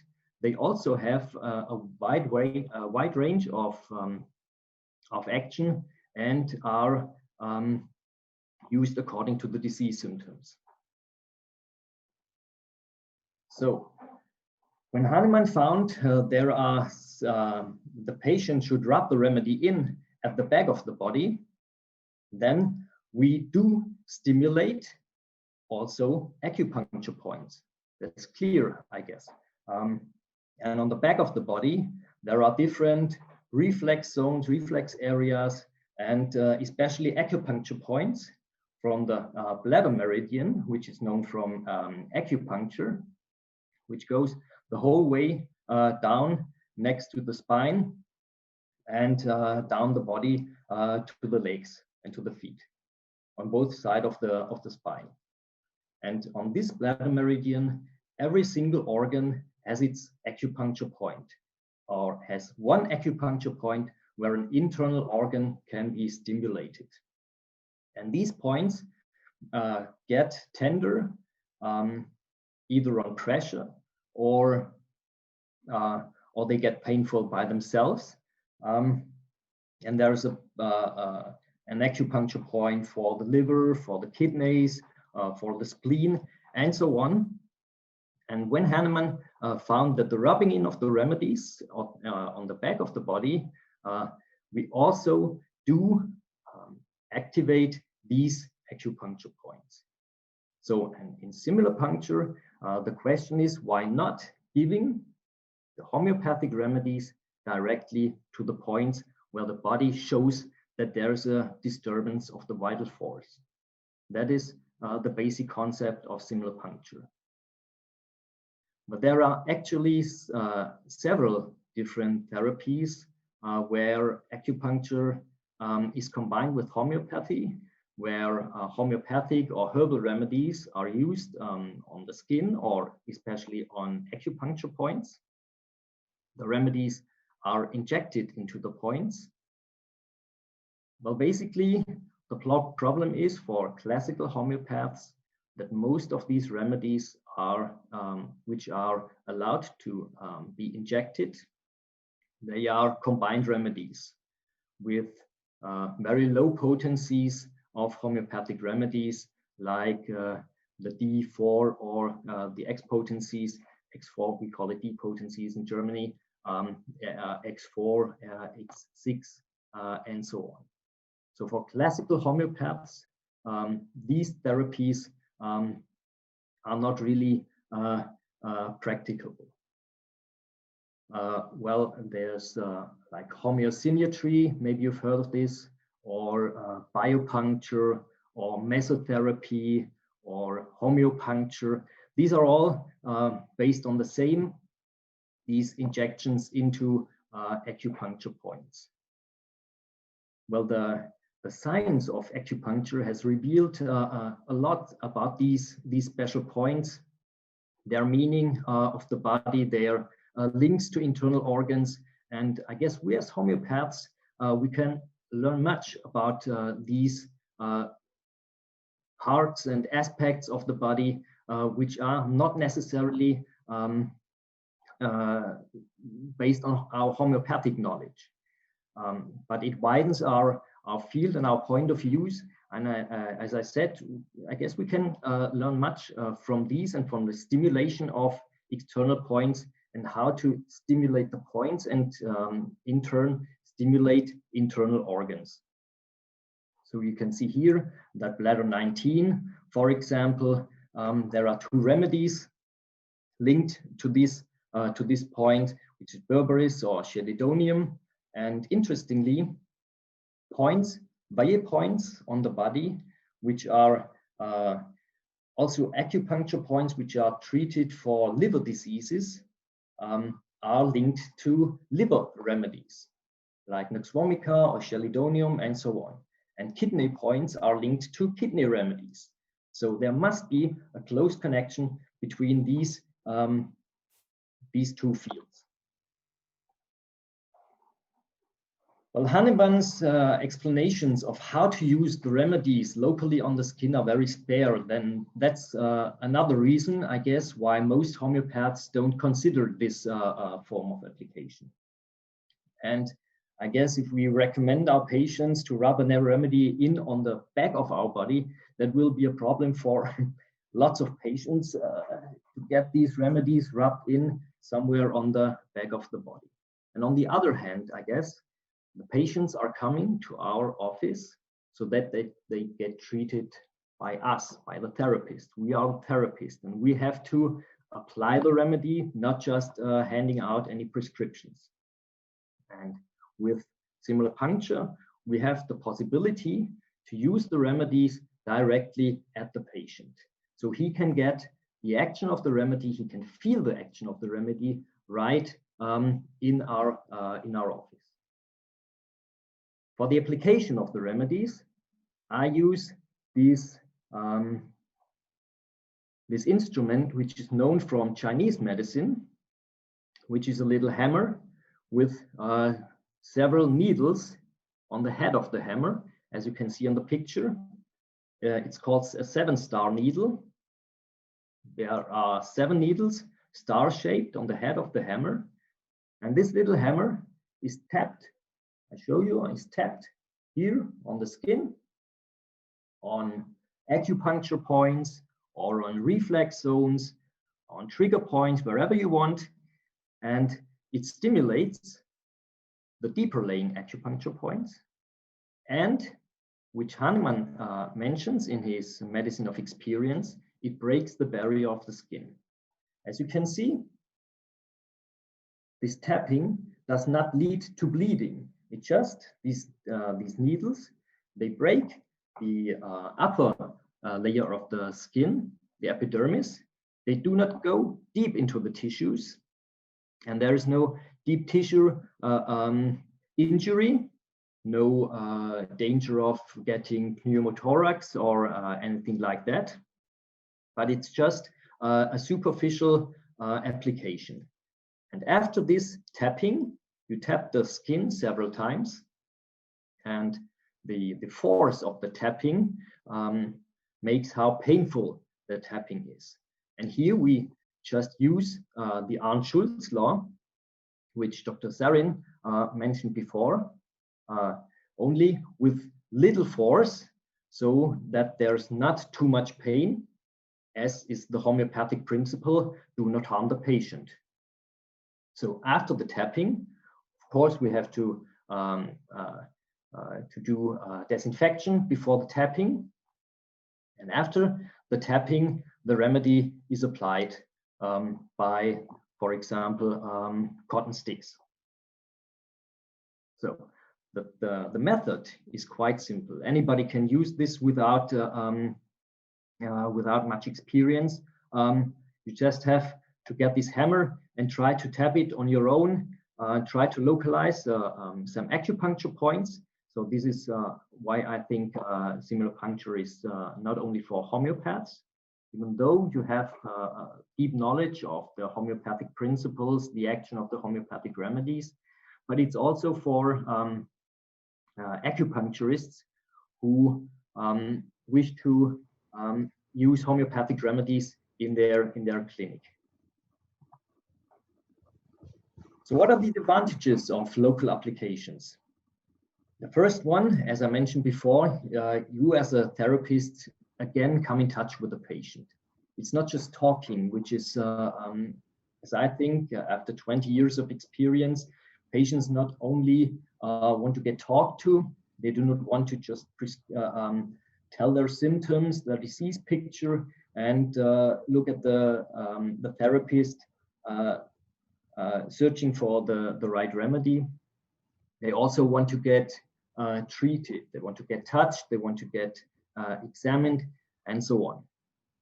So this similopuncture, for example, brings you right in touch with the patient.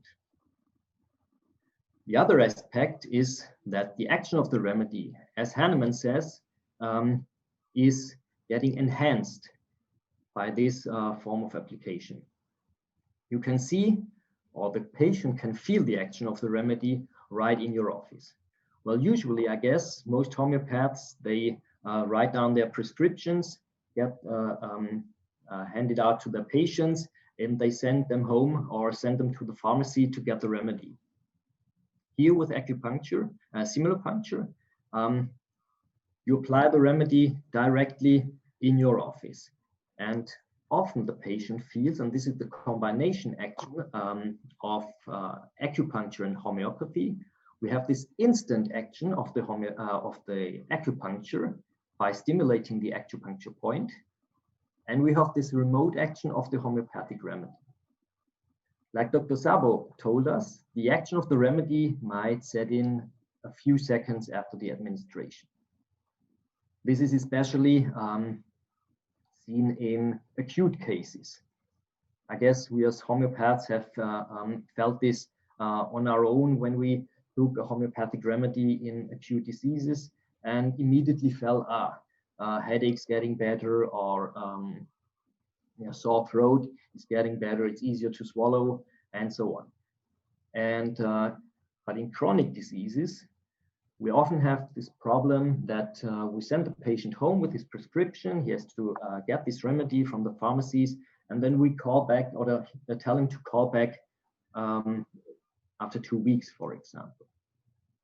But in similar puncture, we often, or the patient often tells us, I feel there's something working. I feel the remedy is working. It's not working just on the outside of the skin, like if you rub it in or you do a little massage and you feel something's working here. But if you apply it, for example, in case of sinusitis, then the patient can tell, I feel it's getting lighter. I feel it's working deep inside in the sinuses, for example.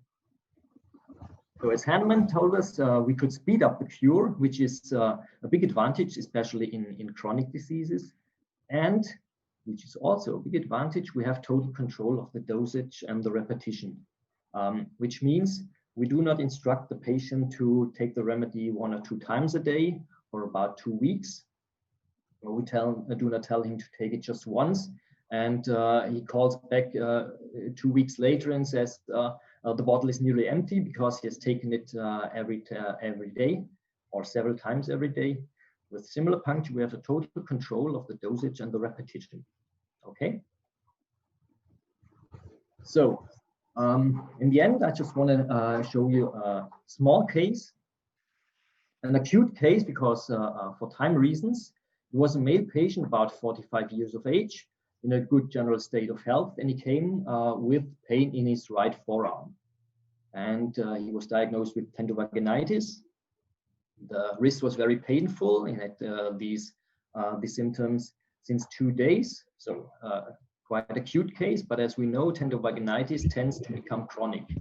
So it's also good that we had it in the beginning of the disease.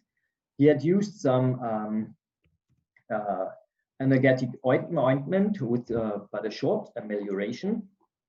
The wrist was slightly swollen and very painful. He had pain when using his fingers or grasping something, especially. And he could report the cause of the disease. It was a strain from long continued computer work. Okay. So the examination of the patient showed that there was a very tender point at his wrist. Just one point. Of course, the whole wrist was quite painful. But there is, in almost any case, one very painful and tender point which stands out above the painfulness of the other areas. He had this one painful point at his wrist, and another very painful point at this trapezius muscle. And as we know from acupuncture, with the meridians, there's a connection of the arms with the nape of the neck, with the trapezius muscle, and so on. And if we know how to use this, okay, I'm almost finished. If we know about these points, then we can use these for therapeutic purposes in homeopathic practice. Okay, I just used Rhus toxicodendron in the Q6 on these 2 points, and the patient after this treatment almost instantly said, okay, I feel there's something working. It's getting a little tense, but it feels a lot better. And the next day, the pain and the inflammation was totally gone. Okay, thank you. Sorry for being a little late.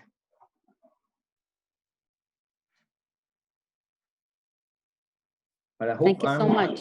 Yeah. Any questions? Awesome. Thank you.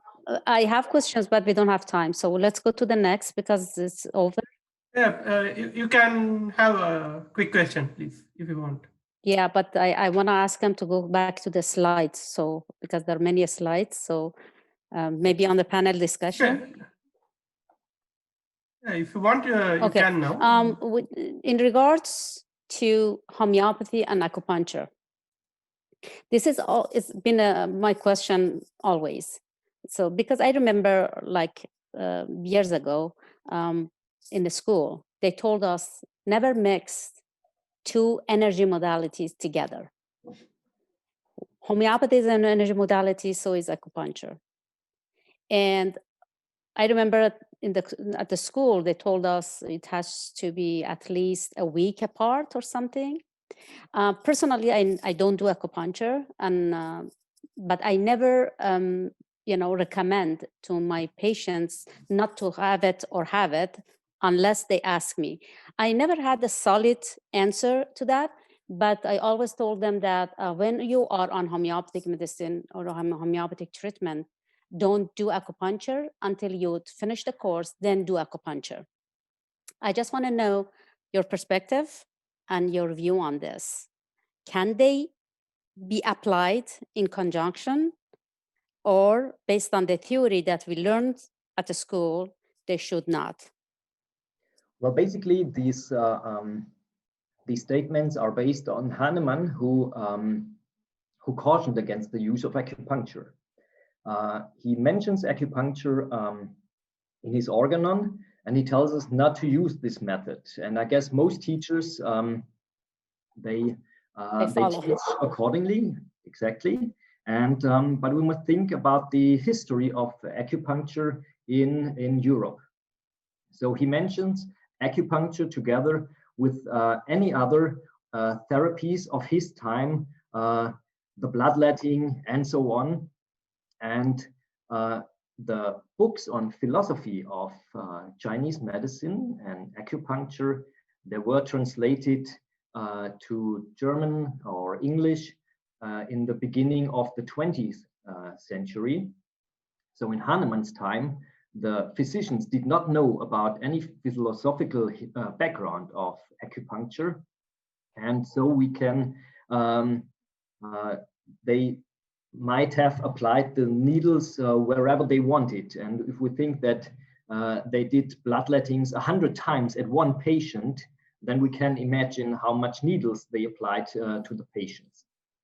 Well, obviously, I would not recommend doing homeopathy, giving homeopathic remedy, and doing acupuncture at the same time. At the same time. However, the acupuncture points, or if we look at the tender points on the body as signs of the disease, and see these acupuncture points as special points where we can effect, and this is what acupuncture does, where we can effect directly the vital force, then why should we not combine these therapies and apply the remedy locally to the point where the body needs it and where he shows that the energy is disturbed? So this is the background of similar puncture. Yeah, but sorry. Yeah, but based on the concept of homeopathy, that vital force is stimulated to go in a direction of the imbalance and direction of disharmony. So with acupuncture, you're changing the direction of vital force. That's the concept. So we have to let the vital force goes on its own direction.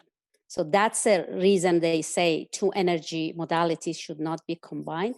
But again, based on what you're telling me, it's very convincing actually, but because I never done it, I've just based on, I never done it myself. There are these Maybe two you try it sometime. Yeah, I think so. I should do it because I'm a guinea pig of my own practice. So I have to do it on my own to see what reaction I would. Yeah. And I proved almost 50 different homeopathic remedies. You know, in the history, nobody proved this many homeopathic remedies that I did. With this acupuncture, I should try it on myself and see how it works. Okay. But again, I have to wait until I get sick. So okay. So I would like to thank you very much for the presentation. Awesome. And I have created a whole system of using flower essences, which is part of homeopathy, with acupuncture. I call it transcendental acupuncture because the purpose is to create transformation in consciousness. And so I could give you a response, Dr. Zarin, to your question in depth, but I don't want to take up the time. So maybe at the panel discussion, I can come back and respond to your question because the three of us can have a very fascinating discussion on this topic. So, but I didn't want to take up the time. Something that has to be solved for me. This is something that great. has to be solved for Great, me. I would happy. And you guys are in charge today. Okay, let's go to the Sure, we can have this in the panel discussion. Yeah. Okay, so Dr. Nancy Martin is next, right? Yes. Okay, you go. She's waiting for a topic. So you got to introduce her. Yes. Our next speaker is Nancy Martin from Atlantic Homeopathic Center, United States, and she is giving a talk on ayahuasca remedy. I request Ms. Nancy Martin to begin her talk. Go ahead, Nancy. Start. You're mute, Nancy. You are mute. Please. Please unmute yourself. Unmute yourself. Unmute your microphone. Please unmute. Okay. Can you hear me now? Yes. Okay, perfect. Okay. Thank you for inviting me to this conference. I had the privilege of participating in approving of the ayahuasca remedy at the Ontario College of Homeopathic Medicine. In a homeopathic drug proving, a homeopathically prepared substance is administered to healthy volunteers in order to produce the symptoms specific to that substance, thereby producing its curing ability. In approving, half of the control group take a placebo, the other half take the remedy in varying potencies. Ayahuasca grows in the heart of the Amazon. Ala means spirit and huasca means vine. Ayahuasca itself does not appear to be addictive. It is known as a soul retrieval plan. The spirit plan works not only on the thymus gland, but also particularly on the pineal gland. The thymus gland is a small organ behind the breastbone that plays an important function both in the immune system and the endocrine system. The thymus gland is a specialized primary lymphoid organ of the immune system. It is most active during the neonatal and pre-adolescent period. By the early teens, the thymus gland begins to atrophy and regress, with adipose tissue mostly replacing the thymic stroma. It affects in training T lymphocytes to fight infection and cancer last a lifetime. The loss or lack of the thymus gland results in severe immunodeficiency and subsequent high susceptibility to infection. The pineal gland is a small pea-shaped gland in the brain. The pineal gland is also called the third eye. It was one of the last parts of the human brain to be fully understood. There are 10 functions of the pineal gland. It plays a part in sleep and the circadian wake-sleep cycle. It produces melatonin that regulates sleep. It has a role in the reproduction, function, and sex hormones. It aids in growth and development. It helps regulate the body temperature, and it helps regulate blood pressure. It aids the immune system, aids in fertility, aids in motor activity, cancer and tumor suppression, longevity and anti-aging. Both melatonin and its precursor, serotonin, are derived chemically from the alkaloid substance tryptophan, which are synthesized in the pineal gland. Ayahuasca is described as both a doctor and a teacher, meaning it has the ability to both help heal people from their illness, as well as helping them learn about themselves. Ayahuasca can produce results as effective as those achieved from profound, lengthy psychotherapy sessions. It can be used as an important intercurrent remedy or as an opening prescription which releases the inner feelings of the patient. Ayahuasca is useful for the following: treating depression and acute anxiety, addictions such as substance abuse, heroin, alcohol, cocaine, and food addictions, post-traumatic stress syndrome, aids in neurotic behavior, treats cataracts, diseases of cones and rods in the eyes. Beneficial for children who were born with the umbilicus cord wrapped around their neck. Ayahuasca aids in the treatment of autism, helps patients going through chemotherapy, congenital heart problems, beneficial for tiredness, exhaustion, feelings of detachment, benefits poor memory and vagueness, treats grief of the deepest and most unrelieved kind, treats profound fear, ailments from injuries that have affected the spine or the head, treats mood swings ranging between extremes of rage and the feeling of well-being, promotes emotional healing and personal growth. Ayahuasca may benefit brain health. Both DMT and beta carbolines, the main ingredient in ayahuasca, may protect and restore parts of the brain.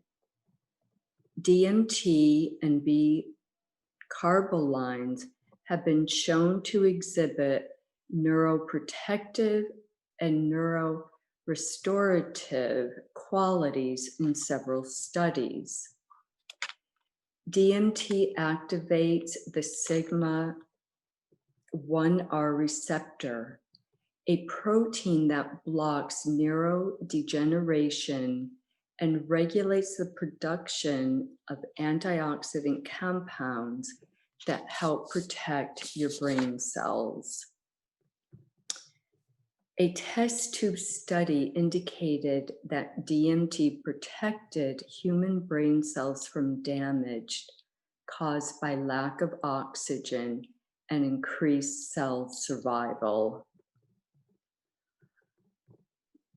Hermione, the main B-carboline in ayahuasca, has been found to have anti-inflammatory, neuroprotective, and memory-boosting effects in the test tube and animal studies.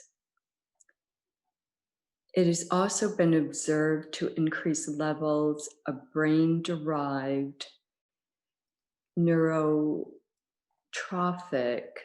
factor, BDNF, a protein that plays an important role in nerve cell growth and promotes nerve cell survival.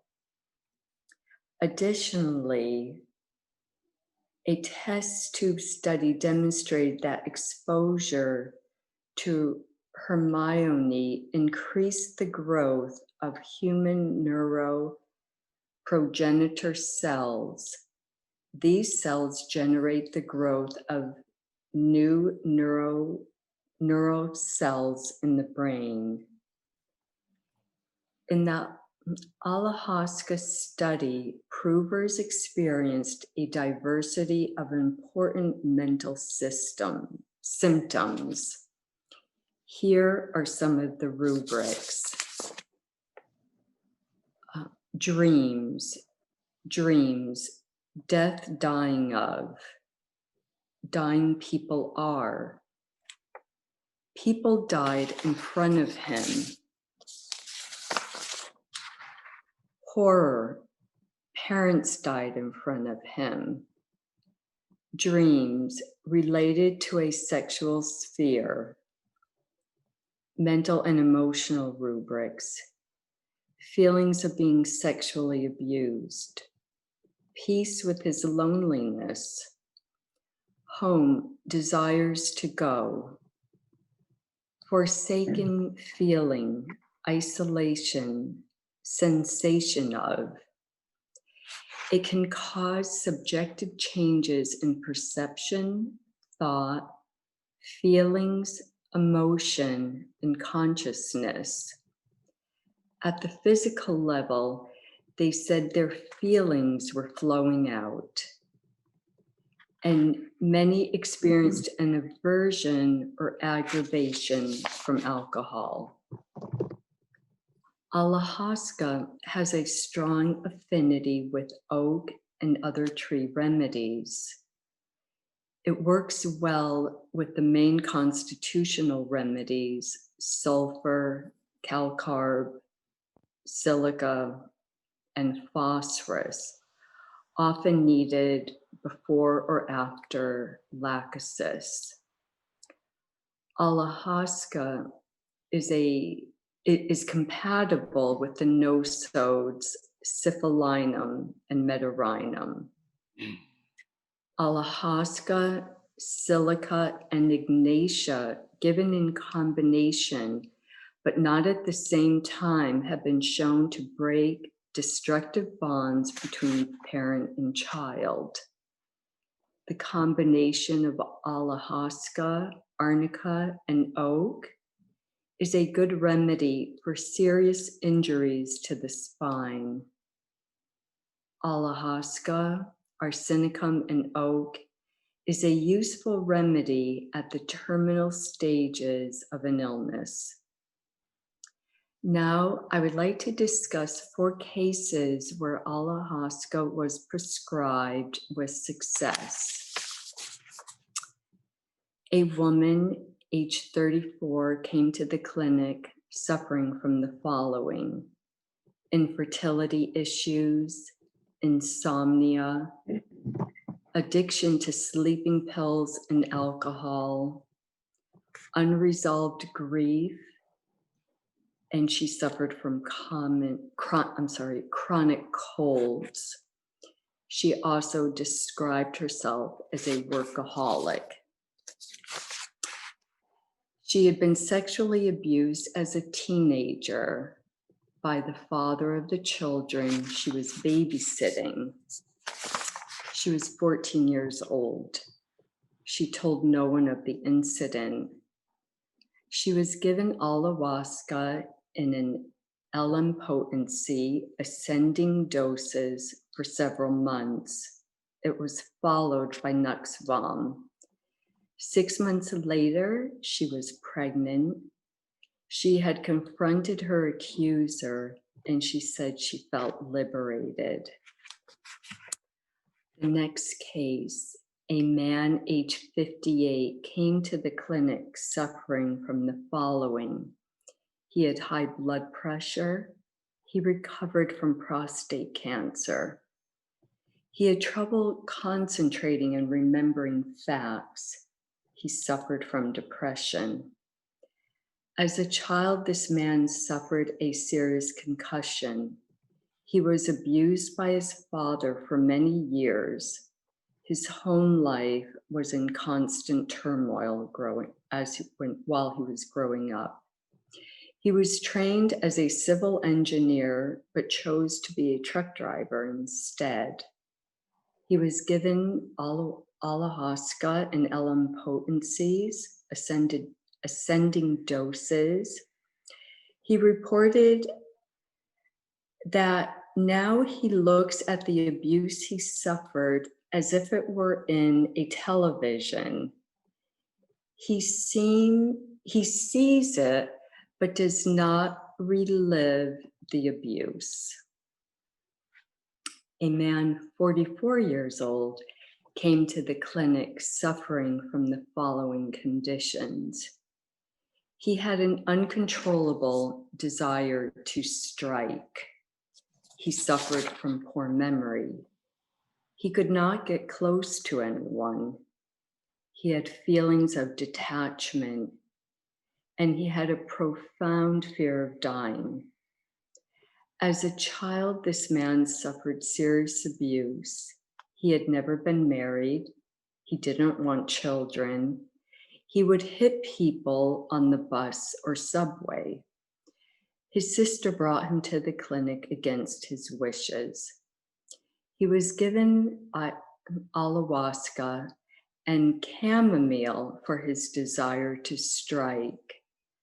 3 months later, he was showing much progress and decided to see a therapist.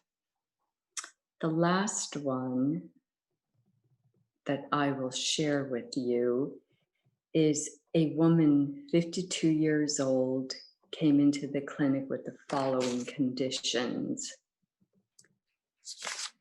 She was diagnosed as being bipolar. She had extreme energy followed by extreme fatigue. She had tremendous anxiety. She was diagnosed with ovarian cancer and was treated successfully. The woman had been in an abusive relationship for 18 years. She didn't have the willpower to break away. She was given ayahuasca in LM potencies in ascending doses. Now she feels she has control over her life.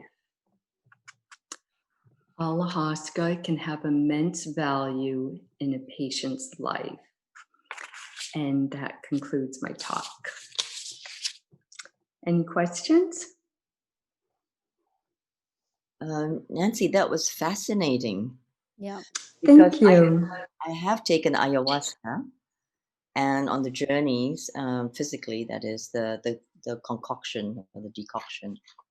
And so you're saying this is a homeopathic remedy, and does it also have the same hallucinogenic properties with all of them? Because one of the cases saw his abuse as if it was in a movie, like when we do this kind of timeline healing.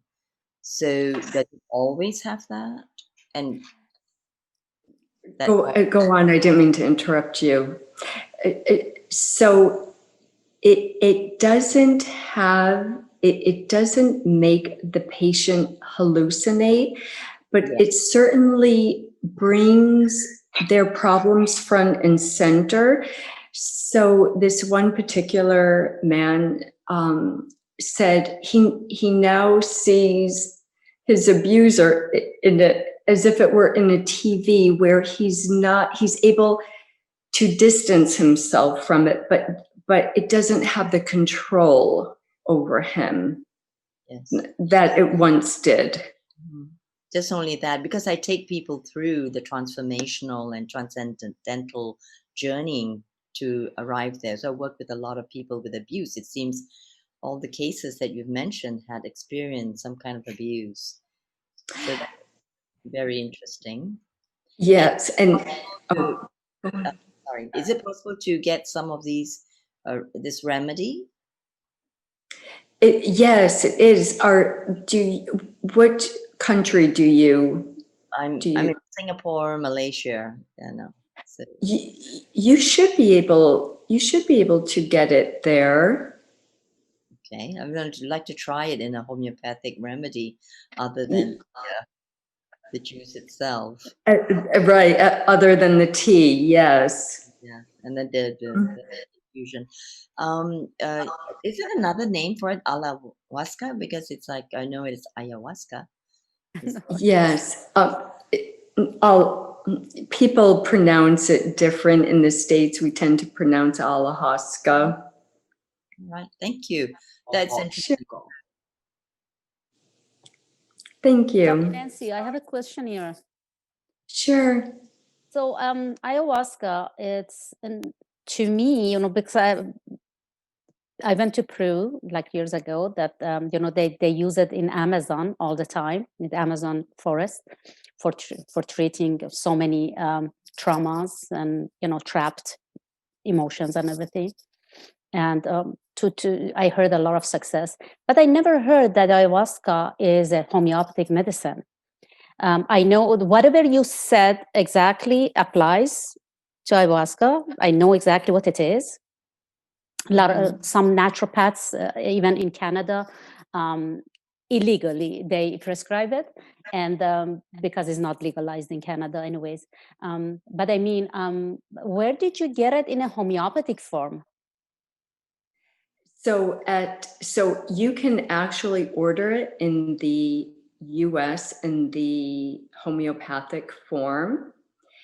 And I believe in Canada, you can get it in the homeopathic form. It's banned in Canada. So ayahuasca is banned in Canada. Right, but is it banned in the homeopathic form? Canada, it started attacking so many things. So they started arresting some naturopaths who were prescribing ayahuasca from the West Coast. And, they informed us about this. I just started getting familiar with ayahuasca in Peru, mostly. But I'm not sure that they allow to come into the form of, because we've been years that we fought for many remedies, such as cannabis. Even cannabis was banned, and now I hardly can get cannabis in a form of homeopathic medicine. Opium in a form of homeopathy, they're all banned. I still know the source I can get, like from UK, but Canada is very hard with the regulations on the remedies. But I mean, if you're United States, you know the source. So for Canadian, it's much easier to get hands on. Yeah. Yes, and I can actually email you several of the homeopathic pharmacies where you could get it if you would like to try it in a homeopathic remedy. I would be more than happy to email the group. Okay, and but if it's in a homeopathic form, definitely it can be concomitant with the polychrus remedy as well. And it's, it can be prescribed with lachesis, with staphysagria. These are two closest polychrus to this remedy. Right, exactly. That is exactly right. It does very well with lachesis. With lachesis, because the ayahuasca is presenting a lot of lachesis qualities. It does. Especially with the dreams. And yeah. So I use lachesis so much, in my practice. Sure. But I would like to know more about this remedy in a form of homeopathy. It's the first time I'm hearing. Thank you so much, Mr. Navas, that you brought everybody together to understand what's going on in the world. Sure. So, so then it's easier to find it. Okay, we have one more minute. Maybe I can just chime in. I can, Dr. Praveen. Yes, go ahead. Also, okay, Dr. Lee, please. Just very quickly, there is indeed a frequency product that is CBD. So I can talk about that tomorrow. Okay, I have a comment, a question. I didn't know about this kind of remedio, ayahuasca. But well, in Brazil, but I didn't know about this. But I have an interest in autism. Cannabis sometimes is prescribed to treat autism. Dr. Nancy, do you have some experience about the use of the ayahuasca remedy to autism? Sorry, the time is over, but we'll leave it up to Mr. Navas to You can continue the discussion. We are into the panel discussion now, and everybody. Oh, it's a panel discussion. Hey, here you go. Yes, Yeah, yes. we are free. Yes. And also, I request Laszlo Sabo and Andres Mayer to join the discussion if they are available now. Hello. Good evening, everyone. Good evening. How are you? I'm From fine. Nigeria? Yes. How are you doing? Hi. I enjoy all the lectures today. Wonderful. Thank you. Thanks for joining. Dr. You want to answer Mr. the Laszlo question? Sabo is also available. If you have any questions to him, please ask. Dr. Mario asked a question from Nancy, right? Okay. Yes, I'm asking about the use of ayahuasca to treat autism. Autism. Right. So I have never treated autism, but I have heard that it is an excellent remedy, but I can't speak from experience on that. Okay. Thank you. But thank you for the question. Can I say something here in regard to autism? No, it's okay. Dr. Does has not experience to treat autism.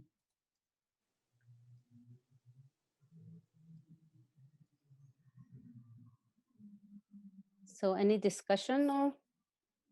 Yes, I have a concern.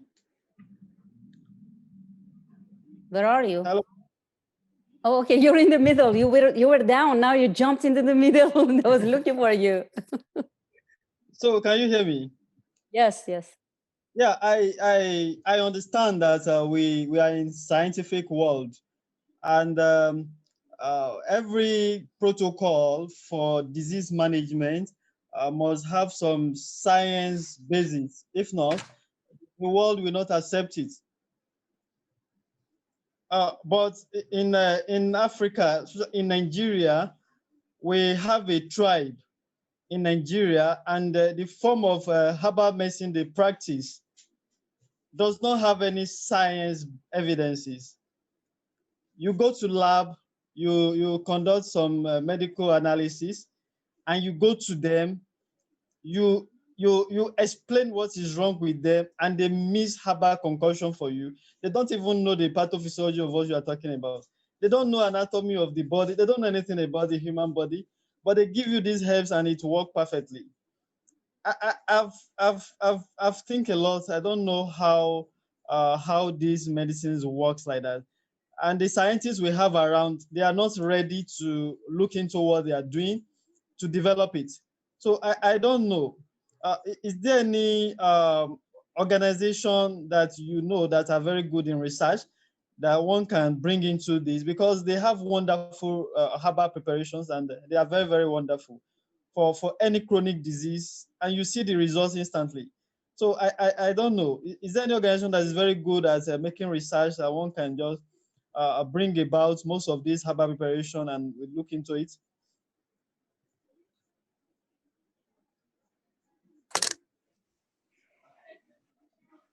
Your questions is for anybody or? For anybody, for you, anybody.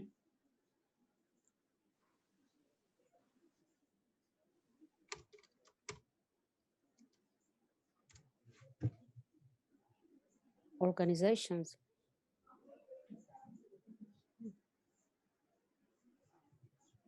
Didn't quite understand it, exactly what you're looking for. Okay, now probably let me repeat myself. Yeah, maybe you can repeat it a little bit clearly. Okay. Now, for instance, traditional medicine, according to World Health Organization, Right. is a sum total of knowledge, either explicable or not. They have some procedures that are not explicable. You can't explain how the procedures work. The practitioners cannot explain how the procedures work on human body. But all they know is that after giving those herbal preparations to people, they work fine on certain health issues. So what I'm asking is that, is there any organization that, because in Nigeria here, people are not investing money in research. Nobody is making research. When the universities make research, they just publish the results and then nothing again. They don't develop the results. They just publish them in journals and keep them in the files, and that's all. That's the end of the research. But that's not purpose of research. Purpose of research is when you get a result, the result should benefit humans. So what I want to know is that if there's any organization that are really into research that one can bring to look into these herbal preparations. They are very, very wonderful for many health issues, especially cancer, renal issues. I've tried many of them and it's very, very effective on this chronic disease that many scientists are really working hard to get solutions for. These local people have a lot of preparations that work for them. But there's need for scientific evidences. If not, the world will not accept those herbal preparations. So if there's any organization that is very good in research, funding research, it can get those herbal procedures and they make research about them, and the results can be very, very useful for the world. Sorry, Dr. Joel, research in what? Is research in mainstream medicine, research in what modalities? Herbal medicine? He's saying about the herbal. I can answer him a little about that. Yeah, but herbal medicine is not. I'd like to say something. So, so Dr. Lobo, I don't see. Yeah, Lobo. So, so I don't have a positive response for you because I'm living in the United States, and in the United States, most of the research that is funded by big pharma, and it is funded in order to benefit their profits. And if it is not benefiting their profits, there is very little research that happens. So research even for acupuncture or even for homeopathy doesn't happen because it isn't benefiting big pharma. And in fact, they are doing everything they can to undermine natural medicine. So in terms of research, very, very hard to find funding. Even here, I can't even imagine. And when they are researching herbs, mostly they're researching it to find a quote active ingredient that they can synthesize and then patent so that they can make a profit. So there's very little research that is actually for the benefit of the people and the benefit of humankind. And please pardon my cynicism, but that is what we experience in the United States. Sorry. Are you getting your point? That's so sad. It's so sad. It's so sad. Yes. Yes. Yeah. But you are in Nigeria, Dr. Joel, right? Yes. So one of the best herbal, scientific herbal manufacturer is located in France. It's called Holistica. Holistica. Okay. I've been working with their products. They make beautiful, wonderful phytotherapy remedies, herbal medicines, gemotherapy, oligotherapy, and they're fantastic. Actually, herbal medicine manufacturer is established in France before it's spread on other countries, on other countries in Europe. So my answer to your question is the best to do some research on Holistica in France. And you can directly contact them if you want to do conduct any clinical trials or do some research on any new herbals. As far as I know, they're very open. Oh, Mr. okay. Rizzi wanted to talk something. I will look into that. Thank you very much. Sorry, if you want more information, let me know. I can send it to you. But the name of the research, herbal research companies is Holistica. Holistica, okay. Very good. Tomorrow I have a speech on cancer management. And I will try and see how I will bring out most of these herbs the local people use and display them on my speech. So you can learn most of these herbs, and probably on individual uses or research, you can see how to use them. Hope that will be okay.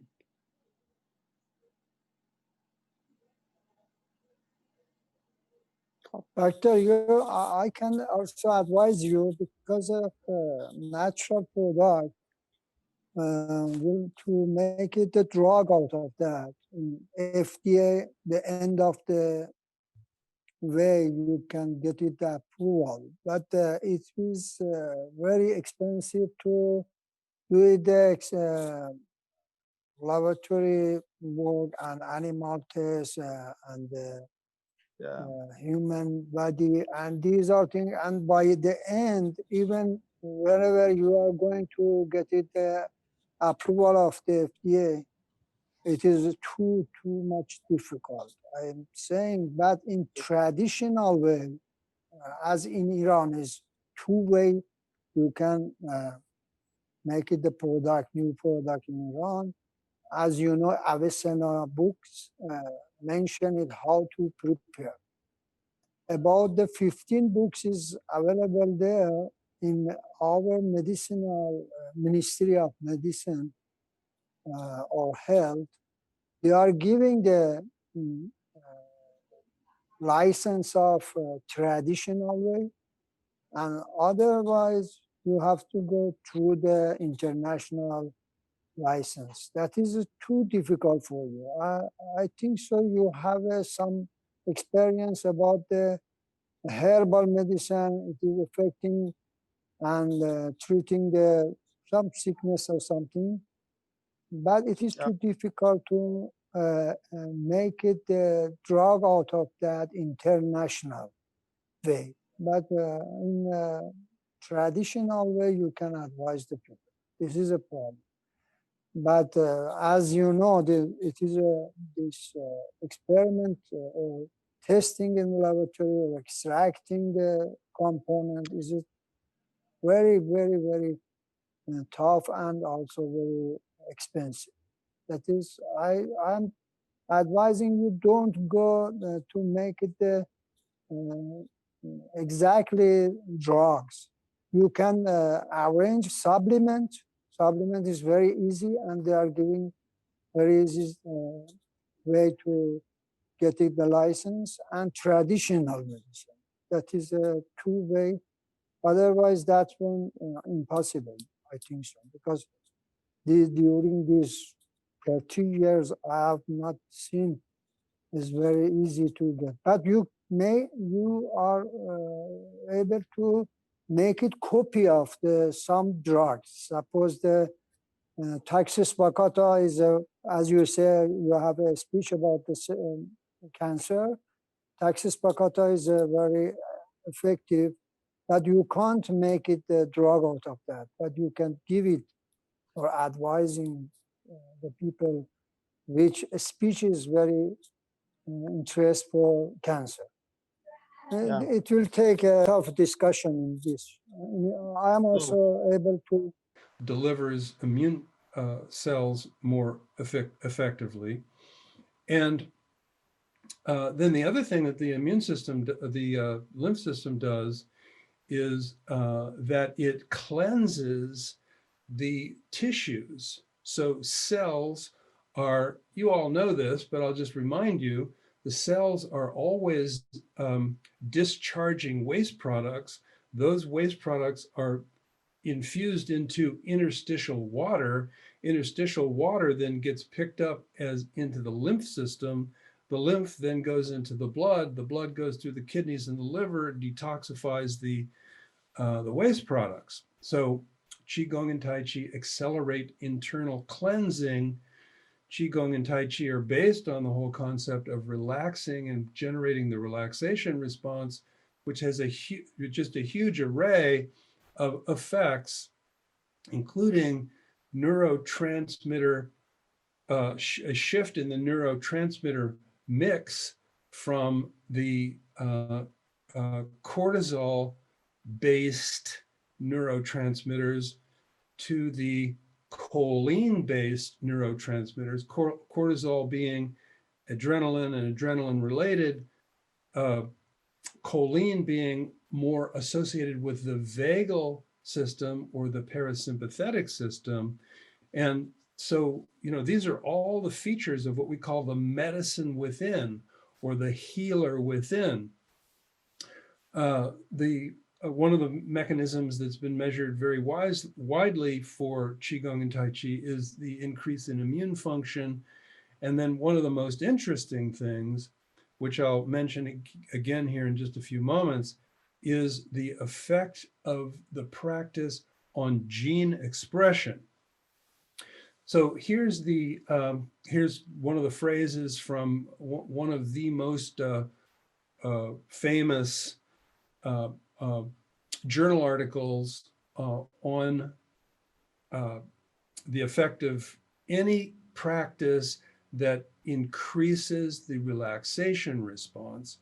And it says, it is becoming increasingly clear that psychosocial stress can manifest as system-wide perturbations of cellular process, generally increasing oxidative stress and promoting a pro-inflammatory milieu.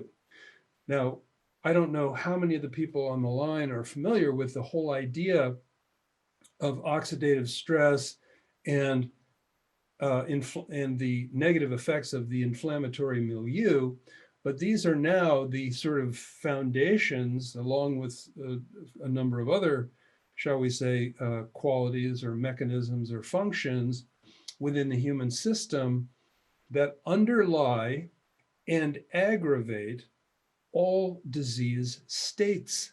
So it's one of the revelation of the functional aspects of stress, whether it's psychic stress, social stress, whether it's nutritional stress, whether it's environmental stress. All of these are contributing to the presence of this global internal milieu that allows for the development of chronic disease. And so one of the things that we could ask is, well, why do we have to treat chronic disease if we can prevent it?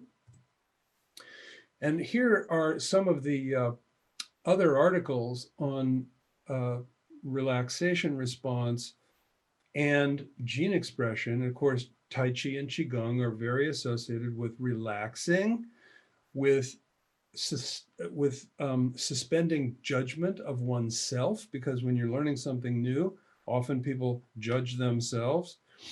And so as you can see, the top one is with a group from Harvard. The second one is a group from China. And the third one is a group from India. So there's a lot of research on the acceleration of internal functional capacity that has to do with turning on this naturally occurring self-regulatory functional capacity, shall we say, across many cultures. And all of these are studies mention Qigong and Tai Chi. So the concept here is that there's a fountain of youth. It's in the person. The medicine that we would take at the fountain of youth can be produced in the person. The healing water that we go to get somewhere in the world is also produced within the human system. If you look at the physiology of water, not just water that you drink, but the cells are discharging H2O as a byproduct of the Krebs cycle constantly throughout the day. And that water is pushing nourishment, and it's pushing waste, pushing nourishment into the body and pushing waste out of the body. So I like to call that the fountain of youth. And basically, when you reduce the rate of cell death, you live longer. So these practices all, when they are done in a state of deep relaxation, reduce cell death, which is amazing. And so in China, it's kind of interesting in Chinese medicine, healing and longevity are related. In other words, if you take care of yourself, if you're healing yourself on a regular basis, you live long. And then there's this beautiful concept of immortality, which doesn't mean living forever in the body that we have today. It means becoming aware of the deepest nature of our spiritual self and the fact that the spirit is invincible and cannot die. And one of the beautiful things about Qigong and Tai Chi and yoga and all of the great mind-body systems across all the great cultures is that it's not just about the body, and it's not just about even the body and the mind. It's about the whole integrated self, which is practical, mental, emotional, and eternal in ways that we don't understand very well, of course. So now let's talk about all this from the perspective of Chinese medicine. The foundational idea, there's weeks worth of things that we could discuss. We'll just talk about three treasures. And in China, this is called Sanbao science. Sanbao means three treasures. By the way, that image in the middle, which is similar to that image back there, that is called Tai Chi. People usually call that the yin-yang symbol, but in China, the yin-yang symbol isn't called the yin-yang symbol, it's called the Tai Chi. And so it's based on these three treasures. On the right-hand side, the Jing, go left, is associated with the body and the earth. On the right hand, Qi, go left, is based on breath and life. And go to the top on the right, Shen is associated with the mind and the boundless heaven. That's part of the three treasures. Let's look at it from a different point of view. On the left, physical, mental, emotional, and spiritual. On the right, associated to the body and the physiological energy, which we call ERGS, that's part of the Krebs cycle, as you probably know. Then the middle one is associated with resonance, having to do with the magnetic field of the human system. And then at the top, radiance is associated with the quantum, boundless, transcendental aspect of being. This is all associated with the three treasures, the underlying ideals of Chinese medicine. So we could go on and on about the origins of Qigong and Tai Chi. There's so much to know there, but having the physiology and understanding just a little bit about the fact that Qigong and Tai Chi are associated with the essence of Chinese medicine, the three treasures, I think it's more practical in modern times for us to look at the economics, because the economics are the driver. And as someone said earlier, the pharmaceutical industry is a greedy industry based on the idea that people do not take care of themselves, that they can only get a diagnosis if they're sick. Imagine that. I mean, I have to tell you, I am embarrassed for a lot of reasons about the American culture. And one of the most embarrassing things about the American culture is what people like myself call the medical industrial complex. That's all the hospitals, all the pharmaceutical companies, all of the medical equipment manufacturing organizations. Well, of course we want to have a hospital, but a hospital was originally a place to stay while you rested up. It wasn't.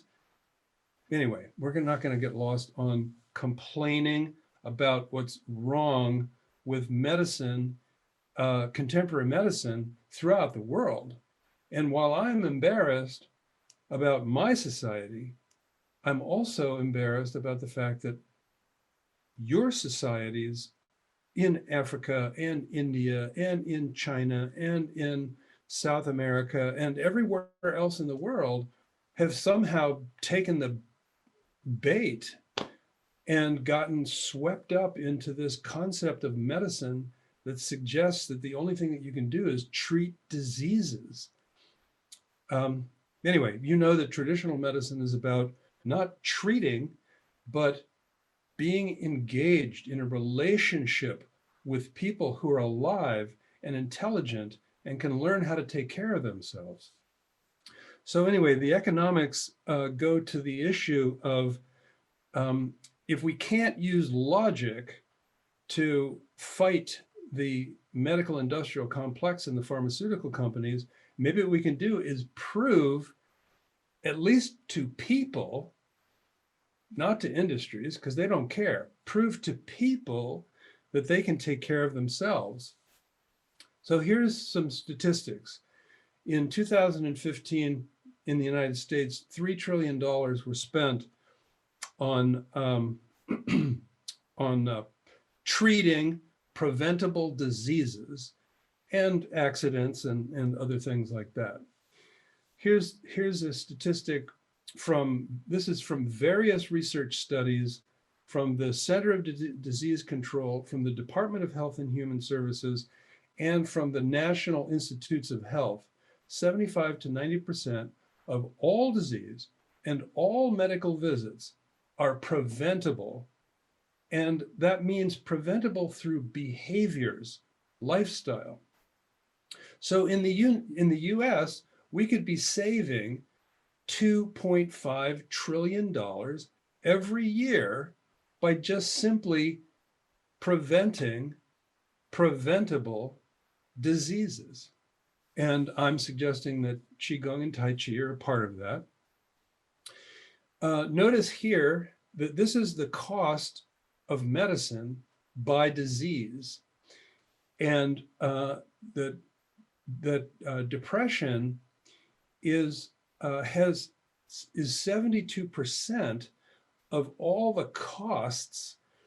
And the people who put this study together are basically saying that, these are the risk factors down below, and the 72% is basically the extent to which people are at higher risk than those who are at lower risk. And lower risk means people who prevent stress, people who engage in personal behaviors, not drugs, but personal behaviors that support managing stress, like being in relationships with positive people, having health coaching, doing yoga and meditation and pranayama and qigong and tai chi. This study shows for universities and corporations how much money they saved on medical expenses by having a wellness program. So as much as $6 or close to $6 for every $1 spent. Even in the worst case, it's close to $4 for every $1 spent. Where in what stock market do you spend $1 and get $6 back?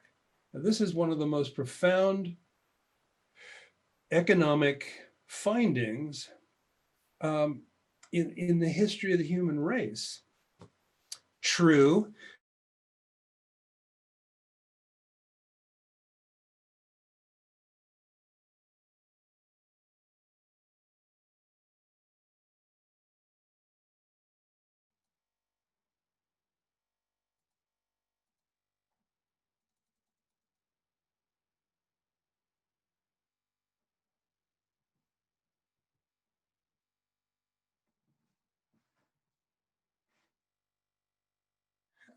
Hello?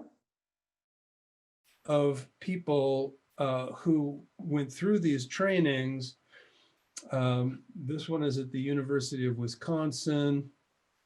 This one is through a hospital system in Arizona. Then we've done a whole bunch of projects with the Veterans Administration, which deals with the former military here in the United States. And this is one of the groups of veterans. So I'm going to end there, and my clock suggests that we have a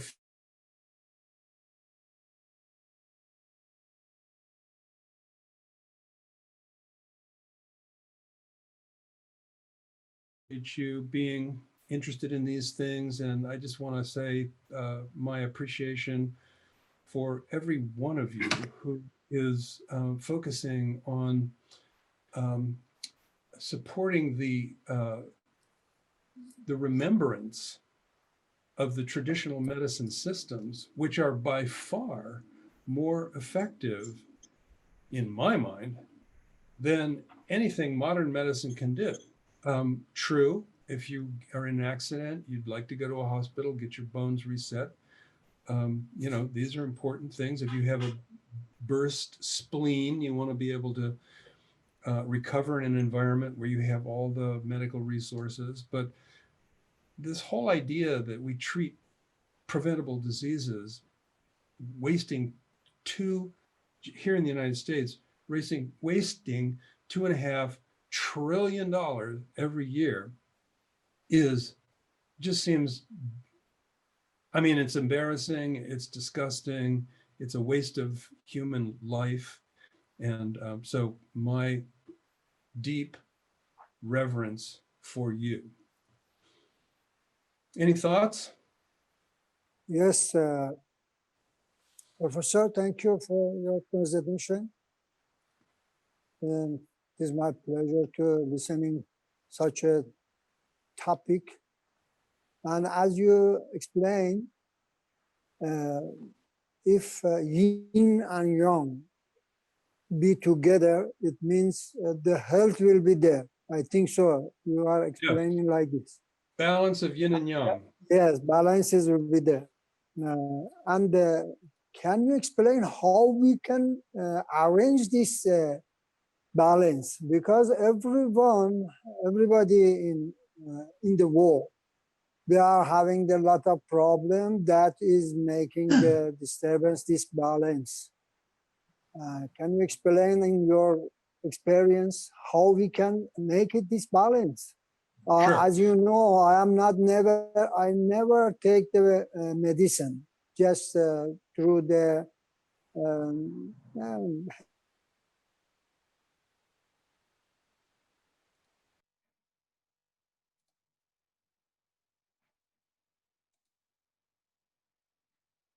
how we can do this thing. Thank you very much. Yes, yes, of course. Well, you just explained it, but I'll explain it again. So in most traditions, there is a wellness program. In the Western world here in the United States, we call it wellness, and we've just discovered it in the last 20 years. Previous to that, these concepts of well-being enhancement have been in the domain and the religious or spiritual domain of our societies. And so the concept doesn't have much to do with medical anything. And like you said a moment ago, I'm like you. I use herbal medicine. I grow an organic garden. I make compost. I focus on hydrating myself. So these are the things that we can do. This is the answer to your question. Hydration, nourishment, rest, activity, including exercise. Like in the Chinese tradition, it's Kung Fu. I love Kung Fu. I also love Tai Chi, Qigong, yoga, meditation, all of that. Sometimes I go for running. Sometimes I lift some weights. So physical activity. Then in addition to that, we need plenty of rest. And one of the worst health problems in the world is insomnia. And there are lots of things that we can do with herbs, homeopathy, and breath practice to relieve insomnia. So the answer to your question is that we do the things that people do who are well. So when we go to the internet and we look up, the 10 things that make us more well, they're all going to be there. Hydration, nourishment, exercise, stress management, of course, having work that you love, being in relationships with people who do not drain your energy, and so forth. So most of that isn't clinical. It's associated with our lives. And in the ancient societies or the indigenous societies or the traditional societies, the people learned from their doctors how to stay well. And then the doctors could help with diseases too. But the foundation is well-being maximization. Exactly. So, thank you very much. I have a comment, very nice please. presentation. Yes, please. Okay. Yes, sir. Okay. My name is Mário Bernardo from Brazil. First of all, Dr. Roger, congratulations for your presentation. I love your presentation because I think that you have something in common in our minds about the health. Of course, you speak about physical activity, exercise, but you speak about movement, the body movement. But there is a very interesting aspect, put together movement, physical activity. That is the people, the guy is producing vibration, mechanical vibration. The vibration of the individual is vibration during the physical exercise, the movement, and the vibration. I think that is the key of the health. If you think everything that you are producing, the metabolism, the reaction inside of the body, in the medium, in the environment, there is a mechanical vibration. Of course, I agree with you that about the importance of the different kinds of exercise, as you point out. For example, the Qigong, the Tai Chi, yoga, there is another one. But in my laboratory, in my university, I work with a kind of exercise that is produced in a machine. There's a vibrating platform. When the people cannot do exercise, Mm. I put this individual in contact with the base of the platform. Then, when the platform is vibrating, the mechanical vibration is transmitted to the individual. And if he has a disability, I can offer the exercise likely a passive movement, because the work is the vibration platform, and the mechanical vibration is transmitted to the individuals. And of course, I would like to change more about this we do. Our chair of the meeting has our email, and I please put again your email in the chat, because I try to send to discuss more about with you. I think that I will present a lecture. I don't know exactly the time because there is a delay, and I will speak about the work that you are doing in my university in Rio de Janeiro, Brazil. And it will be a pleasure to be in touch with you to discuss more about this. I think that mechanical vibration is the key of the health. Congratulations again. Thank you very much. I just put my name into the chat box, and I'm sure it's time to go on to the next thing, but I want to say one thing. And our next speaker is Dr. Manon Bollinger from the Bowen College, Canada. And she is going to give a presentation on Bowen therapy, a little known complementary therapy. And I request Dr. Bollinger to start her speech. Okay. All right. So can everyone hear me? Yes. Yes. Okay, perfect. All right. Well, first of all, thank you so much. I'm so thrilled to be here, and so far what I've been able to hear really excites me, because it's so time to reignite that power within us, that ability to heal, the fact that we are integral beings in this planet, and that we have the best pharmacy within us. So I just love the context that Dr. Hope I'm pronouncing it right, Jackie presented. I just think to understand the role of traditional so-called medicine was really integrated in looking after ourselves. So my mission, just a little bit about me, it's a healer in every household is really my mission. And I've been a naturopathic medical doctor for 30 years. And my specialty has been pain. And I have focused, I've used homeopathy, I've used different modalities, but the one that I want to really talk about is Bowen therapy. So I'm going to share my screen. Let me just make sure I'm doing this correctly here. If I share that, okay. Now I need to put it on that bigger Zoom thing, right? There we go. Does that work? Yes. Okay, perfect. Thanks. Okay. So what else was I going to say? Yeah, and the reason I want to talk about Bowen therapy is there's so many modalities that work.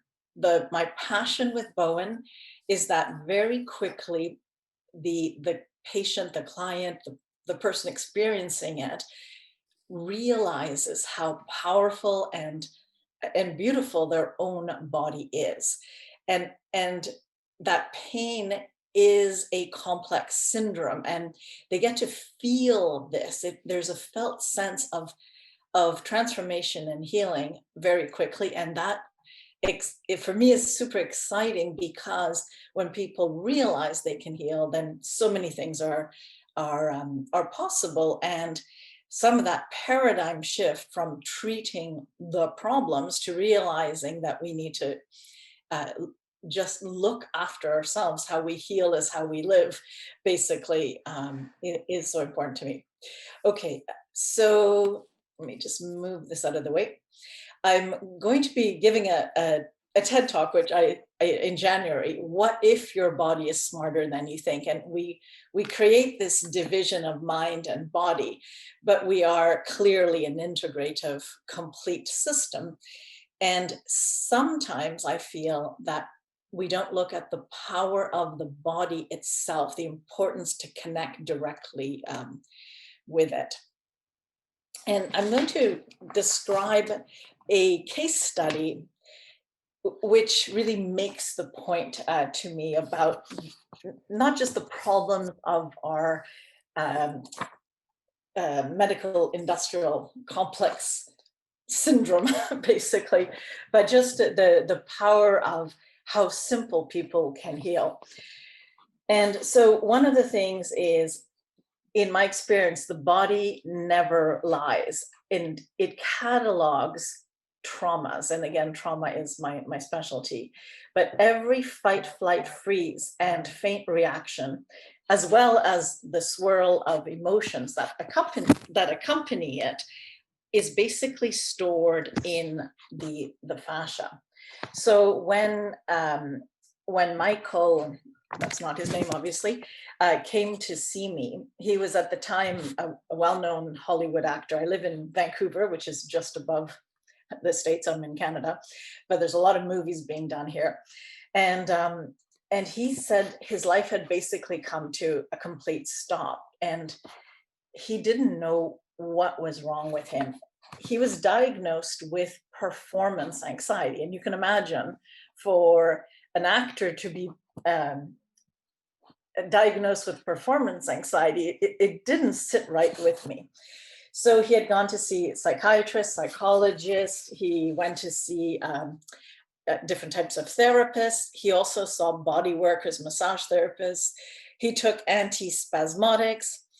When I saw him, he was on anxiolytics, antidepressants, and even he was taking antipsychotics because his behavior had literally changed. And none of it actually went to the root cause of what was going on for him. And it's when he described the way he experienced his pain that I had the clue that he was experiencing fascial pain, because patients use different words. Muscular pain brings up words like burning or pulling, whereas pain in the fascial pain, brings up more emotional words like cruel, agonizing, and paralyzing. So as I was giving him this Bowen treatment, which is hands-on, but hands-on and off, so you leave a lot of time for the body to respond, what was happening is he had the taste of anesthesia come up. Now, I wasn't using anesthesia. That wasn't part of what I was doing with him, but it was like a body taste memory.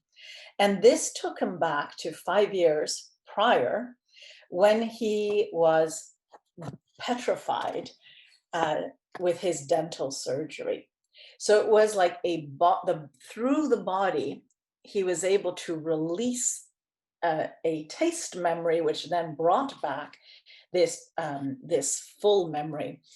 And what happened is that it's like the major trauma he experienced latched on to this very small thing, which was a minor fear of speaking, which apparently everyone has, even actors. But it's like the two merged and they became one. And there's a study in Harvard University that says one remembers the past to imagine the future, which in a way speaks to the idea that we have a compounding effect of trauma. And that's basically how we're wired. And it doesn't mean that we can't, that this can't be changed. So every time Michael went up to perform, he basically was right back in his dental chair, and he had merged the two experiences, and this happening unconsciously. But the truth is, we are not broken. We just have our wires crossed. And so this is my dysfunctional pain loop, just compared to the other image here. So why is it that we don't heal from pain? Some people just can't find a way out of it. One of it is because we haven't addressed the cause, or the body is stuck in pain loops, or we do not have the necessary nutritional substrate. So that can play, there's multi-factors, obviously.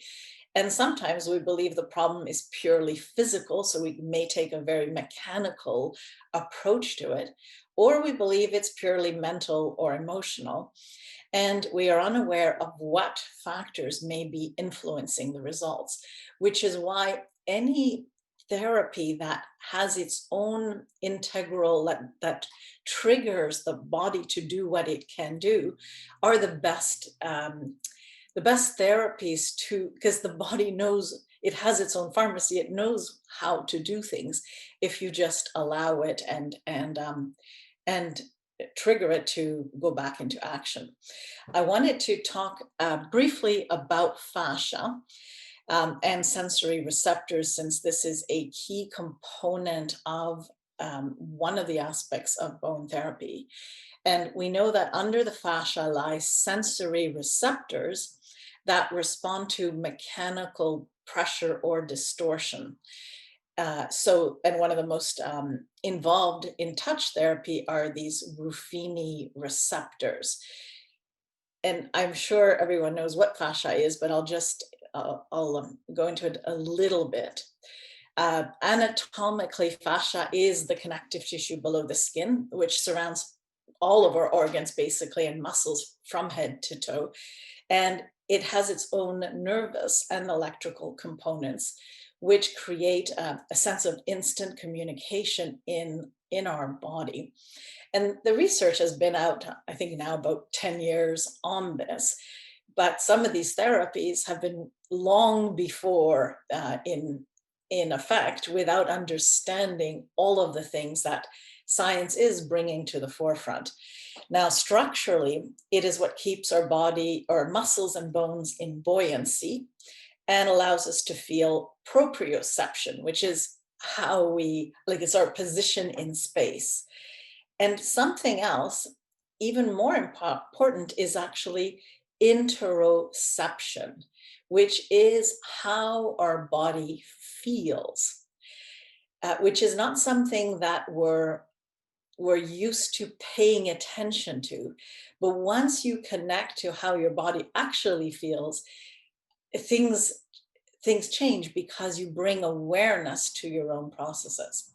And I look at it akin to physiological internet of connectivity. It circulates biological, chemical, and emotional information throughout the entire body so that our body can repair. The living fascia is a self-contained tension-bearing matrix which experiences constant stress, tugging, and compression. It's so foundational to the human body that it's also known as the ground substance. And no surprise, but obviously fascia self-regulates its pH and its temperature, which is crucial for survival and optimal function. Studies show ill effects of touch deprivation, hence the importance also of touch. And touch supports the ground substance ability to manage overload. And as we heard earlier, it also allows the lymphatic system to move, our ability to detox, to clean our body naturally, and to hydrate all our cells. That drinking water alone isn't enough. Activating the fascia by movement and touch allows hydration to really have a much bigger impact. And the fascia has many other sensory functions. And this is a quote from Robert Schlatt, but fascia is on the short list of the most important organs for survival. And I'm making a point here because it's not that long ago that whenever there was a surgery, that people would just take out the fascia because they thought it was a useless part of us. It's in the way of the organs that we're going after or dealing with. So it wasn't recognized as something as significant as it is now. All right, so how does bone therapy work? So these are proposed mechanisms through the autonomic nervous system rebalancing.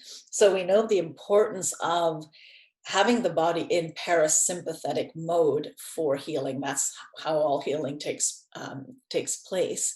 So if, and as we heard from the other speakers too, that stress itself is the cause of, or unmanaged stress is the cause of so many diseases and conditions, because if our body's in fight or flight or in sympathetic overdrive, then we're really not able to heal. So anything that helps manage that is important.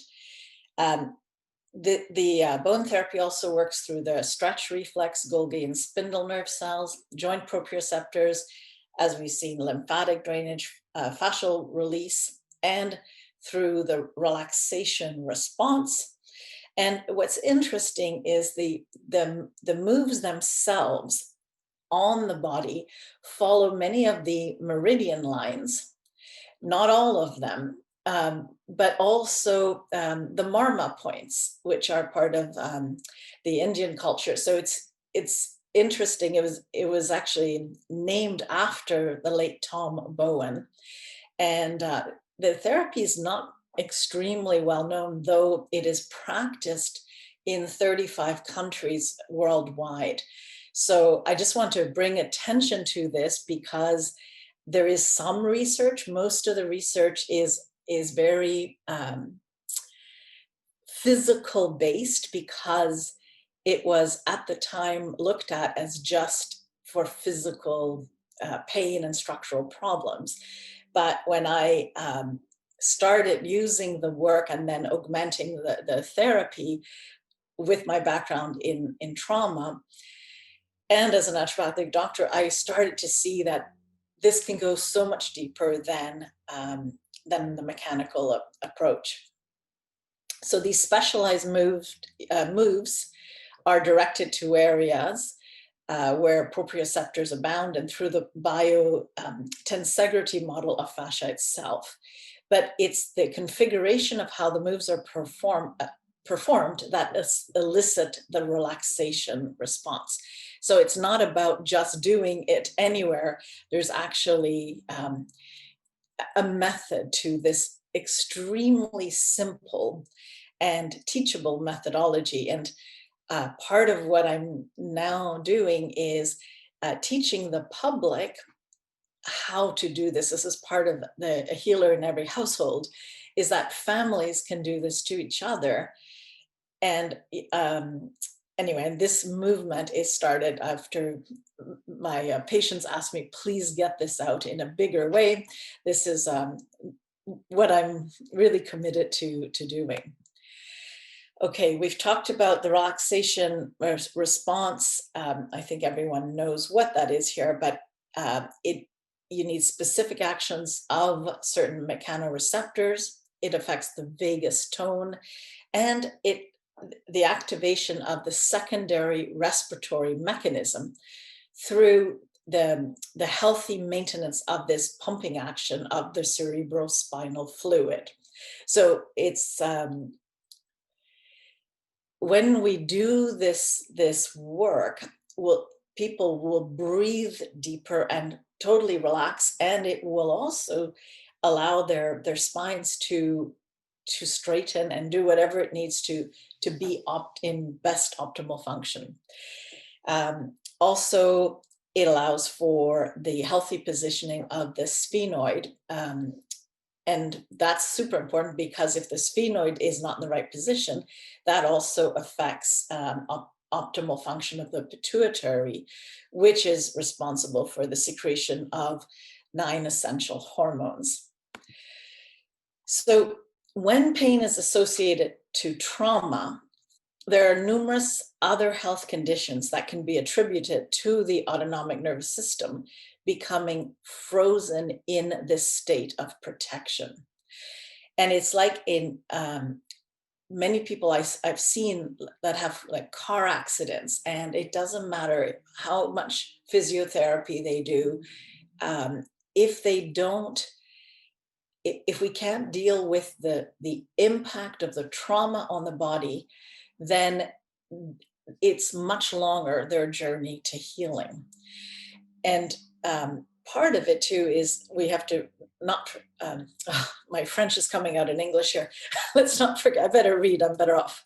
Let's not forget that the autonomic nervous system regulates the digestive system through the enteric nervous system. So our detoxification pathways through our liver, kidney, skin, our respiratory and circulatory systems. So as you know, we're very well put together, but you can't focus on one part without it having an impact on all parts. There we go. And I'm sure you've seen versions of this, or the way our nervous system affects all our functions. And what I really want to get to and emphasize is that most preventable cause of difficult recoveries is this being stuck in fight, flight, or freeze mode.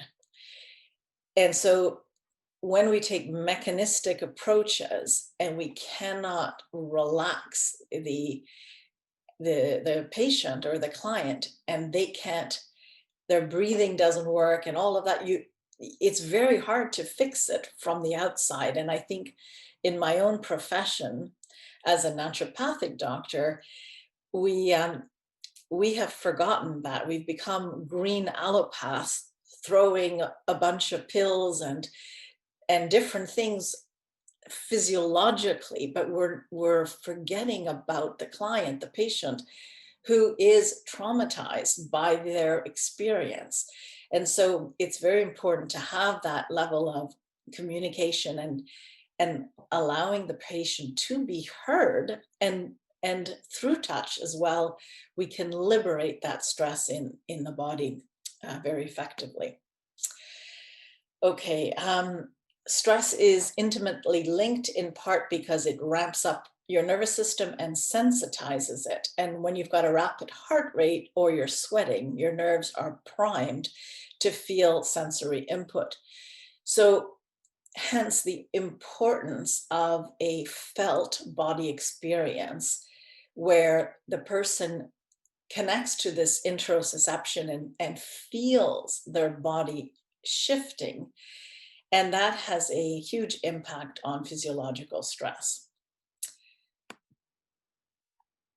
So during the therapy itself, major relay points along the nervous system are activated sequentially. There's also periods of pauses. So it's not a hands-on like massage. And I'm not suggesting anything wrong with massage. I'm saying it's different. It's there's time for the body to integrate what is happening.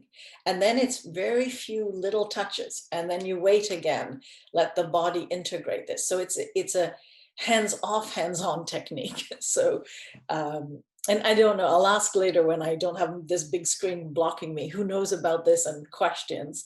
So I'm gonna just finish up briefly here. Yeah, and so the patient feels a whole bunch of things during these pauses, including that sense of calmness. There have been studies done using heart rate variability equipment that confirm a deep parasympathetic response that is heightened through Bowen therapy, and in particular during these integration periods. I think I've covered that, but part of the importance for me of this work is bringing awareness and consciousness through the body of how a person can heal. And so when they connect to their own to their own breath and they realize they can breathe and that the stress is significantly diminished, their pain will change as well. And from a physical level, I've seen, frozen shoulder, all kinds of TMJ problems, all types of structural problems. But pain is like its own thing. And it seems to be, it's complex. It's not related directly to what a scan will say. It's a unique experience of the body, which is modulated by this consciousness and putting the body into autonomic nervous system response.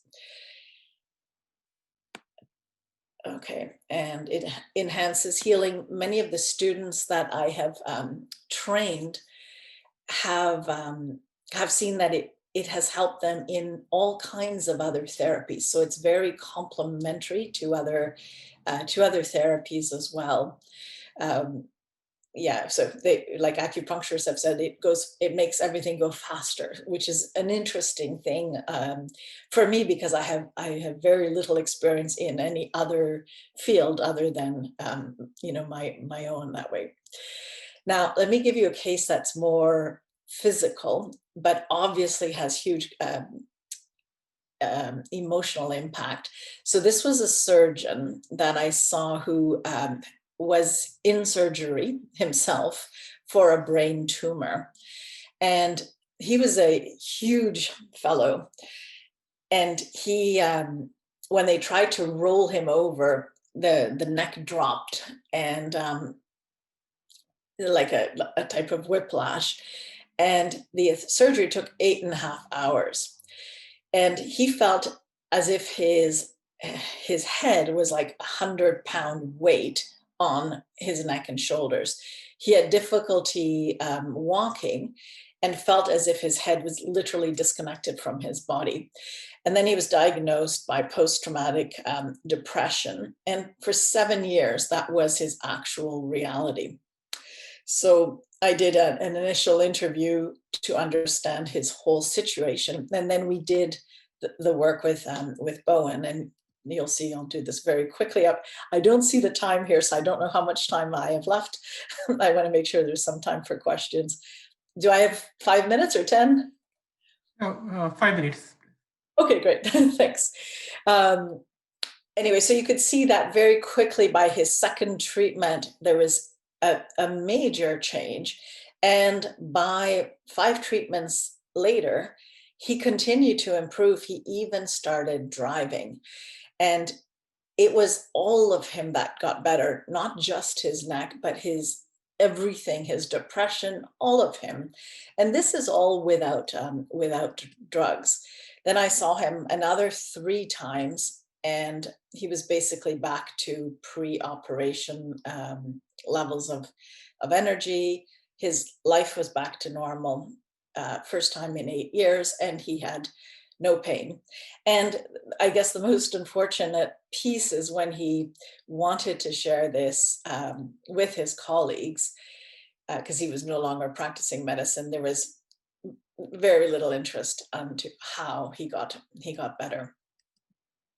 So in summary, the activations in Bowen therapy allow the nervous system to switch on new neural pathways and to prune dysfunctional pain loops.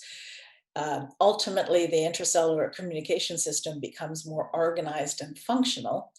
It improves circulation, which allows more nutrients for healing and removal of waste to and from injured sites.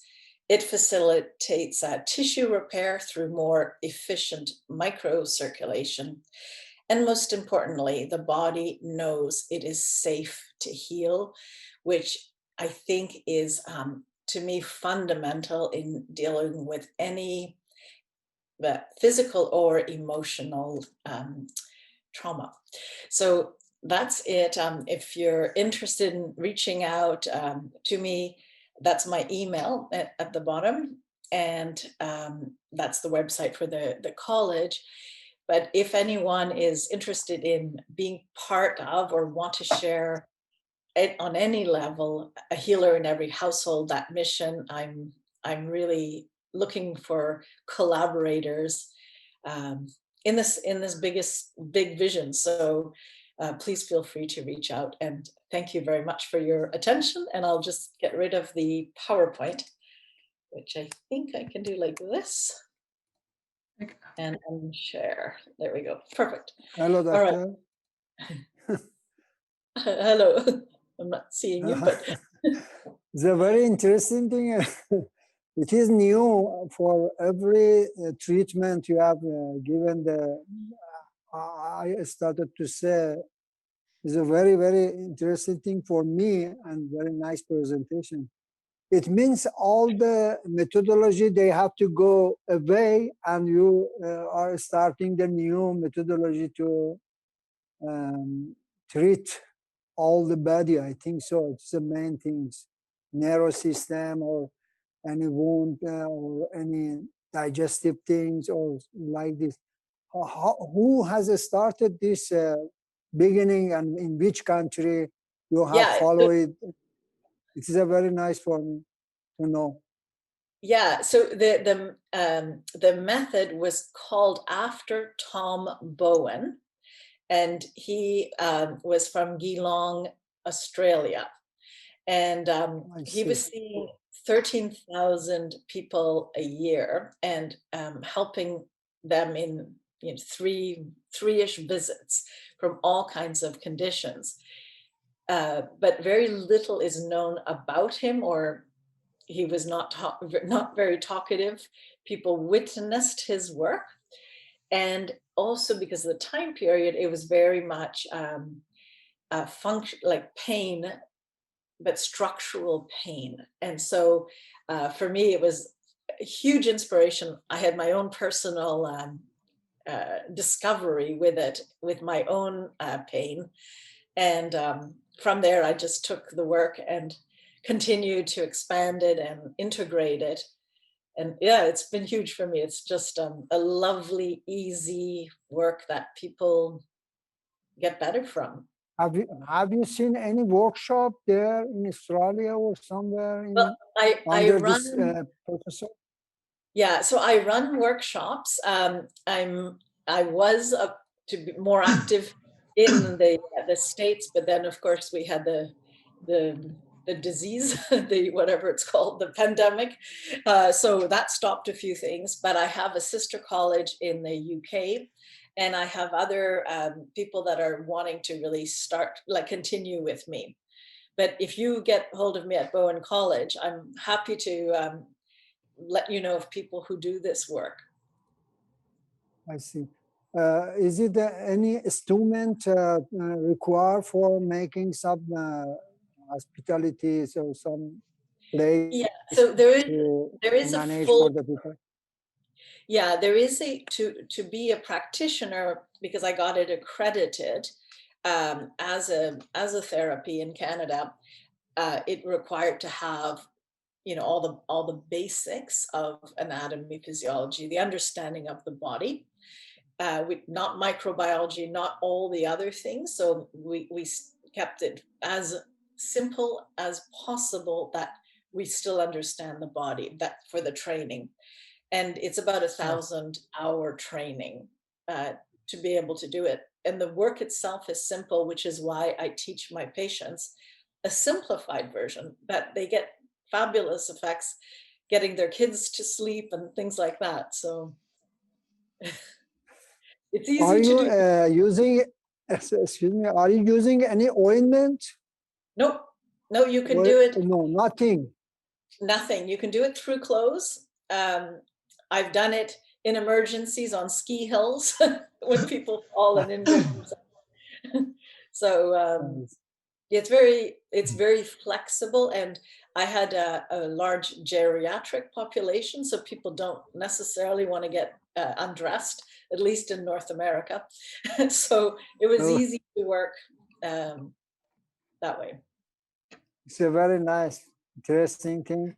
I follow it, and if any question, I again send mail to you. And absolutely, yeah, absolutely do so. And my thank goal you. is to get it nice.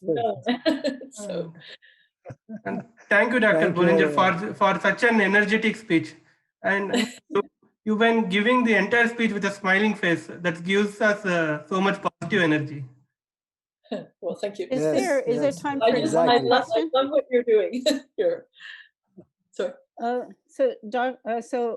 Bollinger, so how would you compare similarity and differences to other body work modalities such as Rolfing or such as I'm trying to think of other ones that that are basically just touch. Yeah, there's another one I'm thinking of that is more closer to, I think, what you're doing. But craniosacral or osteopathy, they like, so Rolfing is quite cranial therapy is located in one location, so that isn't a good comparison. But just comparing it to other kinds of. Well, you mentioned what's the first one? Sorry, you mentioned Rolfing or. So Rolfing is very deep work. It can be experienced as painful. This is painless, and it's light, but it's not like a touch. What is that called? I forgot now. The healing touch, where there's no touch. There is touch because it doesn't work through the fascia, but it's extremely light. So it's very different. It's different than massage, which is continual. It's different than craniosacral, like you said, because that tends to be localized.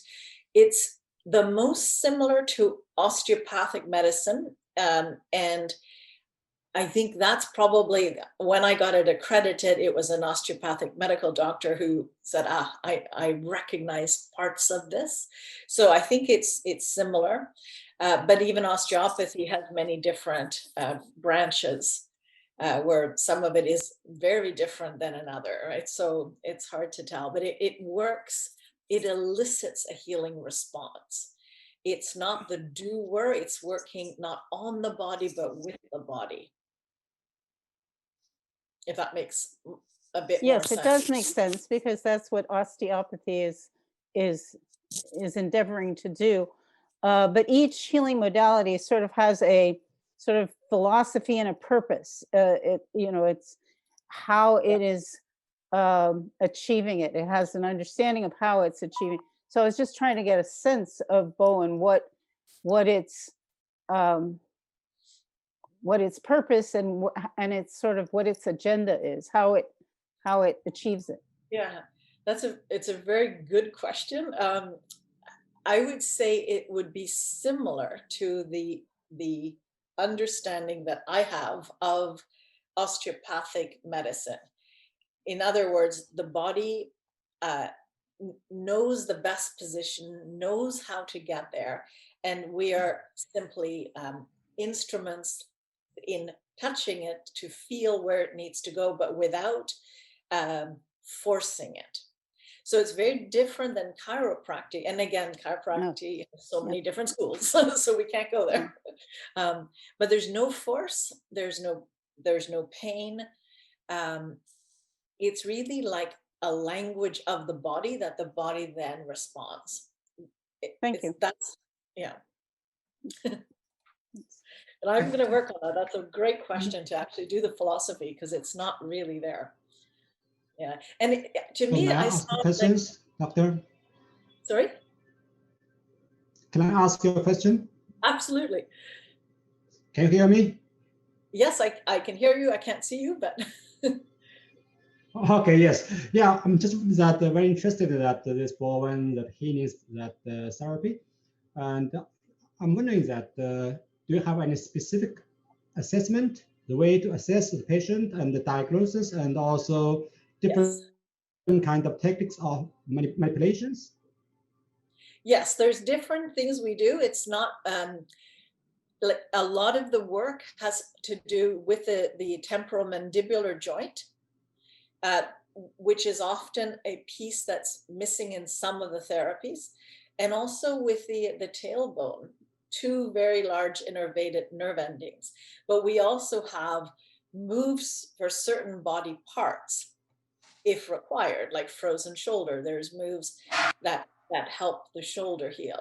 So it can be specific, but none of it works without doing the whole, which is what I call the reboot, literally rebooting the body, which is working the entire body. And what I've noticed is that simply doing the whole, the body figures out many of its parts. Okay. Okay. Okay. Do you know any person that in Winnipeg to do that bowel therapy? Yeah, yes, contact me. I have a few practitioners I've trained. Okay, so because I'm Okay. in Winnipeg, you know, that I want to try that. Sure, Okay. sure. Yeah, get it. Thank you. Sorry to interrupt. It's time for our next speech. Yeah. Sure. Thank you very much. Yeah.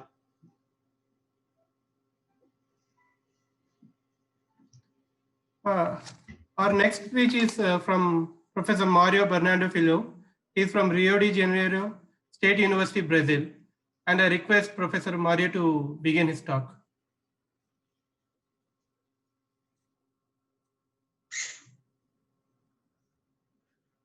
Well, first of all, I would like to thank you, Dr. Sheikh, for the invitation to be here. I would like also to thank the presence of the colleagues here.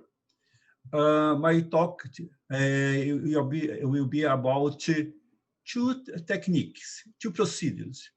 One involving the whole body vibration exercise. And another one is about auricotherapy.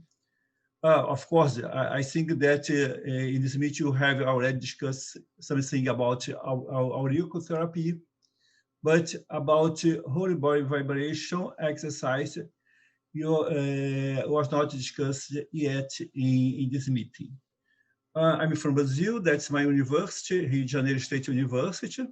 There is the institution, Policlínica P. Carneiro, the place where the procedures are performed, and I'm the head of the laboratory that is about vibration, mechanical vibration, and about integrative practices. I think that's not usual for you to talk about mechanical vibration, but if you are thinking about almost of the lectures, you are talking about mechanical vibration. For example, as Dr. Bolliger was talking about the bowel therapy, when there is a touch, there is a transference of mechanical vibration to the body of the individuals. And in that moment, she considered that there is a rest between each touch. Now, I will talk about the whole body vibration exercise and auricotherapy on the measurement of pain level and functionality of knee osteoarthritis individuals. This group is working in this project, and I will present some papers that were published. Of course, I think that you know that knee osteoarthritis is an important and undesirable degenerative joint disease that causes functional disabilities. It's possible to characterize the knee osteoarthritis by cartilage degradation, bone remodeling, osteophyte formation, joint inflammatory, loss of joint function, and joint and space narrow, as is possible to see in this slide, compared a knee osteoarthritis and without knee osteoarthritis. The main signs and symptoms of the knee osteoarthritis are pain, that was explored a lot in this meeting, swelling, stiffness, crepitation, and the aim of the treatment is to decrease the pain and to increase the physical function. Of course, there are different kinds of intervention, possible intervention. For example, pharmacological and non-pharmacological. If you are considering the pharmacological intervention, it's necessary to think about the side effects. If you are considering non-pharmacological intervention, if you are thinking about surgery, it's a non-conservative intervention. About the conservative intervention, it's possible to think about the exercise, the procedure of the physiotherapy, and of course, the traditional Chinese medicine procedures. The recommendation of the American College of Rheumatology suggests physical exercise as a strategy in the management of the COA individuals. The main emphasis on the treatment of COA, knee osteoarthritis, is pain relief and back function with minimal adverse effect. Then it's very important to consider the conservative intervention, for example, exercise and traditional Chinese medicine. In an umbrella review published 2 years ago, it was verified that the different types of intervention. Then it was considering in other speech today the importance of the physical activities. Naturally, you can consider different types of exercise: aquatic exercise, standard exercise, Tai Chi, yoga. Their exercise. You are introducing now, I think it is a new procedure for some of the colleagues that are here, that is whole body vibration exercise. That's a type of exercise. Naturally, there is the procedure of the traditional Chinese medicine. For example, cup therapy, electroacupuncture, and it's possible the Moxibustion, and auriculotherapy is a type of auriculotherapy that has been suggested to the treatment, to the measurement of knee osteoarthritis. That you know about the auriculotherapy that consider the point in the ear of the individuals. When we are thinking in the intervention to the knee osteoarthritis, your procedures, you use the tapes with 2 seeds, mustard seeds, that are put in the corresponding region, that's knee, analgesic point, shaman, and in this zang, kidney. That, as you know, is related to the bone, the lower limbs. In the control group, you use tapes without seeds that are put in different places of the ear of the individuals. But the participants were instructed to press finger the adhesive tapes with seeds. If you are considered the individuals of the group A, like here, and without seeds, the group of B, for 10 minutes. And he suggested to do this 3 times per day during 60 days. And to remove the tapes in the 7th day before returning to the lab. And this procedure is performed during 5 weeks.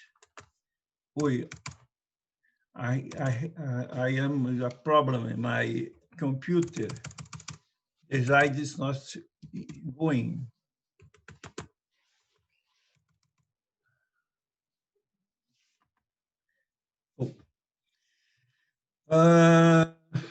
The another procedure that is the whole body vibration exercise.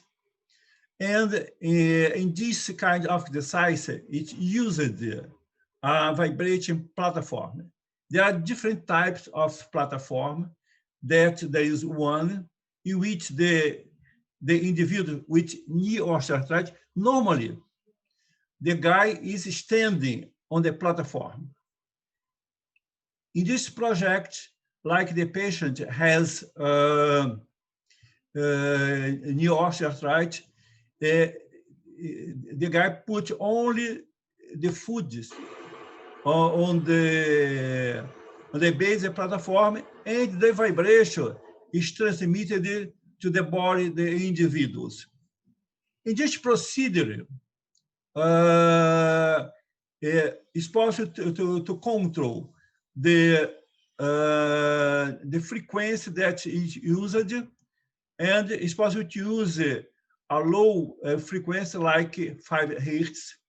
And in this case, in this intervention, there is an increase of 1 Hertz per session. And in the last session, the patient is exposed to a frequency of 14 Hertz. Again, there is a group that is performing auric therapy, another group that's performing only whole body vibration, and there is a group that is doing the both procedures. There is a work time in each condition. Of course, it's possible to see there is a position to individual put the foot that is about the peak-to-peak displacement of the mechanical vibration that's being used. 2.5 and 7.5 millimeter, depending on the position of the individuals. There is a work time of 3 minutes and 1 minute of rest. You should remember something that Dr.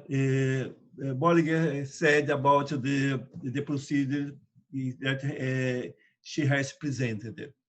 Then, again, the patient, it's important to see that the vibration is transmitted to the body of the individuals, and it is possible to control of all the conditions.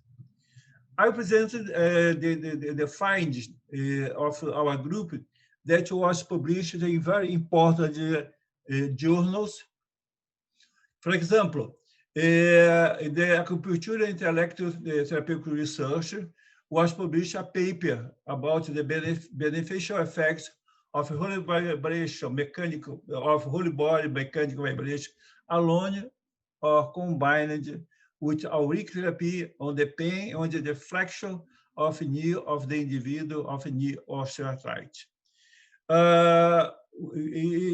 It was published 3 years ago. The study, the aim was to study the effect of vibration alone or combined with auric therapy in the pain range of the momental disease of the individuals with knee osteoarthritis. It's possible to conclude that the level of the pain was decreased. Fantastic. Consider only a session or consider all the procedures during 5 weeks. With both intervention. Then auric therapy, whole body vibration decrease the pain. Whole body vibration alone or combined with auric therapy. But the range of the movement, knees flexion, was not altered. In another study that was published in the Journal of Acupuncture and Meridian Studies, we have verified only the effect of the auric therapy on the plasma concentration of some biomarkers in these individuals with knee osteoarthritis. Then the aim was to evaluate the effect of the auric therapy on plasma concentration of some biomarker in COA individuals. Defined hematological parameters consider the blood cell did not show any significant variation between the control group or the treated group. Concerning the biochemical parameters, a significant reduction of direct bilirubin, aspartate, aminotransferase, and the triglycerides in the treated groups was obtained. Effect of the auric therapy. The analysis of the results suggest that auric therapy might be a useful intervention for the management and COA individual. It's important to consider that the aspartate aminotransferase level is a sign of liver damage, and the auric therapy was capable to reduce it.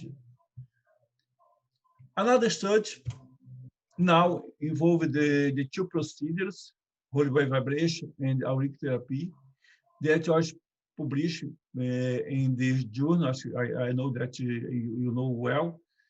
The Journal of Traditional Chinese Medicine was published in the last year. The title, the whole body vibration and auric therapy, improve hand grip strength individuals with knee osteoarthritis.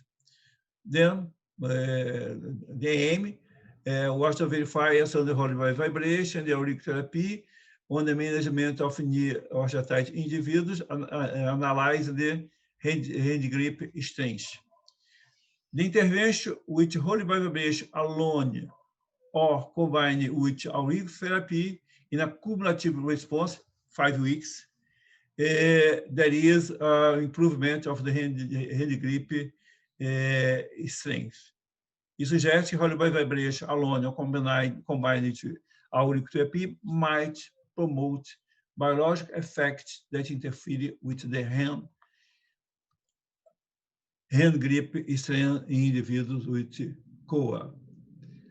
Another study which was evaluated, was published in the Applied Sciences, the effect of whole body vibration, only whole body vibration, on the functional response of the patient with knee osteoarthritis by the electromyography profile of the vasovascularis muscle during the fiber repetition chair change test. Then the aim is related with the title. Significant difference in the 5 repeated chair change test were evident only whole body vibration, only whole body vibration group, showing a decrease of the execute time. There is an improvement in the video. Then, in consequence, there is a decrease of the time. There is a reduction of the time, but the electromyographic profile of this muscle were not altered. 10 sessions of whole body vibration with comfortable posture can bring improvement in the functionality of COA individuals without alteration of the muscular excitation. So it's important to consider again the position of the individuals. It's very interesting about the whole body vibration, considered as an exercise, but as an antihypertensive non-pharmacological treatment in hypertensive individuals with knee osteoarthritis. The aim is related to the title, and you want to verify that whole body vibration reduced systolic blood pressure and mean blood pressure without significant change in the diastolic blood pressure. Conclusion: whole body vibration exercise must be considered a sustainable therapy for exercise and hypertensive effects in medication hypertensive individuals with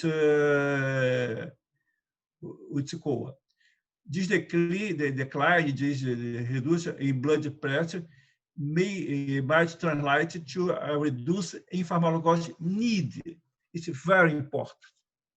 Although further studies are necessary to better understand the mechanism underlying the described effect. Another publication in the Applied Science Journal. It's about acute effect of whole body exercise in pain level, functionality in rate of accession of elderly, obese, near osteoarthritis individuals. Professor. But the whole body vibration exercise contribute to the reduction of the pain levels of the intervention. A decrease in the tug test in both groups, which while statistical change no statistical change was observed in the rate of exertion.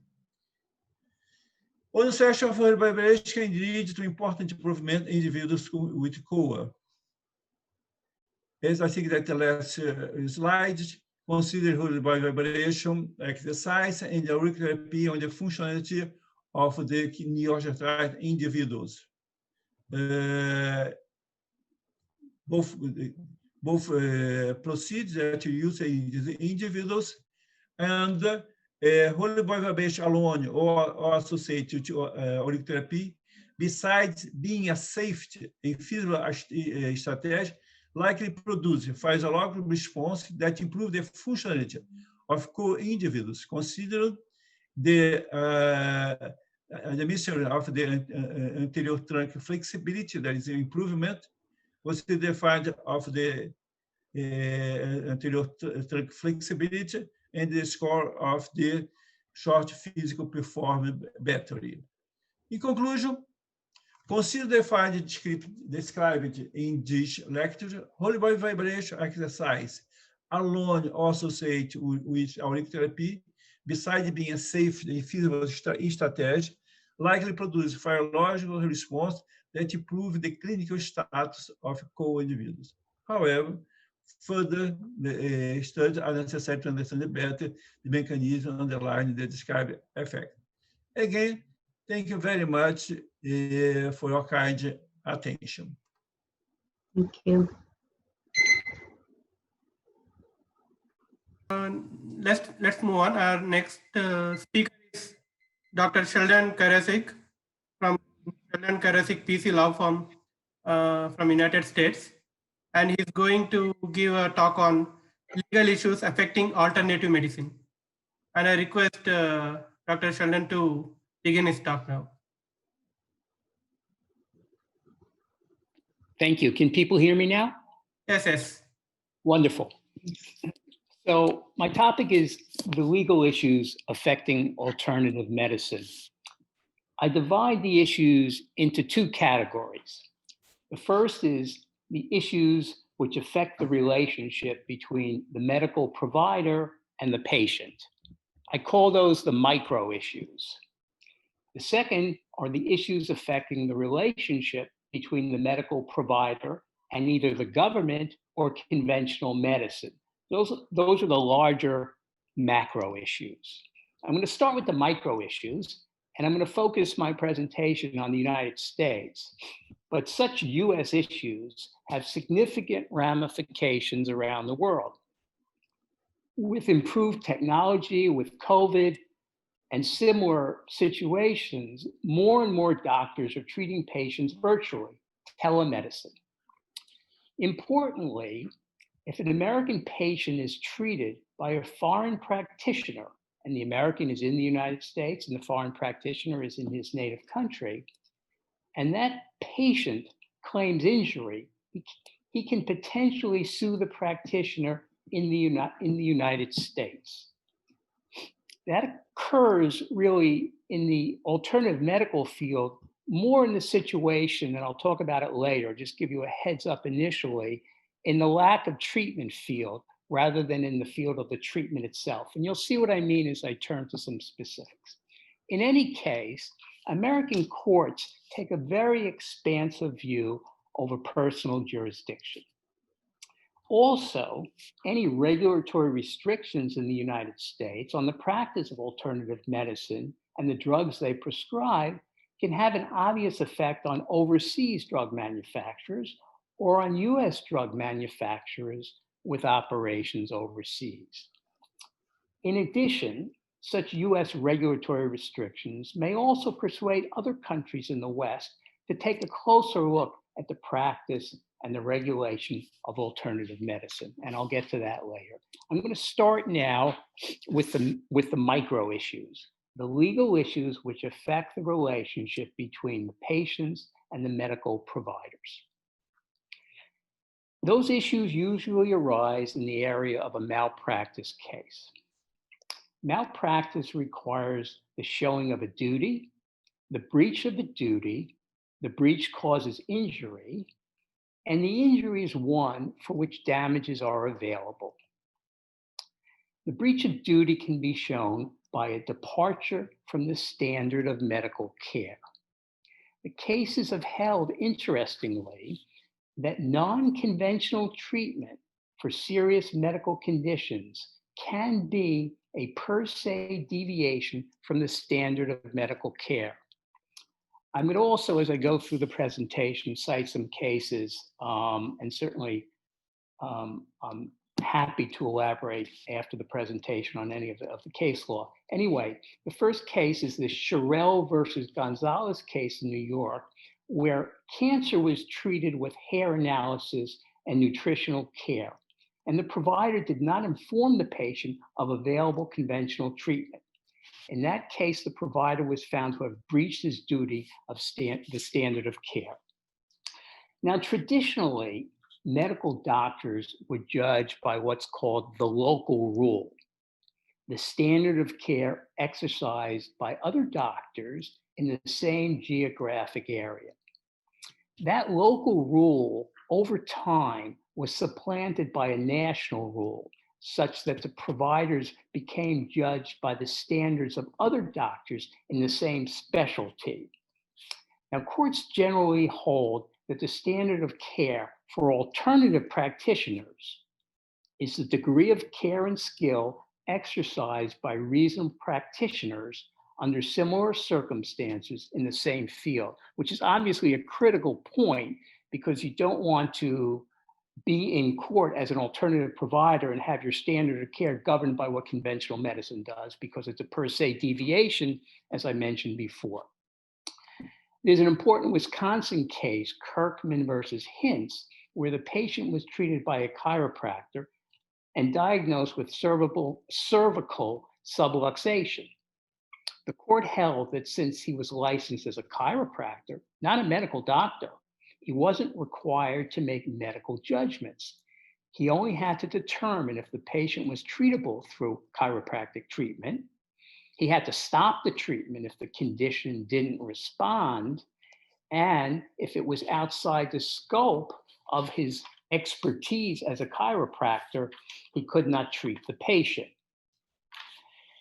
However, that said, and again, this is the United States, and for every decision in one direction, we have 49 decisions that can be potentially in the other direction because of the states, and we also have the federal system. Anyway, some state licensing statutes for allopathic doctors create a problem in using alternative medicine from the standard of care perspective, and I'll explain what I mean. There's an important case that came out of North Carolina, the Guess case. There's a North Carolina licensing statute which provided that medical doctors could lose their license for, and this is a quote, any departure from acceptable and prevailing medical practice. That's pretty scary if you think about it. And in that particular situation, a family doctor used homeopathy as the last resort, and he lost his license, even though the patient wasn't harmed. Again, since it's a license revocation situation, not a malpractice case, you don't need to show harm, just deviation from the law. Now, after Guess was decided, the North Carolina law changed, and other states as well, besides North Carolina, passed what are called health freedom statutes. Those statutes say that you can't take disciplinary action against a doctor for practicing alternative medicine. However, again, every action has a reaction. Some states, however, still make it difficult to offer homeopathy or other alternative medicine because those state laws proscribe the use of what they call invalidated therapies. Now, the so-called two schools of thought doctrine can be an absolute defense to a claimed breach of the standard of medical care. And what that means is this: if a proposed treatment is approved by one school of thought, then its use can't be a breach of the standard of care, even if it isn't the majority approach. However, to reach that result, there must be a considerable number of recognized and respectable doctors endorsing that proposed treatment. Now, this gets to another interesting issue, which is whether the failure to provide a referral constitutes a departure from the ordinary standard of medical care. And here, I'm going to mention probably the most notorious case, at least that I'm familiar with. The name of the case is Cali, K-A-L-I versus Young. And believe it or not, in 2018, just a few years ago, a San Diego jury awarded Mrs. Cali $105 million against the best-selling author, Robert Young. He's the author of the book, bestseller actually, pH Miracle. Now, Young, and he wasn't a doctor, which was one of his problems because he purported to be one, Young persuaded Mrs. Cali to forego chemotherapy for her cancer. And he had her use his treatment, which is alkaline-based therapy. Her cancer significantly worsened, and she was able to paint, as you can well imagine, for a $105 million jury award, a very compelling picture in front of the court. So it's kind of a warning sign as to what alternative medical providers need to be aware of. But that said, I think the conclusion with respect to Young was that he was a quack. Anyway, courts are somewhat split on the duty of alternative practitioners to refer patients to allopathic doctors. And again, that's the very important question. Some states require alternative practitioners to determine whether the condition can be treated with the means of their profession. And the failure to do so can form the basis of a malpractice claim and may impose an obligation to refer the patient to an allopathic doctor. In other words, if the alternative medical provider determines that he or she is unable to treat the patient, realizes at the same time the seriousness of the condition, but doesn't do a referral, there's a possible breach of the standard of care malpractice claim in the works. Now, other courts, however, take a different approach. Those courts hold that since an alternative, in this case that I'm talking about, a Wisconsin case, chiropractor was licensed, he wasn't required to make medical judgments, and he wasn't required to refer a patient to an allopathic physician. In other words, he was simply required to do his job as a chiropractor, and if he couldn't say so and stop treatment. No duty to refer. Now, interestingly, there's also no duty, at least at present, and the law is fluid, of course, running in the opposite direction, from an allopathic physician to a CAM provider. No duty to refer from an allopathic physician to a CAM provider. Now, there's an important case out of the 11th Circuit, 1993 case, Moore versus Baker. There, the patient had blocked arteries, and the physician recommended an endarterectomy and advised the patient of the risks. But he didn't advise the patients as to chelation therapy as a possible treatment by a CAM provider, an alternative medical provider, and the patient suffered brain damage. Of course, suit followed, as it always does in the US. The court in that case held that chelation was not generally recognized or an accepted treatment for the patient's condition, and therefore there was no duty on the part of the allopathic physician to so advise the patient or refer him to a CAM provider. Now, again, every action has a reaction. There are certain exceptions to the potential liability regarding allopathic doctors. And one is the joint treatment exception. If there's integrative care between an allopathic doctor and an alternative medical provider, for example, a general practitioner has an acupuncturist in his office as part of the practice group, the allopathic doctor can be liable for the malpractice of the alternative medical provider's negligence. There's also potential liability on the referral front. In other words, there's an important difference between an allopathic doctor referring a patient for chiropractic care generally. Let's say the doctor concludes you really need to see a chiropractor. That's one type of referral. But there's a second type where the allopathic physician may say, go see Mr. Smith, the chiropractor. And it turns out Mr. Smith is a quack and grossly negligent and has been successfully sued for malpractice a zillion times. In that case, there is potential liability on the part of the allopathic physician. Now, there's another wrinkle on the joint treatment exception. Healthcare institutions can have direct and vicarious liability. Obviously, direct liability that a healthcare institution would face would be if the institution itself is grossly negligent.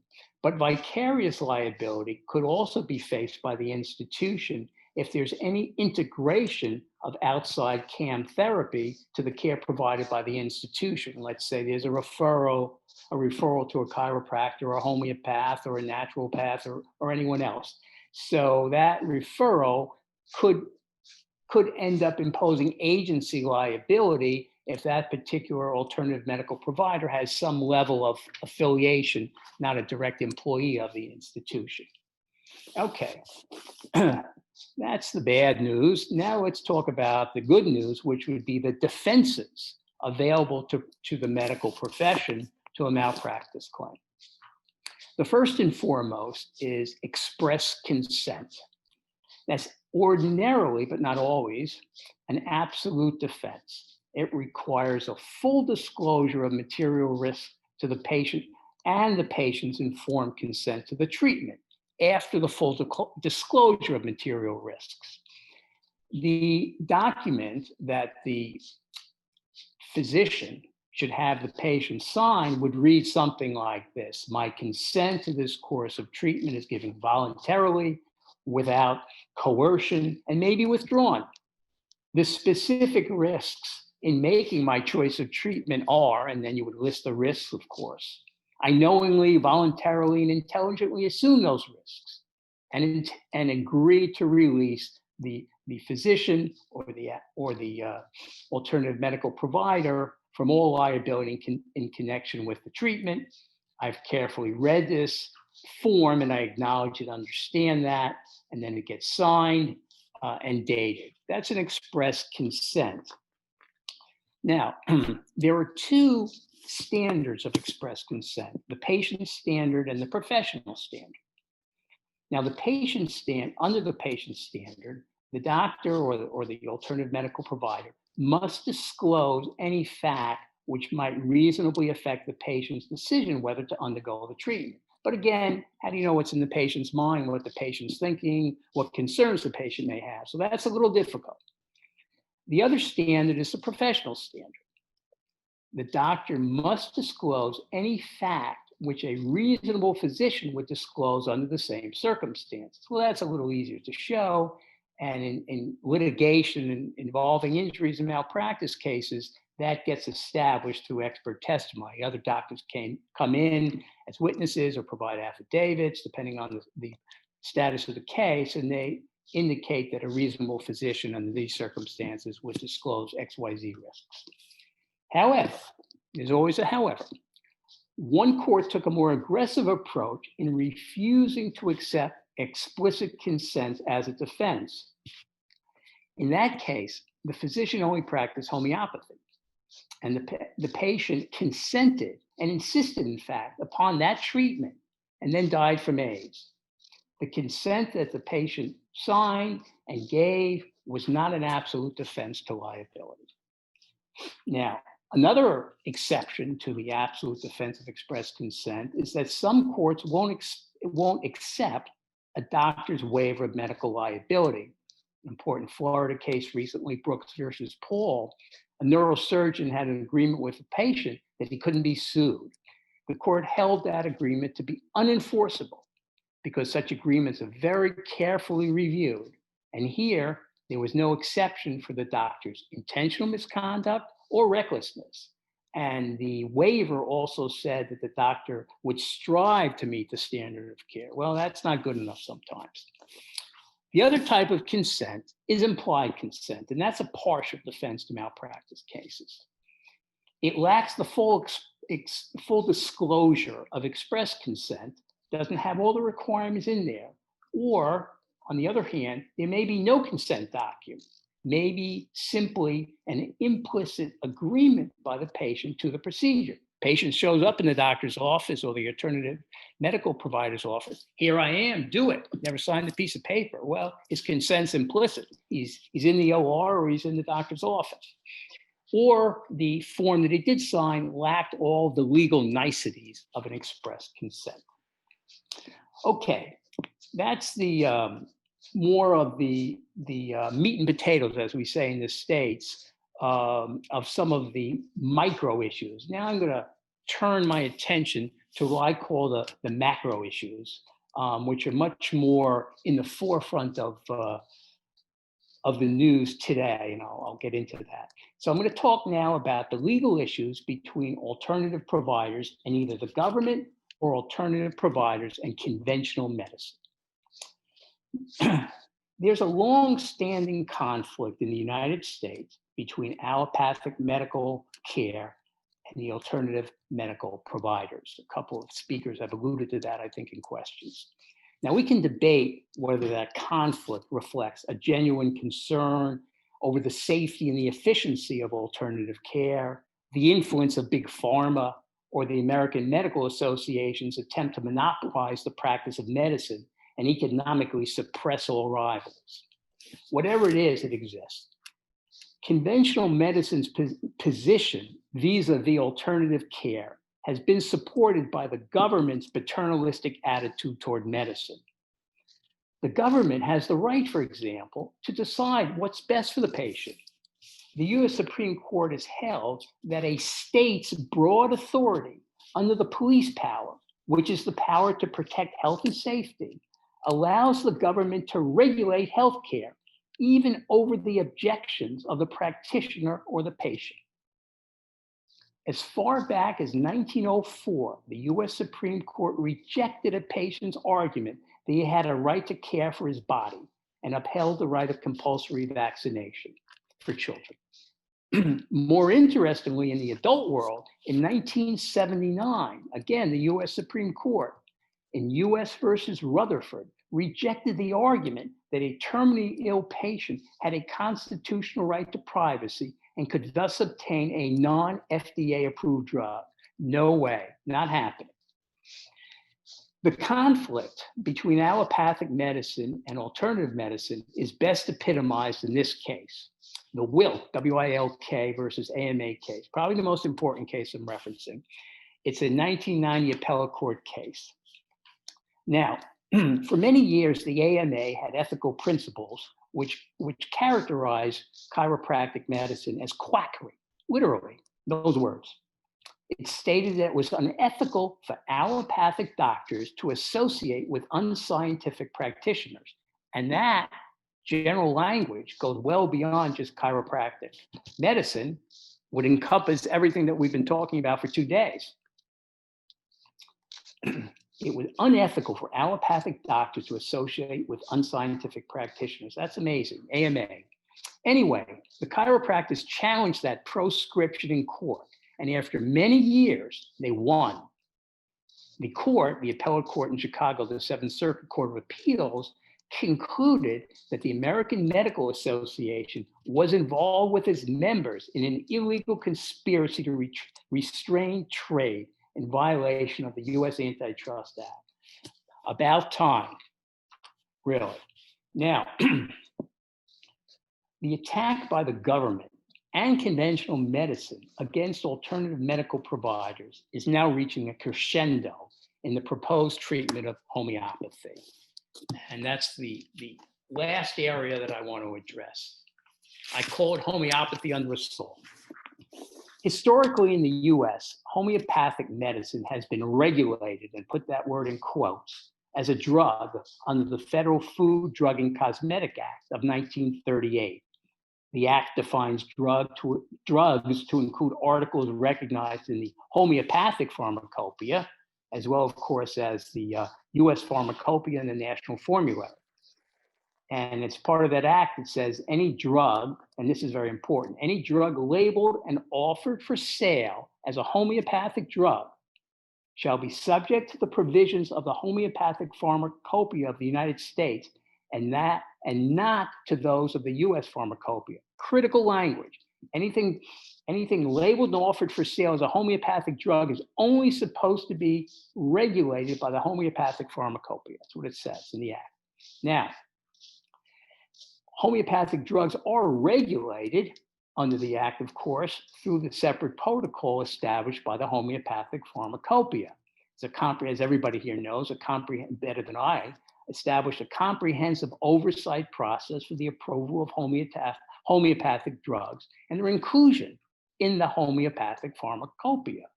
Now that process, the proving, is the equivalent of the FDA, the Act's pre-market approval for all non-homeopathic drugs. In other words, the FDA requires all non-homeopathic drugs to get FDA approval through a whole pre-approval process. Doesn't apply to homeopathic drugs, though.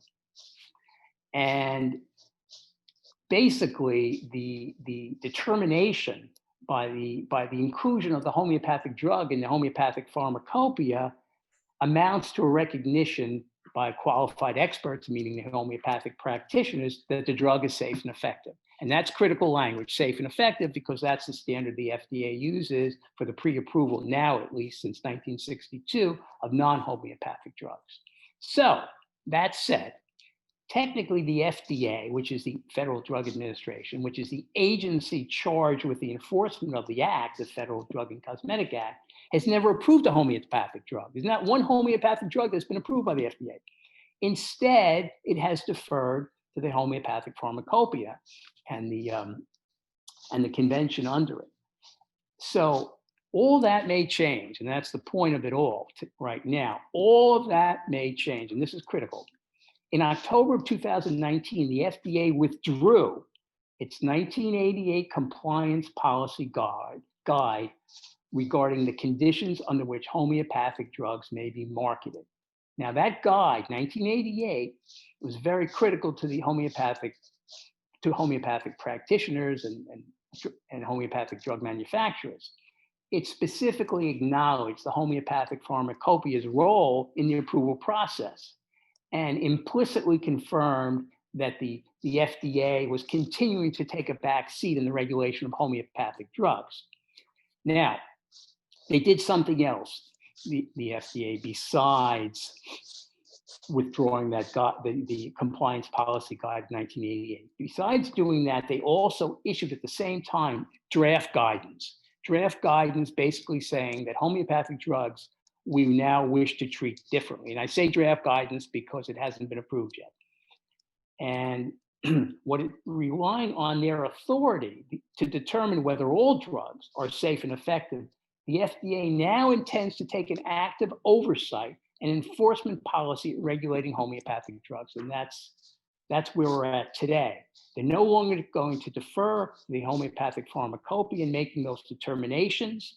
Instead, the FDA wanted to take a so-called risk-based approach by prioritizing review of those homeopathic drugs, which, in its view, has reports of injury, purport to contain ingredients associated with potentially significant safety concerns, are administered other than orally or topically, are intended to be used for the prevention or treatment of serious and or life-threatening diseases and conditions, or are aimed at vulnerable members of the population, or have significant quality issues. Well, that's a broad swath. Now, these proposed guidelines would essentially change the status of homeopathic remedy from a special category of medicine and put them into a group considered unapproved. This means that all homeopathic remedies would become technically illegal and could be banned at any time by order of the FDA. Any homeopathic remedy which is withdrawn from the market by the FDA could not return unless it would undergo the agency's new drug application process, a very costly process designed to weigh the risks and benefits of chemical drugs, which may have toxic effects. And that's the process, the new drug application, that applies to all to all allopathic drugs. But it's apples and oranges. It makes no sense for homeopathic remedies, which are inherently non-toxic and therefore pose no toxic threat to humans, to go through a process that can cost tens of millions of dollars and take many years to complete in order to establish that they're not toxic. In 200 years of use, I'm not aware of documented deaths from a homeopathic remedy. And the other thing is this: since homeopathic remedies can't be patented because they consist of commonly available substances, there would be no incentive for any company to pay for such a process.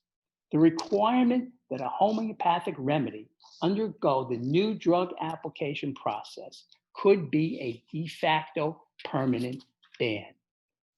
Now, finally, the issue really comes down to, in the legal sense, who makes the determination of safety and efficacy about homeopathic drugs? The Federal Federal Food and Drug and Cosmetic Act defines new drugs as any drug not generally recognized as safe and effective by the experts qualified to evaluate safety and effective. Okay. Homeopathic drugs are considered drugs, so they're governed by that standard technically. However, in the Act itself, there are sections of the Federal Food, Drug, and Cosmetic Act which address adulteration of drugs, labeling, and packaging. And in those sections, the FDA under the Act is meant to defer to the homeopathic pharmacopoeia for determination of appropriate compliance. In other words, for example, one section of the Act, 501A, says, if a drug is only in the homeopathic pharmacopoeia, it's only subject to the homeopathic pharmacopoeia with respect to whether it contains it's an adulterated drug or contains an adulterated substance. In other words, it's not it's the pharmacopoeia itself, it's not allopathic medicine that makes that determination. And also, the Food, Drug, and Cosmetic Act says, if a drug is offered for sale as a homeopathic drug only, it's subject, again, to packaging and labeling requirements of the homeopathic pharmacopoeia only. Now, the issue really comes down to, again, whether homeopathic drugs were ever intended under the Act to be included in that comprehensive pre-marketing approval the FDA applies to allopathic drugs. They haven't been treated that way because homeopathic drugs never applied for pre-market approval. They never got FDA approval, as I mentioned before. Yet they've been on the market for 82 years since the Act was passed, the Food, Drug, and Cosmetic Act, 1938. All that time, 82 years, the FDA has deferred to the pharmacopoeia, the homeopathic pharmacopoeia, and its approval protocol for making required findings of safety and efficacy through the provings. In addition, another important point, the Act itself was amended in 1962 to require all drugs previously approved for safety now to be approved for efficacy. Very important. In 1962, all drugs previously approved for safety had to be approved for efficacy. Think about this, though. The FDA never approved any homeopathic drug for safety, so therefore it didn't have to approve any for efficacy. The point is, the FDA's safety and efficacy requirements do not apply to homeopathic drugs. And finally, because I'm pretty sure my time is almost up, if not over, one final point. The FDA's withdrawal of the policy guide that I mentioned before is being challenged in court also, not just through the administrative process of making comments on proposed guidance. It's being challenged by a drug company called Mesenchymal in federal court in Washington. They sued the FDA. It was filed about 4 months ago, the case. And recently, in a long opinion, the judge, who's a very, very, very bright, erudite man, denied Mesenchymal's motion for a preliminary injunction that would have forced the FDA from stopping a change in how it dealt with things. And it dismissed most of the case, but it didn't dismiss the entire case that was filed by Mesenchymal against the FDA. Count one of the case remains. That count is a direct challenge to withdrawal based on the FDA's failure to consider reliance interest in the policy guide. So in other words, by trying to withdraw the policy guide, which provides guidance on the marketing of homeopathic drugs, and basically says we're going to take a hands-off approach, you are affecting the reliance interests of the homeopathic industry, the homeopathic drug providers, and so on, who've been living under that rule of law forever. Very, very important case, and it's difficult to predict the ultimate outcome, but it has to be watched carefully. And the real point about the case and what's happening with respect to homeopathy on the legal front is this: it doesn't just affect homeopathy. No. It's the tip of the iceberg. It's going to have an impact on all forms of alternative medicine, those that were described today, those that will be spoken about tomorrow, and anything else that may develop.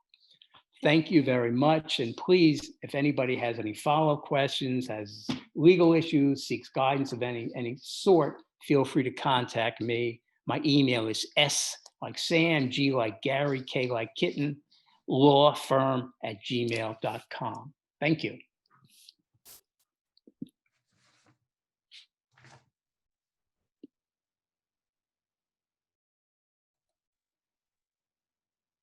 Yes, thank you, Dr. Sheldon, for the excellent speech, and that was very informative. Please unmute. Dr. Parveen, please unmute. I would like to say thank you. That's one of the most Thank you. So, do we have time, or we have to we have to go to the next one? We can have a couple of questions. Dr. Sheldon, that was awesome. I think the whole North America, including United States, Canada, and Mexico, they're following the same legal procedures. So, as we know, we don't have a free medical market in North America, and it's been monopolized by the big pharmaceuticals, and FDA is directly working with pharmaceuticals, and that's a reason that they never won homeopathy, because they know that homeopathy is the true medicine, and it can replace their pharmaceutical medicine. That's why they're doing it out of fear, but only with one condition: they would give safety and efficacy to homeopathic medicine if they can buy out pharmacopoeia. And pharmacopoeia has been resisting for the last 100 years, especially the last few decades, is resisting. For example, Boiron, in Canadian pharmaceutical company, bought out Dolisos, which is the French pharmacopoeia. So now Boiron is it makes pharmaceuticals and also homeopathic medicine. And I used to use Boiron remedies, but unfortunately, because of all this being biased, I stopped using it. So that's the only reason that it doesn't give credit, efficacy, and safety to homeopathic medicine. And also, they take the license away from allopaths, medical doctor, in case they're suggesting or recommending or prescribing homeopathic medicine to a patient, because they don't want the homeopathic medicine be endorsed by their own agents. So that's very sad. That's very sad. So far pharmacopoeia is resisting, and so far it's been successful, but we don't know what's going to happen tomorrow. And since the last at least 20 years, I have seen thousands of homeopathic remedies being discontinued in Canada, because they all have to have the IN number. They all have to be approved by federal. And unfortunately, pharmaceuticals is on the way and always blocking actually the very, very effective remedies from SARCode and no-suit remedies to get into Canada. And this all big pharma is behind it, unfortunately. What can we do? We just have to raise awareness, and we do what we are doing now. And appreciate you, your speech, your presentation, which is very eye-opening, and give us all this, information about the legal matters. So as long as we can practice, they put us in a bracket of business, and also they put us bracket on non-medicinal, products. As long as we can save lives, we still continue. Thank you so much. Can you hear me? Yep. Yes, yes. Okay. I'm sorry, did you? I was simply going to say that, of course, it's about the pocketbook. And one issue I didn't get into because I already exceeded my time was the carryover effect in Western Europe. The situation is not a lot better, for example, in the UK, in Australia, and in Spain, where allopathic medicine has also been undertaking a concerted effort to marginalize homeopathy and other alternative medicine. And the way they've been attacking it, in some instances, at least particularly in the UK, is by preventing the National Health Service from reimbursing patients who seek homeopathic care. And if that hits them in the pocketbook, people are going to rethink the medical care that they seek, even if that means you have to use conventional medical treatment in the UK and queue for 6 months before you get your sore knee looked at. So in the United States, they have been taking away our herbs from the Chinese medicine pharmacopoeia one at a time. And the way that they do it is that the MDs or other people use the herbs in a Western medicine way, and then causes harm because they don't understand how they're used, or they extract it. They chemically extract the so-called active ingredient, which is a complete misunderstanding, but they take the active ingredient, which they did with, the herb is, but it's an herb that is in a lot of our very important formulas, and they used it to speed up the metabolism to lose weight. And hence there was an injury, and it might have been a death, but it wasn't used in a way that Chinese medicine is used. They used a Chinese medicine herb in a Western medicine format and hurt somebody, and then decided to take it out of our pharmacopoeia and make it illegal. And they've done that with with herb after herb, and they're slowly minimizing our pharmacopoeia, and it is outrageous. And the only remedy that I can think is perhaps too good to be true, but in my mind, all of the alternative practices have to get together in an association with enough money and power to actually fight back. Good luck. We have trouble even in acupuncture. I was head of the association. It's very hard to even get acupuncturists together, much less all of us. But that's the only way that we have enough numbers and money to fight back. And we need to do it internationally, because so goes the United States, so goes the world.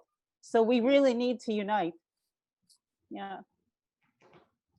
Thank you so much, Sheldon. Thank you so much.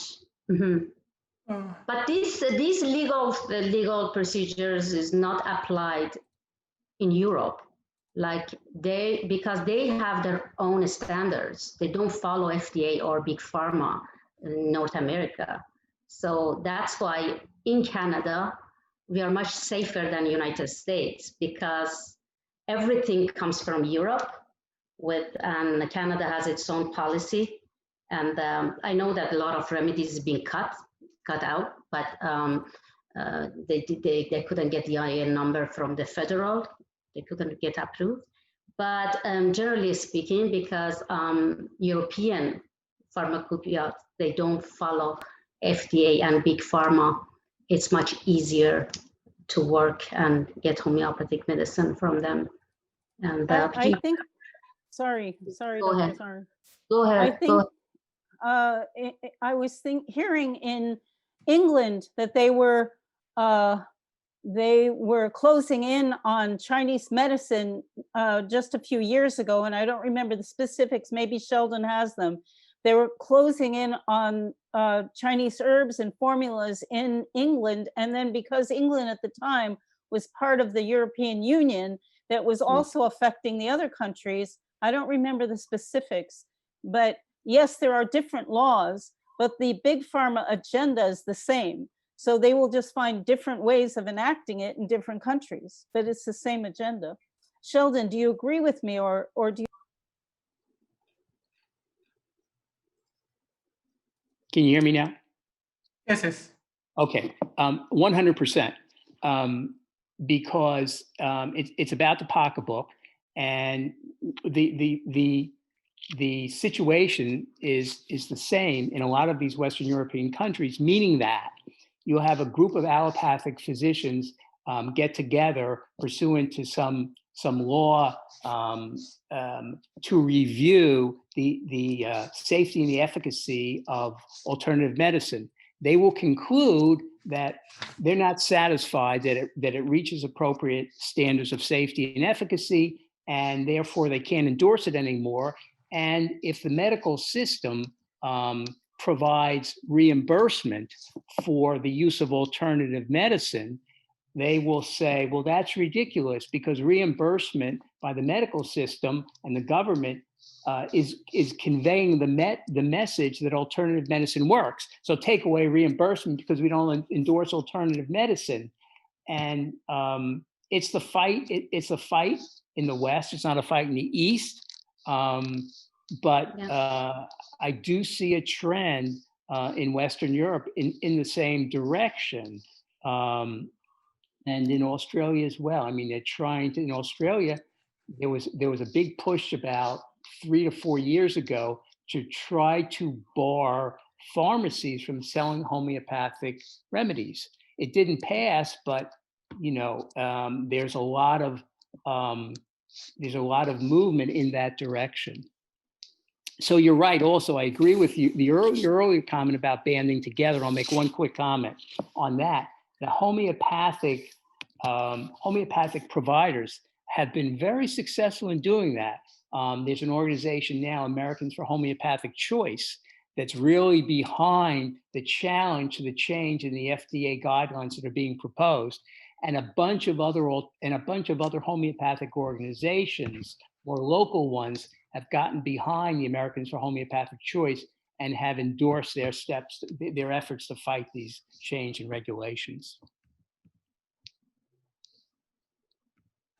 Yes, thank you. And I have signed every petition that comes my way, and I'm on every list just for that. There's one other, and I can't remember, it's called the food it was the food. It's been a while since I looked into it, so I can't remember the name, but it's connected, but it was focusing on food. But food and drugs are very connected, and this movement to get laws and God, anyway, you would have known it already if you knew it. You would have understood what I'm trying to say, but I can't remember the name of it. But they're also very they've been going around for a long time trying to undermine alternative medicine and regulate food. So gosh, I'll think of it. Are you here tomorrow? I'll email you. Yeah, okay. All right. I want to say thank you, Sheldon. Thank you, Dr. Sheldon. It was awesome. It is so Thank you. important. Because, Very informative. well, in Singapore, that we have homeopathy practice quite easily, and products are available. But we in the holistic societies, we've been trying to protect our positions as CAM practitioners.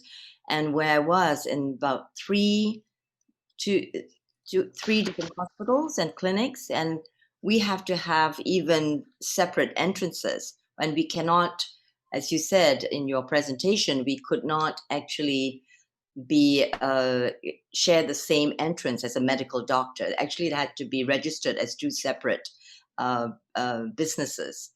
And so we also seek for protection, you know, and we have also tried for insurance. And, you know, all this is really very important for us as a whole internationally as we go into these times of mandated vaccines and so on. So I think this conversation is really very key to our holding our integrity as who we are as healers. So thank you so much. It really was very important. Thank you, Dr. Sheldon. That was great. Yes. So do we have one more or? Yes, we have last speaker waiting for his talk. I would like to request Dr. Mesenchymal to begin his talk. Before that, let me introduce him. Dr. Mesenchymal is from Canada, and he is giving a talk on medicinal mushrooms, quality, history, and modern advances. And I request Dr. Mesenchymal to start the speech. Thank you. Hello, everybody. Thanks for having me. Breeze through my presentation here.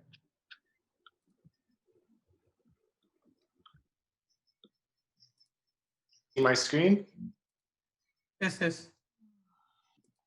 All right. So I'm going to talk about medicinal mushrooms today and quality and some modern advances that I've been researching, particularly with different compounds in medicinal mushrooms specifically.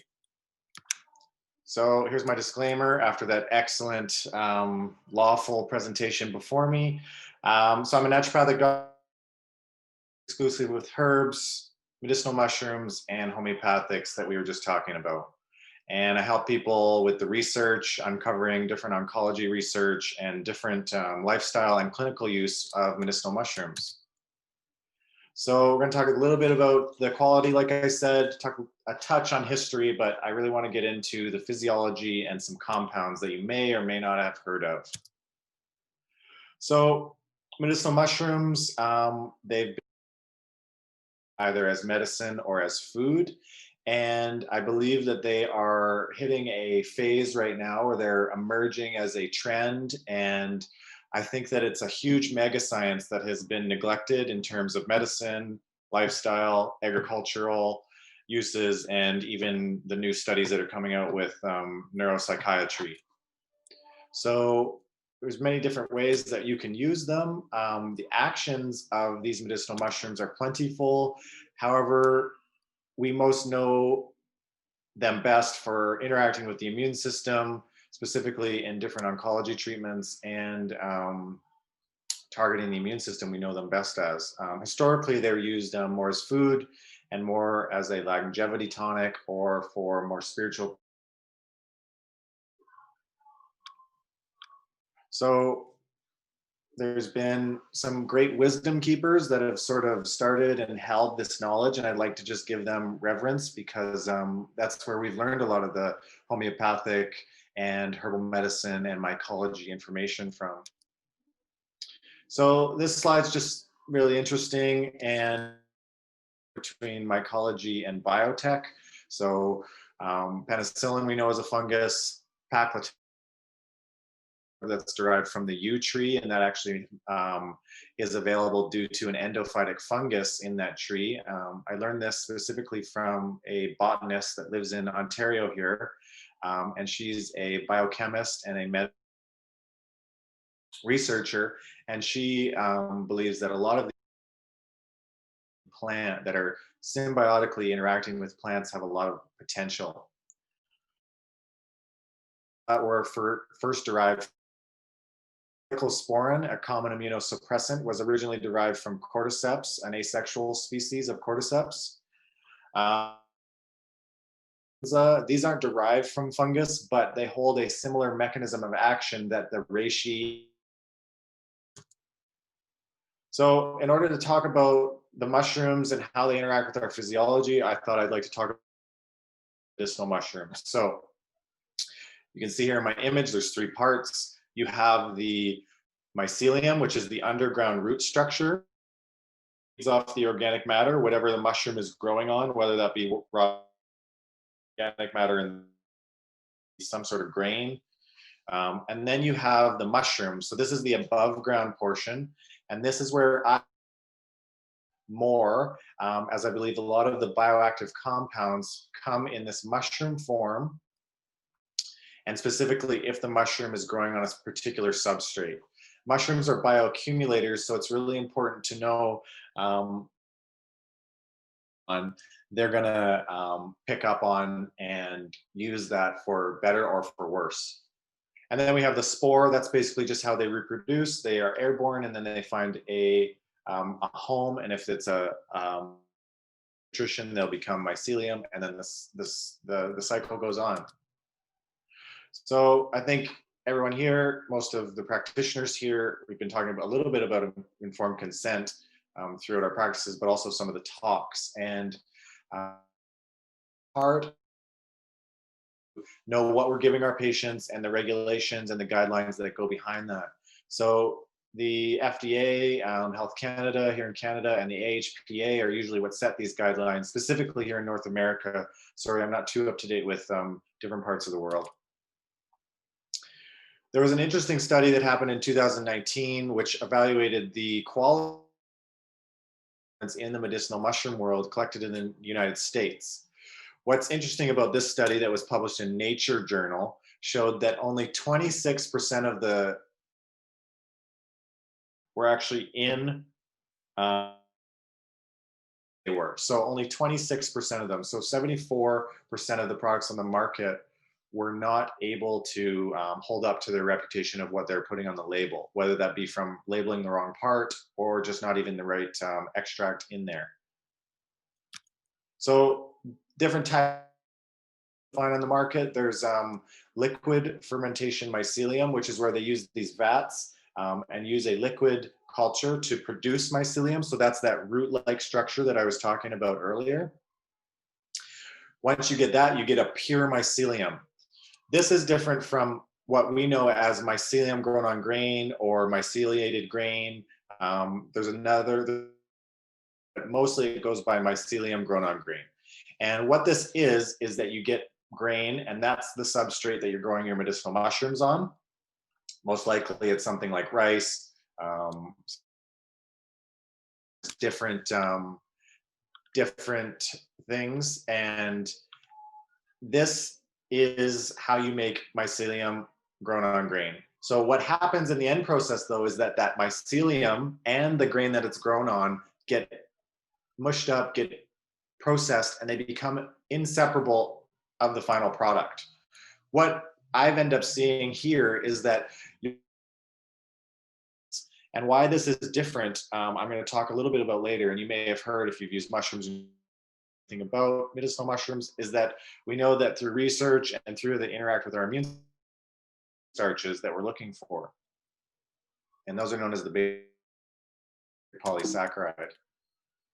So the other third part here, this is the mushroom. So this is the above ground part that we talked about. And scientific studies, specifically scientific validation, verification studies have shown that that's a typo, beta glucans, that's supposed to say, 30 to 40% of those beta glucans are in the medicinal mushroom, whereas 5 to 7%, and sometimes even lower, are in the mycelium. Specifically, if you have a mycelium on a poor growing substrate, it's way lower than that. So there's ultimately numerous ways to ingest medicinal mushrooms. The most common one that I end up seeing a lot is just the basic hot water extract. And the other ones that are common as well are decoction. Use of medicinal mushrooms is really important. We do some dual extracts if you're looking to pull a particular compound. What you're seeing here is a test. You can use a iodine. Much of that alpha starch is in there, and that alpha starch is pretty much a lot of fillers. It's a lot of dextrose, different types of starches that don't really have a physiological effect most of the time. Sometimes they do.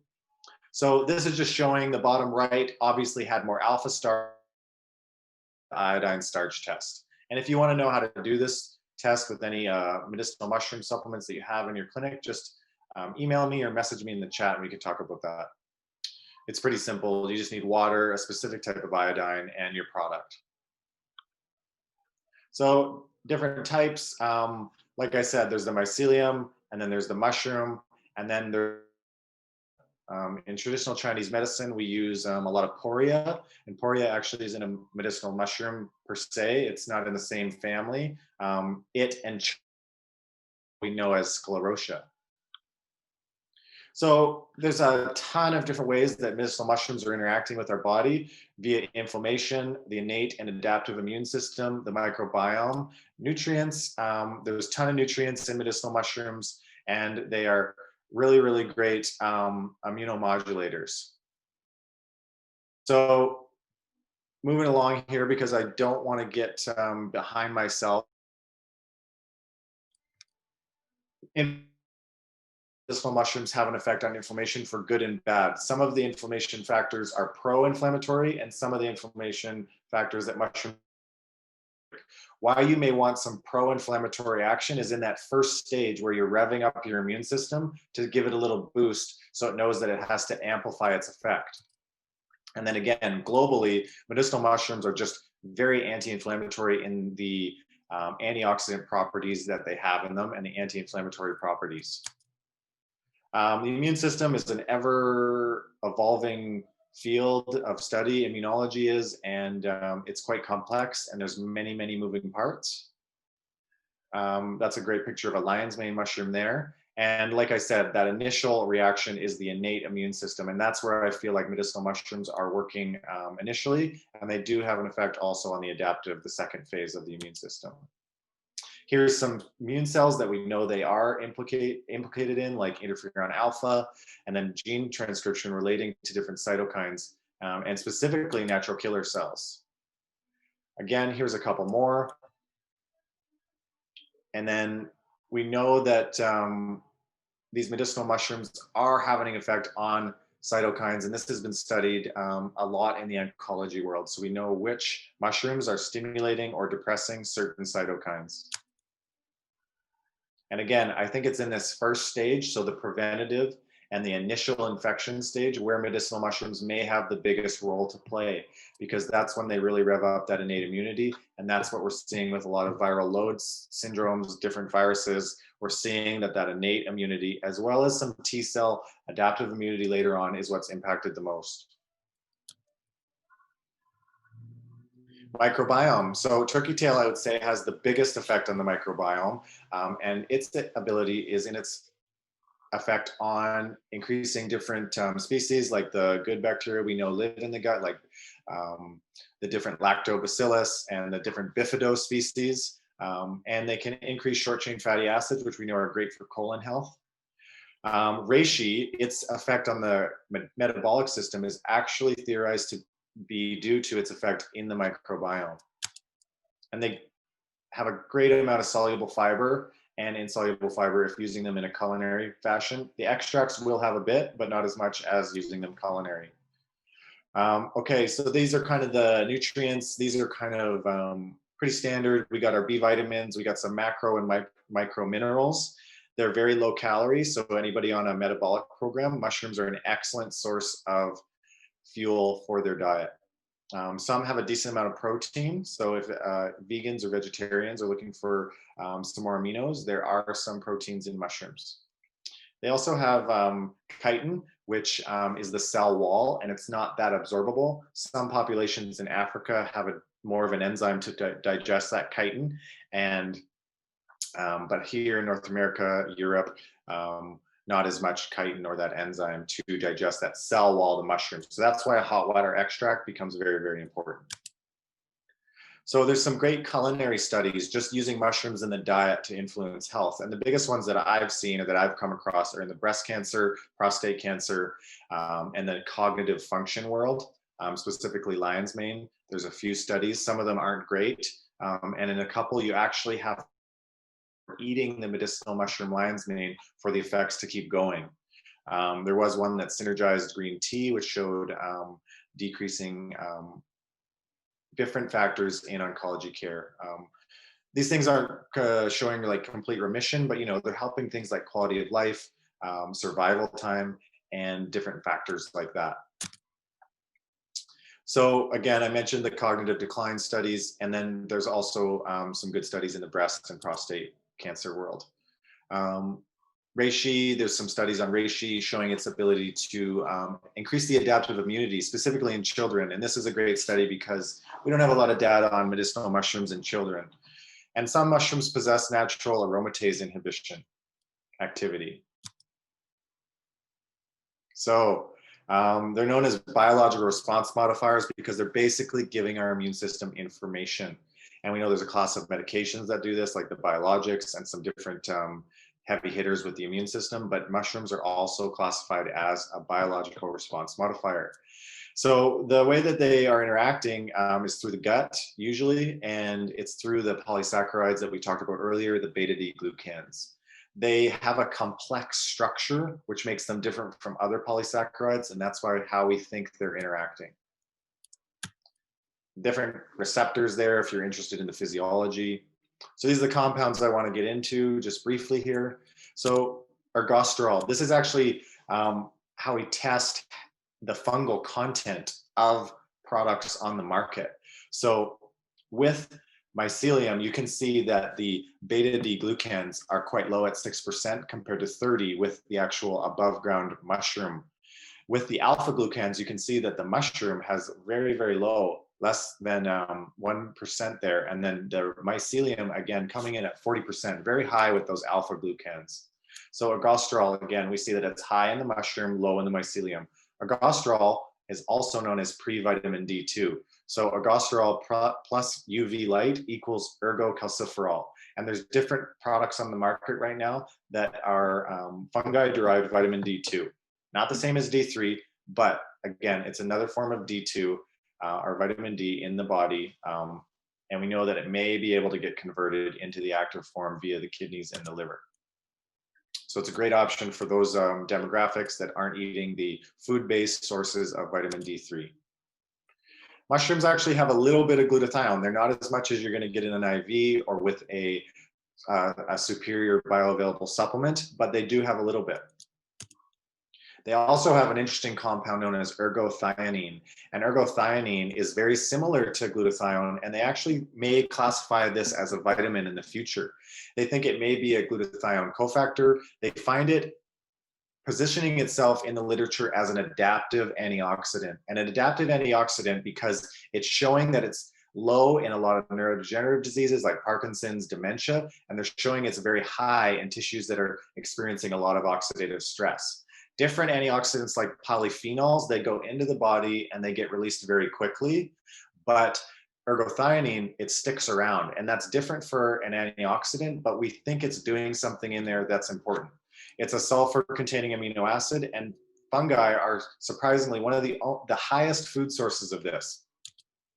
It's, again, very implicated in oxidative stress, just like glutathione they're figuring, and oyster mushroom is actually very high in this. I believe that North Americans have a very, very low percentage of this compared to European countries that eat more wild mushrooms. So that's very fascinating. Like Italians, they get about 6 milligrams of this, I believe, versus North Americans, which is around 1 per day. So, and we think this is because, again, they're not getting the different food sources, and how this works in the body. They've discovered a transporter, and again, it's implicated in those neurodegenerative diseases like I mentioned, and they're thinking it may have an implication in cardiovascular disease too. And there is some studies on the elderly with possible frailty and their overall vitality. Those with high vitality are showing high levels of ergothioneine. It's a compound that the anti-aging longevity world is going to catch on to soon, but it's a great compound you can get right in your diet via medicinal mushrooms. And again, why we don't have a lot of this in our diet is because ergothioneine is actually produced by these fungi, especially the mycorrhizae in soil, which then give the roots of plants a little bit of this compound. Due to all the tilling and all the conventional farming, we're not seeing that anymore. So that's why it's so low in those other foods. But thankfully, medicinal mushrooms are a very, very good source of it. Cordyceps is another up-and-coming molecule found in cordyceps, and it's very, very good for cellular energy. There's tons of studies on cordyceps, and it has all these effects shown in literature, in vitro animal studies, and in human studies. So it's one to watch as well. Pleuran is a medicinal compound in oyster mushrooms, and it has been shown to decrease respiratory infections, and it actually has some ACE inhibition and HG activity. So those are the things that ACE inhibitors are working on here. Glycoproteins, this is the most you're going to see with turkey. PSP compounds, which are more like a drug-like mushroom product that they use. Triterpenes usually need alcohol to pull these out, and these are great, very, very antioxidant, very, very anti-inflammatory, a lot with helping allergy. There's turkey tail. I'm not going to go through the mushrooms because I'm running a bit behind here, but turkey tail, again, these are the cancers that it seems to be best represented in the literature on. So colon, rectal, breast, lung, gastric, and liver. And again, this sort of is used usually after chemo, after a little revitalization to the immune system. It can also be used to help white blood cells, not in an oncology fashion. I've seen it do that many times. Shiitake, another one that's very, very well known in the culinary world. Very, very great for cholesterol, liver health, and it can do different cytokines that these are releasing. AHCC is actually not a fruiting body or a mushroom product, but it's actually a mycelium, but it's that pure mycelium. So it's different than the mycelium grown on grain, but it's one that you may see in studies, specifically in the gynecology world. Maitake, I find this one is the best one for blood sugar regulation if there was any mushroom that was going to do anything. It's not going to have a huge effect like altering your diet regimen but it seems to have an effect. There's some studies on PCOS and ovulation with this one. Cordyceps, like we talked. It's important to know that the cordyceps on the market today isn't the same as the one derived from insects. What you'll see in the market today is either CS4 if you're in China, or you'll see Cordyceps militaris, which is a fruiting body or mushroom product that we've been able to cultivate. The Cordyceps sinensis, which is what you use traditionally, it's about $10,000 to $20,000 per kilogram, and very, very hard to find as it has to be wild harvested at particular times and in protected areas. Reishi, everybody knows a little bit of something about reishi, but again, this is a true adaptogen. And again, I feel like it has a role to play in allergies, shifting to a Th1 immune system dominance. And again, the bitter triterpenes, I think, are going to be studied more in the future. Chaga, this is actually the least scientifically studied mushroom sclerotia, as we mentioned, in humans. But there's tons and tons of in vitro studies, specifically in different cancer pathways. Lion's mane, you've probably heard a lot about this one so far. And really, really interesting in the sense that this is one where the actually been shown to create some neurogenesis. But again, they're using that pure mycelium sometimes in those studies. So it's really important to figure out what you're using. There's two different compounds there, the scenes, and these are found respectively, the arenes in the mycelium and the other one in the fruiting body. And again, these can be used for all kinds of nervous system disorders, specifically neuropathy, for nerve pain, and they're big in the nootropic world, better or have more attention or motivation, but they have more of a clinical use than just that. Okay, I'm coming up on my time, but just some contraindications, dosing strategies here. Any questions for me? Was that is that interesting? Too fast? I'd like to hear if anybody has any questions.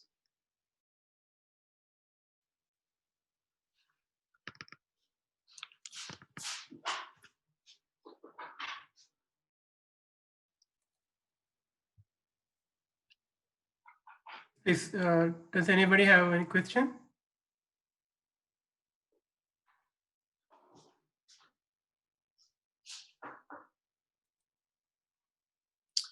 Thanks, man. And if anybody needs me to send them anything, I'm open. I'll type my email here.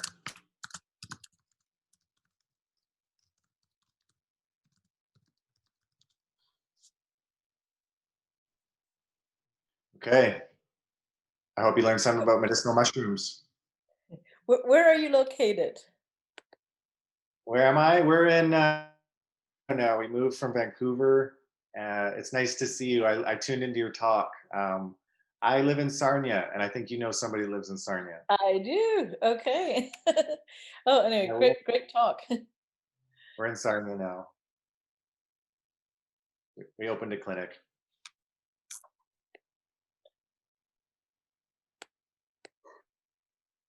Yes, thank you, Dr. Mason, for a valuable speech on medicinal mushrooms. Thank you very much. Thank you for having me.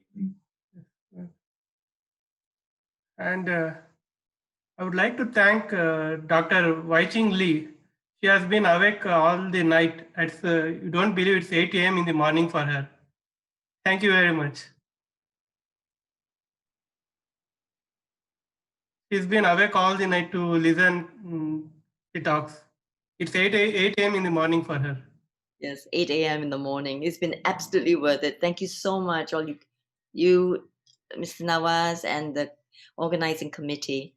Dr. Pravin, thank you so much. It's been excellent. Thank you.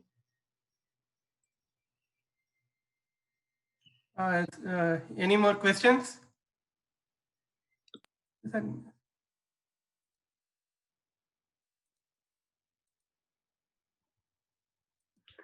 Okay.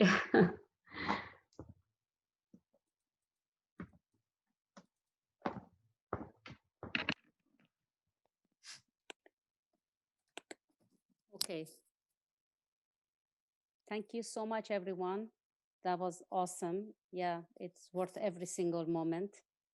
And it's like I went back to school and a lot of materials to study.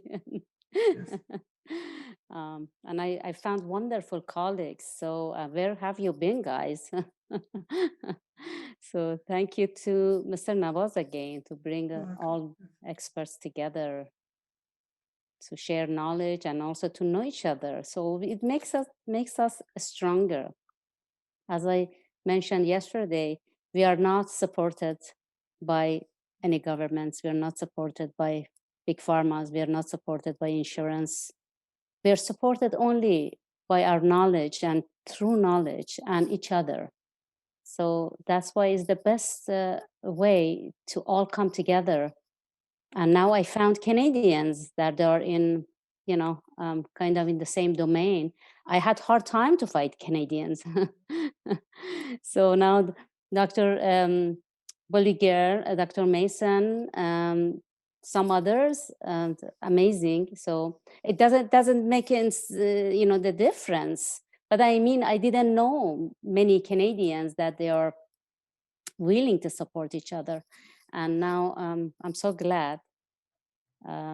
We have one more day to go, and then we're gonna miss each other. Yeah, but by the Dr. Sheldon, with all these legal issues that he talked about, which is everything was true, and I think you know, big pharma is fighting with us silently because they don't need weapons.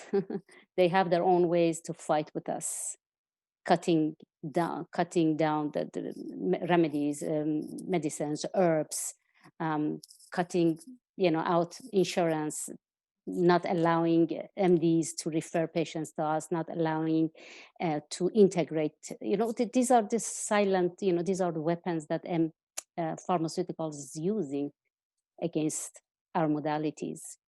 But we have to find our own way. So to support each other and come together and neutralize it. We have to neutralize it. So honestly, I have done it single-handedly here now. I'm so happy.